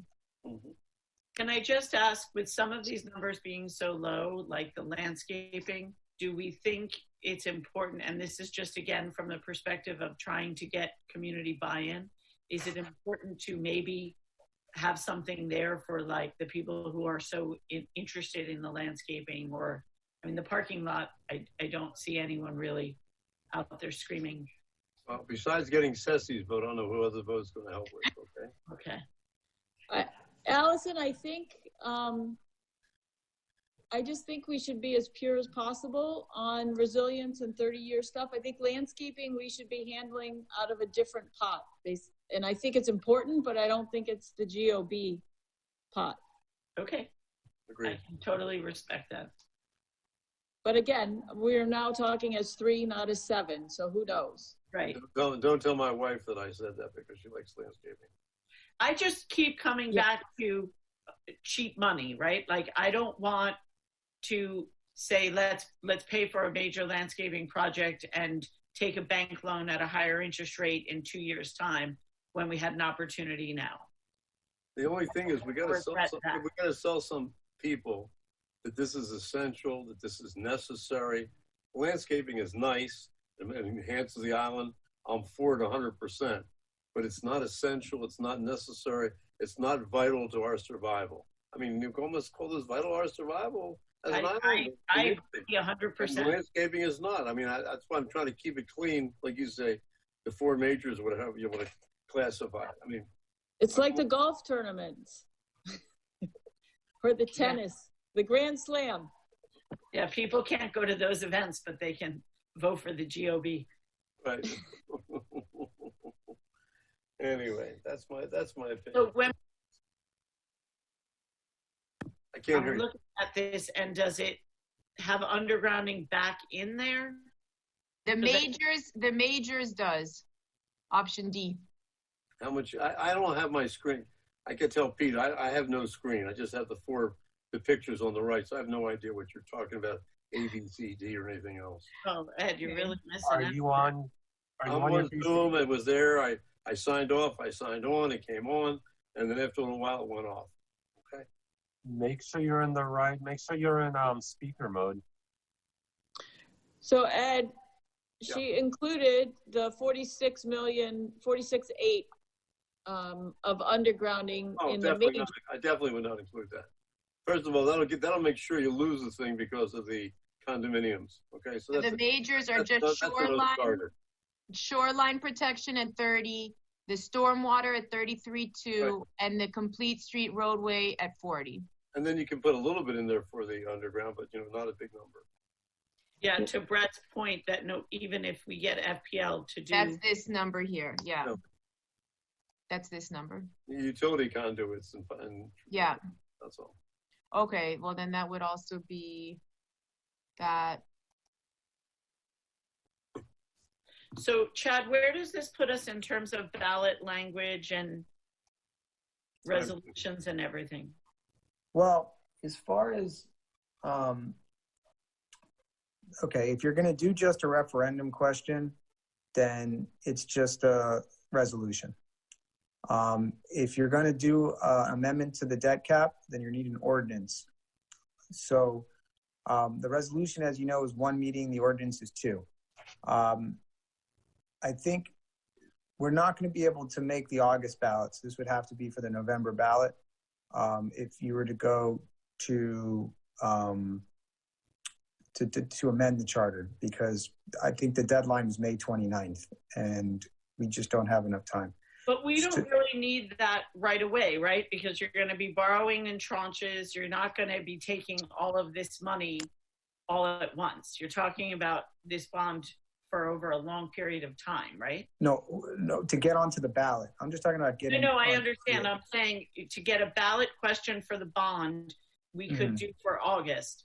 But I understand we don't have enough time to get an ordinance to do the debt cap change. But we don't need the debt cap change at first. No, you don't. No, you don't. Correct. But we would need a little more direction. I mean, like, what are your 4 is it just resiliency? Or, I mean, are you going to say, should the village issue bonds not to exceed blank for resiliency purposes? It's 3 o'clock. We got to have a little more, we need a little more direction. Similar, like the city of Miami had those 4 tranches. And that would help us to be able to draft it. Now, we could always get onto the November ballot. And do you think it makes sense to do both questions at once? I mean, I know that we run the risk, however we do it, we run the risk of one passing, one failing, but is it more confusing to do them at separate times, the same time? To me, it doesn't make a difference legally. I could see you wanting to go to the referendum question, for example, and then waiting for the charter amendment to the debt cap when you do the charter review in a year and change, because you're never going to get up. You're not going to issue all those bonds anyways. Yeah, I feel like asking for both at the same time has the potential of really looking like we're taking like huge steps all at once, whereas we're not talking about borrowing $150 million all at one time.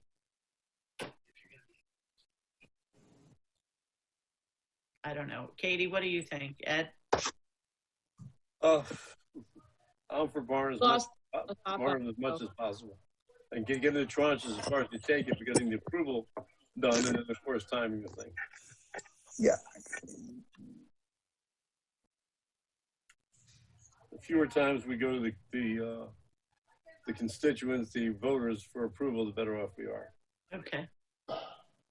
I also think we want to do one big solid push, and that we all need to be on the same page. I'm agreeing with you. And is it 100% not possible, Chad, with notice and everything, to do it for August? I mean, you're talking, today's May 8th. I mean, do you need, unless you do an emergency ordinance, which I don't know if that's even allowed, I'd have to check to see for that. You would need 10 days advertising between first and second reading. So there's not enough time. I mean, you could pre-notice it, but I mean, you're really, really pushing it. And you guys want to get this right, not to mention, remember, as part of this whole process, the other side of the coin you haven't seen is what the manager is going to have to lay out to help you get this passed. You know, there are limitations on what we can spend money on, but there's an entire campaign that goes along with this. You know, there's a social media campaign, there's a website, there's people on the ground. I mean, this is like your one shot to get this right. So you got to really lay the foundation. So I just want to, you know, put that out there because I've seen it pass, I've seen it fail, and you know, it's a big lift for your staff and the folks that you guys are going to bring in, and you're going to have to contribute significant funds. I mean, you're allowed to put out factual information, and that's what you'll do. You won't be advertising it, but it's you got to take that into consideration too. So our people are so busy, you probably have to hire a group to do telecanvassing to make sure people come out to vote for this. Explain Well, that's the whole other thing too, is, you know, the way that people did it before is you'd have people sitting at Publix, you'd have people go door to door. How do you, you know, with the whole coronavirus, well, now that kind of changes things too. That's why I said telecanvassing. Basically, if people want to explain to people what we're doing, why it's in their benefit to come out and vote for it, and what it's going to cost them. And it has to be like telecanvassing rather than door to door like you normally would do it. Correct. Like the phone calls you're getting. Correct. Right, exactly. Yes. Yeah.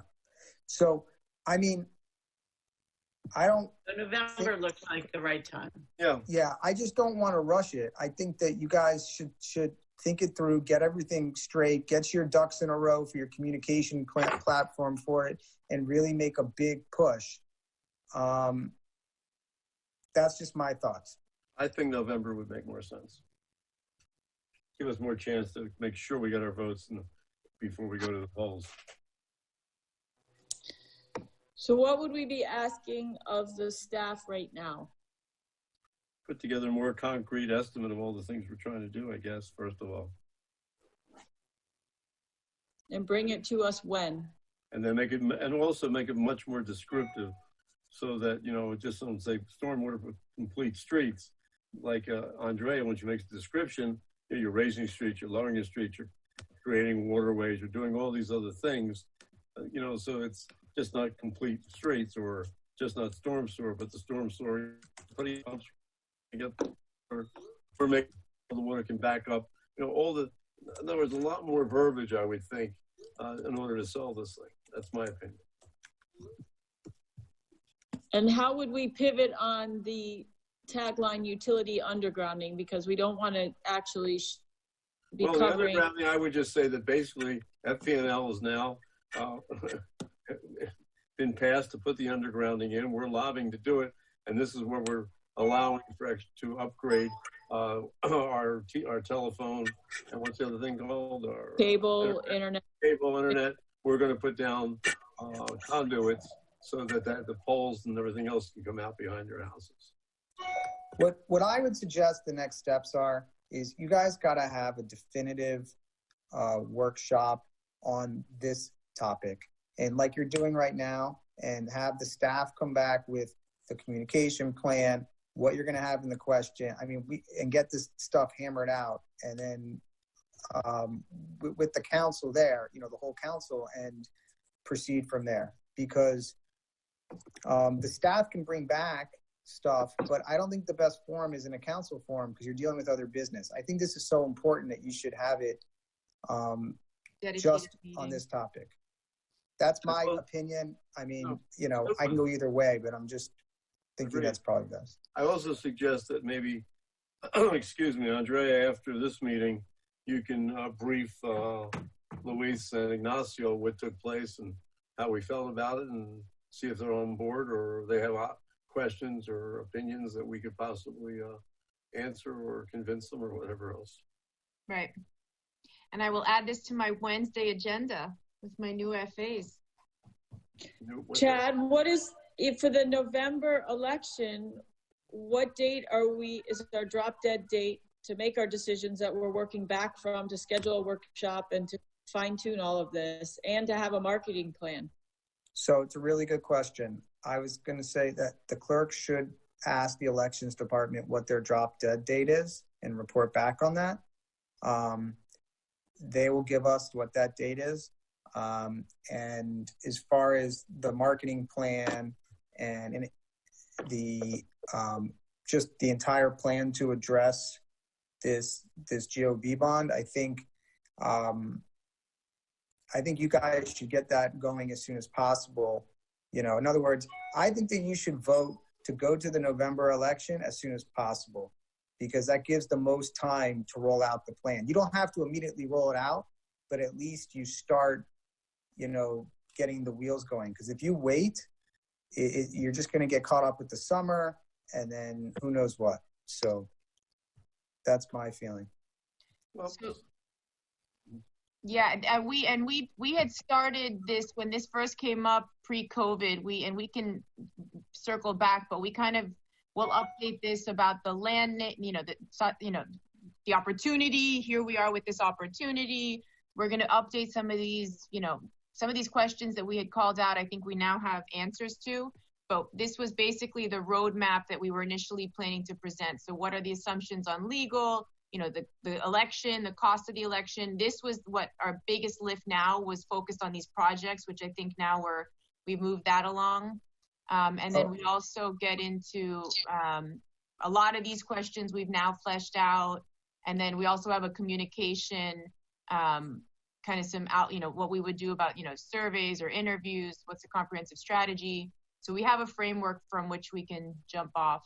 The other thing I just want to mention, I think I know the answer, but I just want to make sure, you could also do a mail-in ballot too. I mean, and that can occur, at any time. I think the elections department doesn't want you to have them right now because they're gearing up for the August-November election, but that's always an option too if you wanted to have a separate mail-in ballot, although it would probably occur after the November election, which you guys don't want, but I'm just putting that out there.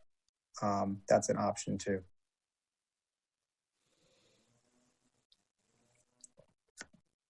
I have to mute my screen because there's a gas-powered leaf blower outside my house.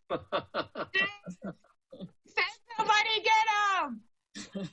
He must have done something. All of a sudden, the screen came back. Well, what do we think? I mean, I think we've... As far as next steps, I would really suggest you guys maybe ask for, the clerk and, talk, I guess. I don't know how many council members are still on the call, if we have enough here as a consensus. I think we only have 3. But if we can get a consensus to have a workshop within the next week or 2, I think would be very good on this topic to really keep the momentum going and not have it at a council meeting because you guys are distracted with other actionable items. Okay, agreed. Don't we need to take a vote? And Chad, do you think we just... the next meeting, possibly? Can't Pete just circulate an email? Do not reply all, you're available. Yeah, I don't think anybody's gonna mind. I think that if we have, I guess, 3 of you on the call now, I think that there'll be a force to have one anyways. I mean, you don't need to have everybody there if everybody doesn't, but I mean, it's nice. You want to have all 7. This is important. So I would, if you want, you can have Pete, say that, it was discussed to have a workshop on this item. Let's get dates and let's do it soon. I'll circulate the email today asking for dates, just whenever people are available, because as you said, we want all 7 to attend.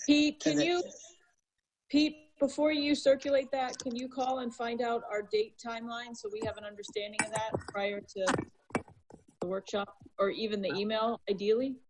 Yeah, no problem. Okay. Yeah, and then as far as work product for that workshop, you can give us some ideas now. And I think a cleaned up version of the options A, B, C, and D, right? And a cleaned up complete version of the landscape document we put together, which was me, Chad, you, Benjamin, Gabby, from a comms perspective, I think, and the clerk's office. I think it had those 5 elements. And then we'd want to have a discussion about ballot language. Yes, we have a section in there on. Okay. All right. Now, if you want to go to the August ballot on just the referendum question, I think we still have time to do that. We would just need to get more direction before, the 29th, and, have a workshop give us direction. But my caution with you, like I said before, is we're running into, you're not really going to have a lot of time to roll out your media plan in that 2-month period. I think that's just my thoughts. Well, and I think it sounds like at least Katie and Ed are more comfortable with November, and I'm fine with that too. And I agree with you, Chad, that we get one pass at this. And I think in terms of the outreach and the communication, it is really crucial. Yeah, I mean, I'll tell you the story. I've said it before. One of my clients rushed and they did a mail-in ballot. They had a media plan. It failed by 180 votes, and it killed them. They were so upset. And now they want to still do another GOB, but it's like they have to wait. And so I think it does make sense to have a little bit of planning like that. Yeah, and I think what we've heard, at least from the council members on the call today, is that they feel like, what was the word you said, Ed? It's our survival. So it is important to get it right. It's essential. It's essential. Okay. Hello. How are you, sweetheart? Essential. Mute. Okay. So. All right. So, is there anything else that you, Andrea, need from us prior to the end of this? And do we need to, we have not covered strategic planning, to be honest. I mean, we dealt with one big issue. But we didn't do Listen, I think we gave you a good introduction. I think the presentations were excellent. I think when you have a chance to look at the material we provided, you'll see how the presentations really, cover what's in this guy. I'm going to circle back with the staff internally, and we'll brainstorm about, maybe how we can present it in a way that's more useful, more, that resonates with each of you in the community, maybe. So we'll work on that, and I'll reach out to you guys and try to get feedback to see what you think would make this more consumable. The last thing I might want to bring up, Allison and Ed, who's on the phone right now, I can tell, but the automated once a day updates from the state of Florida, and since this whole thing started, we're getting a lot of emails from you, which makes it harder for me to pick out the ones that I really need to focus on. So I personally would like to maybe get less of those, since we're sort of in a less we're not in a less urgent. I mean, it's still very much an emergency, but I can go look at those when I want now, and then I can do a better job of focusing on the emails that you send me about other things, basically, as well as the daily updates, because I'm getting those through the village in addition to your emails. So Allison and Ed, I don't know if you have an opinion.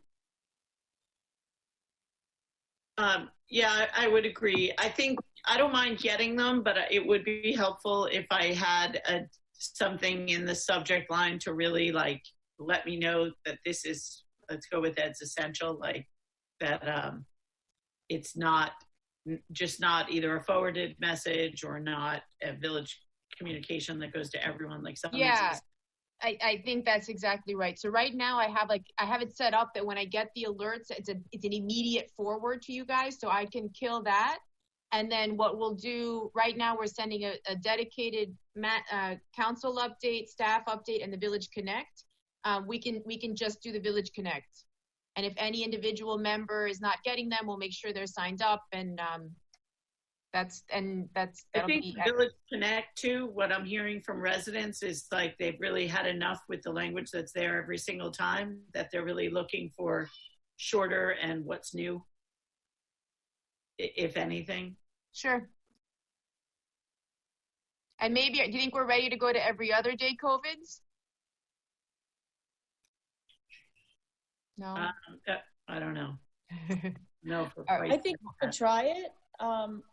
Well, you'll get a lot less without the forwards and without a dedicated council one. Immediately, already we've cut you down by easily 2/3. So yeah, and maybe with the village ones, the things that are new or different, you put at the very top. And then the language that's repetitive, you can keep it at the bottom, just sort of like I really like the new tagline on the bottom of the emails that shows the village seal and the blue. I think that's sharp and looks good. Our emerging brand. Your emerging brand. Yeah. But just so that if people want to, they can see what's different. And if there isn't anything different, you can say that at the top too. Cool. All right. Well, again, thank you. Thank you to the staff. Thank you to the council members who are still with us, and those who aren't with us, I will be reaching out and bringing you up to speed. So I think today was a success and a long day for us. So yeah, thank you everybody. Staff thank and you. Ben, I haven't congratulated you yet in almost person. Congratulations. Bye, everyone. Bye, everyone. Thank you. Thank you, everyone. Have a good weekend. Bye now.